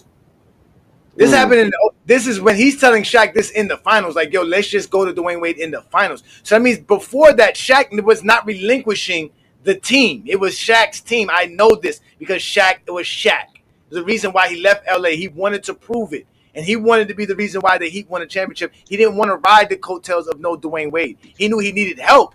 And that's why he said they got Gary Payton and all those guys to join the Miami Heat. That was damn near a super team. But let's continue this video. So what I'm trying to get an understanding for that 2006, you're saying that Shaq was the man for that team. Is that what you're saying, Ajani? Shaquille O'Neal was the leader of the 2006 Heat. He was the leader of the 2005 Heat. In fact, bringing up that same conversation Brandon is talking about the other day, Shaq and Gary Payton were bringing it up, and there were times Gary Payton was like, man, we're not running that play. They were trying to run plays for Dwayne Wade. He was like, we're going to beat the big man, because it was a veteran roster. It was a veteran squad that was trying to win a championship. And they utilized everybody perfectly. Everybody played their role perfectly as a team. See, he's not used to that. On his live, he cuts people off. He doesn't let you get your take in. He doesn't do none of that crazy stuff. That's why he's going crazy. He's trying his hardest to shut me up because I'm cooking. Because they never heard this information no more. And you're gonna see him looking down at notes. They have notes. So they have a script, a pre-written script on how they're going to have an argument. But when they come to GOAT James Kingdom, Brandon and I say things they've never heard people say. So they don't really have a response for it. So that's why he got cooked. But he came in with I told him that, you're going to come in because he reminded me of all the stuff that was going on TikTok. Because around that time, Ralph kept telling me to go to TikTok and go to these TikTok lives. And like Lamont said, them TikTok people are wild. Dwayne Wade was the leading scorer. He's going to be your first option because in certain series, like against Dallas, he's the best option for them because of the game plan was that Dwayne Wade shoot. And they got rid of me and Gary in Miami because Gary and I was the only one that really didn't listen to Pat. So Pat would call a play and Gary would be like, I'm not running that. I'm throwing the ball to Shaq. Pat would be like, you going to do this? You going to do that? Gary, come on help. I ain't doing that. Give me the ball. I'm going to throw it to Shaq. Shaq going to get double. He kick it out. Thanks, Gary. Every play. Hey, Ahmad. Every play, right? Pat be doing the play, and I can see, Gary sit behind Pat with this face right here. That face right there. I ain't doing that. I ain't doing that. D-Wade be like, hey, man, run the play. I ain't doing that. D-Wade be like, hey, man, run the play. I ain't doing that. D-Wade be like, hey, man, run the play. I ain't doing that. I'm throwing the ball at Shaq. He gonna get done with it. When he kick it out, forget all that. Forget all that. Man, it was too much, man. I ain't got time to be. I'm 38 years old, man. I ain't got time to be running no plays. I gotta think that's gonna be okay, man. Give the big fella, man. If he want to kick it to us, man, he kick it to us. We just gotta be ready to shoot. No plays. Actually, according to the so you can see there that obviously Dwayne Wade is not no leader of no team. They told him let's run a play. They told Dwayne Wade shut the fuck up because it was a veteran team. Dwayne Wade was only in his third NBA season. Ain't with nobody sitting around here listening to no damn Dwayne Wade. Season D Wade was the most. And this is where the stuff that used to get me angry with Ralph and sometimes get me angry with Craig is that instead of letting these guys get cooked, they try to come to these guys' defense. And we don't bring Ralph and Craig and them up here to defend Zesty Jeffries. We bring them up to bring a balance to the show and to bring, great takes like they always do. But they always try to help these guys. And that's what gets me mad because now I got to go in on you because you done chose a side. You should just sit back and just like Ernest is doing. See, Ernest is a LeBron fan. He's not saying nothing. But Ralph's a Jordan fan. He can't help it because he a part of him believes this bullshit that these Zesty Jeffries say. But not no more. That was Ralph a couple of years ago. Ralph's gotten a lot better. Shout out to my boy Ralph, man. Peace and blessings, brother. But let's let it continue because Ralph tries to save him. And watch what happens to Ralph. Because again, the exposer holds no bars. I don't care who you are. I don't care what you do. If you can't talk basketball, I will expose you. Productive over Shaq because D-Wade game score was 38.6 for the season and Shaq was 28.6. Oh, I got a commercial, y'all. We got a commercial. We got the commercial here. We can't let the commercial run in. They got the commercial. They trying to run a commercial on me, man. They got to run a commercial on you, boy. Look at it. They got a commercial. What the hell is going on? What the hell? Come to Vision's rescue, but they couldn't help him. And Ralph just actually got himself exposed as well by joining this conversation. And again, like Vision stated, this is recorded. So he stated something about the game score for the season. There is no such thing as a game score for a season. There's no multi-game game score. Game scores are basically for a game or a playoff series. So what Ralph is bringing up is not a season game score stat. He is bringing up a season high game score stat, which is what Dwayne Wade has here and what Shaquille O'Neal has here, which has nothing to do with the actual production for the season. But if we go to the stat that Michael Jordan fans love to bring up, which is the PER, you can see here for those 2 seasons, Shaq's PER was higher than Dwayne Wade's. But this is why Ralph joins GOAT James Kingdom every Sunday, noon Eastern Standard Time, because he knows we provide real information and real basketball knowledge. We do not sit on TikTok just talking about a bunch of nonsense like Vision does and the rest of his crew, which has been exposed here on GOAT James Kingdom. Let's continue the exposure. And now let's get back on topic. Now, like I said, we can say Dwayne Wade was a scorer, right? He was a go getter, bro. And you sit here and lie and say Dwayne Wade couldn't create his own shot. He couldn't score at will. Are you serious? He was bringing the ball down. He said that. See, look. He said that. He said that. Ralph, give it is. He did say that. You heard me tell Ralph, look at the face. Look, disruptive, right? Disrespectful line, right? So because he had no information, right? He had no information to back up any or to refute anything that I had. He had to make up that I said something to make me sound like I don't know basketball. Who in their right mind would say Dwayne Wade can't create his own shot, right? So this is how they do it. And this is why I told Ralph, because I was having conversations with Ralph around that time about how disrespectful these dudes be, because this is how they try to have a conversation about basketball. They're not trying to talk the game. You see what I'm trying to say? That's why those TikTok dudes used to get cooked all the time. So he tried to come on GOAT James Kingdom with his bullshit. But look again, y'all see it. I showed you Vision. I showed you. Well, Mel kind of was respectful. Who else did I show you? I showed you the Michael Jordan fans are the best page. You see Dookie. This is how they debate. This is why they get exposed. This is one thing that y'all have not pointed out with my fighting style, is that I could adapt to any one of you, Jesse Jeffrey, because in reality, y'all all have the same logic. None at all. Watch how I snap on Vision, and that's how I got my final Infinity Stone. And after this episode, I officially was the exposer, and there was not a Zesty Jeffrey that could ever get mercy from me ever again. And there you have it. That was the 3rd time he said that I said something that I did not state because he could not handle the conversation. He had to create up actual narratives and things that I didn't say for him to try to argue or win this argument because he doesn't have facts. This is where the exposer starts exposing him. You have now been exposed by the exposer, Vision. Vision, I did not say that. I did not say Dwayne Wade cannot create his own shot. I said, what is the point of you bringing up Dwayne Wade being a shot creator of his own when we're talking about assists? Well, you don't get an assist when somebody creates their own shot. You got this recorded, bro.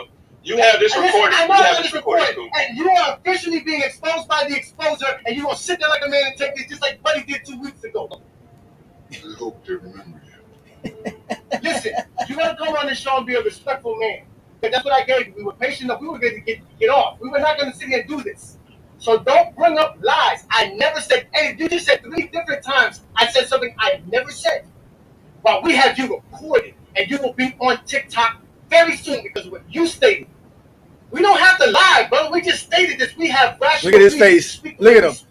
look at Brandon. Look at Brandon. Brandon You're loves coming with it. narratives that you should have spent our show on and found out we've been broke down. Hey, what happened to the dude on the bottom left?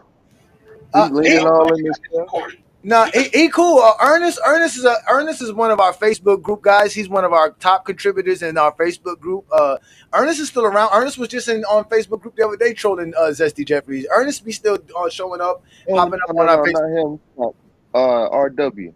Oh, he's still on TikTok. You can catch him on TikTok. They stay on TikTok because on TikTok it's not recorded. See, he didn't know that I was gonna make this video, and that's why he never showed up again. Because everything's recorded. Not only is it recorded, I can make a video of it. So you don't have to watch the entire stream, which back then we were doing like 2-hour streams. You can just watch this clip. It's 13 minutes. So that's their problem. Not only do we have our show, we make content off of our show. So that like they're not used because they're not content creators. So but on TikTok, you can be on live for 6, 7, 8 hours and none of it's recorded. TikTok will send you a couple of clips of supposedly your highest peak moments where you had the most either engagement, whether in comments or in actual watching. But it's not going to actually have the entire live or any segment that you would want to like break down for somebody to see. So that's why they like it, because they can lie, bully, do a lot of shit, and there's no proof of anything. They can say, "Oh yeah, I cook Ajani," but when I tell you I cook RW Vision, you can come right here and see it on my channel, and it's on my TikTok. That's another thing about us in GOAT James Kingdom. We're not only on TikTok, ladies and gentlemen. I mean, on YouTube. We're on TikTok, Facebook, Instagram, Twitter, Discord. We're all over the place, and we post all over our channels. So this is on TikTok. This is on our YouTube. This is on our Facebook. I don't know if it's still on it's on our YouTube, Facebook, Instagram, TikTok. It's all over the place. And we've been doing, like I said, this is a 2-year-old video, over 2 years ago. And this is his final battle right here. Yourself, and you cooking yourself. I literally heard it, because if I didn't hear it, I wouldn't have said it. Because you didn't say it.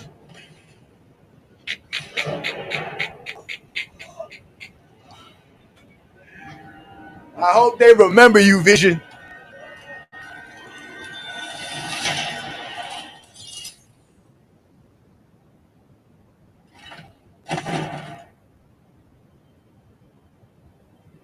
That's it, y'all. The birth of the exposer.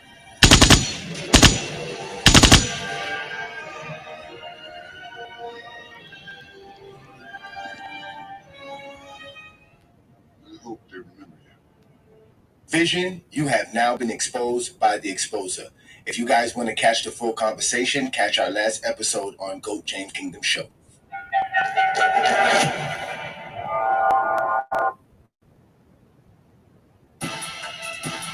The March channel. So that's what we've been doing, brothers. That was great. That was phenomenal. R.I.P. Vision. Indeed, man. The Friday night intro. Yep, that's from the Friday night intro. That's one of my favorite moments, man. Again, y'all just saw a couple of things. And let's leave Herm alone, man. Herm comes to the rescue of all the Zesty Jeffries. He tried to save Dookie the other night. He wouldn't let me cook Dookie. He does a good job at it. He's a very good disruptor. Shout out to Hollywood Herm, though. He's supposed to be a GOAT James Kingdom member. I don't see y'all tags. Y'all need to stop going on FYF. If you're a GOAT James Kingdom member and watching tonight's show, you should be watching GOAT James Kingdom shows on GOAT James Kingdom channel. Either way, bro, I want to thank you, Olo, man, for riding out this whole show with me, man. I appreciate you, bro. This was actually a great show. It was a lot of fun. We the Florida crew. Yeah, we the Florida crew. That's right, man. You don't come down to Florida unless you want to be called a GJK City Girl groupie. Oh, you know what? I think I want to play that video. Olo, you ready for one more? Olo, you ready for one more? I know I keep saying. Yeah, go ahead. I know I keep saying I don't have more, but this one right here is well deserving, because this one is truly my arch nemesis. Shout out to Mr. DA Dewan. You know what? We might have to play 2 videos right now. Because I'm going to show y'all. Well, you know what? I'm not going to do that. After you guys watch this one video I'm going to show you right now, please go to this divorce court video and watch this divorce court video. I want to see at least 50 views on this overnight on this video here. It's called the GJK Special Edition of Divorce Court. Please double check that. As the number one Zesty Jeffries of all Zesty Jeffries, his name is Daiwan Sanders, a.k.a. Young Miami, and he is the worst of the worst. So let's go ahead and bring it up. Oh my God, what happened? What happened? Why did it go to that? Hey, yo, Throw James. It's your worst nightmare once again. I know that ain't what I think it is. I got a surprise for you, though. I'm in your city. Oh, man, he came to get a date, man. Play me one-on-one. I was like, this nigga must be joking, man. I don't know how he was going with this. He was dead serious. In a game of basketball, something that you can't out-debate me in. I knew I had something going on. I can smell it. I can smell it. Anybody coming here having used crack, I can smell it. I smell a little crack in you. Because every time we go head-to-head, brother, I destroy you. With little to no effort, a.k.a. with Z-level effort. So you on the clock. I'll be waiting on your response.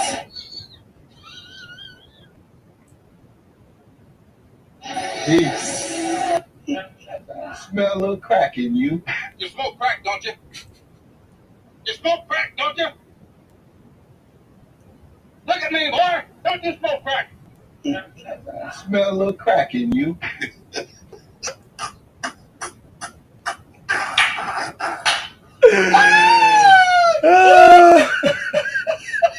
The man said, I smell the crack in you.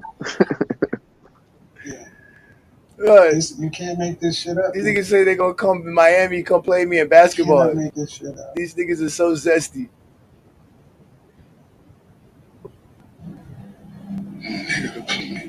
My bad. No, my bad. I was off. My bad. Hey, AD, you got me right there. My bad. I was off on that one. Let me go back. Goodbye.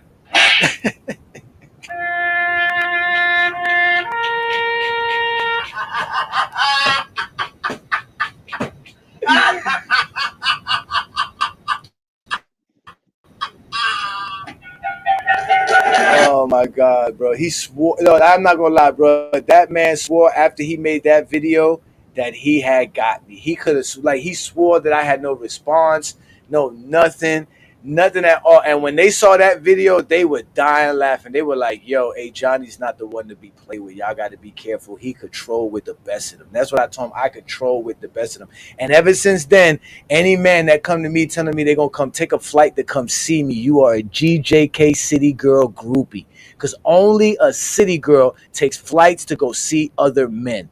That is some zesty Jeffrey shit if you ever seen some zesty Jeffrey shit. I don't even play basketball. Why do you even want to come play basketball? I've been stopped playing basketball. I'm in my 40s.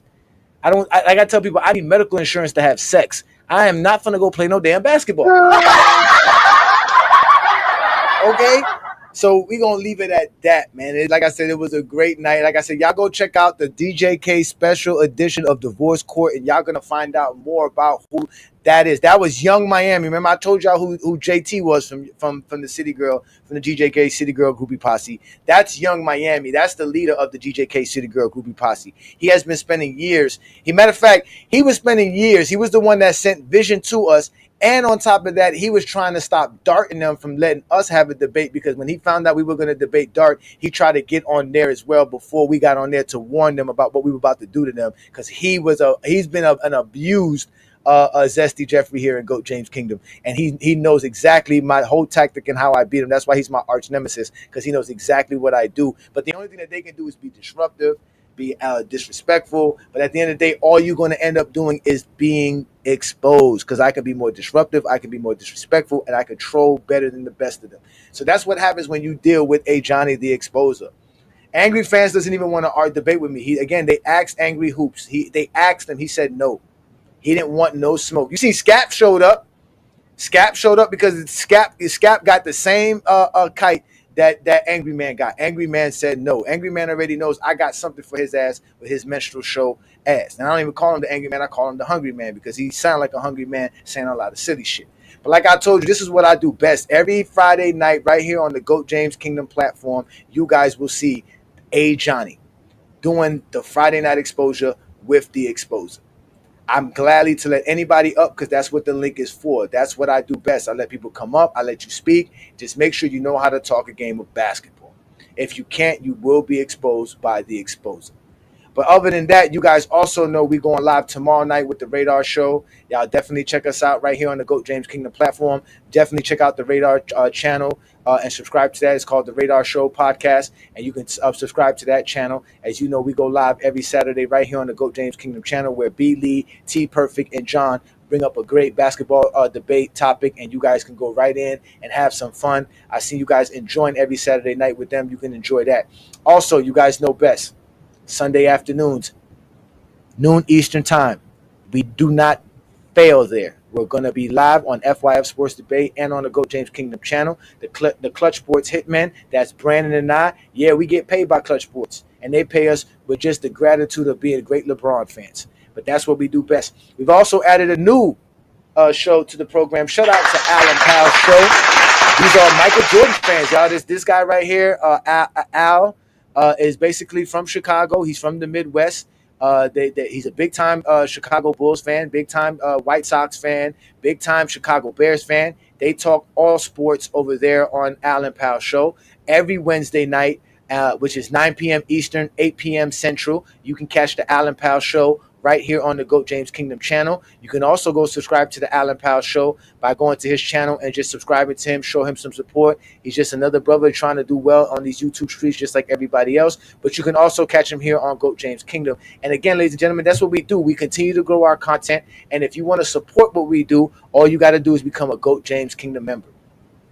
You go to our channel, you hit that join tab, you'll see all the different tiers of becoming a GOAT James Kingdom member. Now, we have some GOAT James Kingdom members that are King's Guards.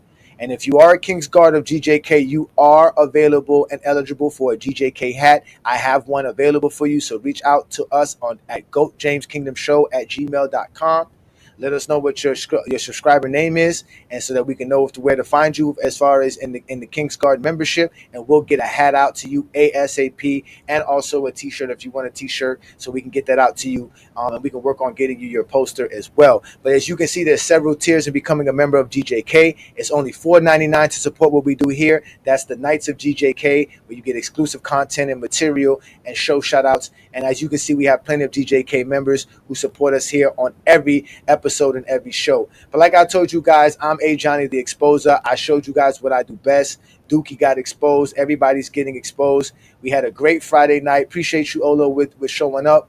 And like I said, man, you guys have a great Friday night or Saturday morning. And peace and blessings straight out of the GOAT James Kingdom channel. And again, this was the Friday Night Exposure with the Exposer. You have now been exposed by the Exposer. If you're a basketball fan and you're tired of basketball shows that talk about fake narratives and using non-basketball terms like killer instinct, playoff translation, gravity, come to GOAT James Kingdom.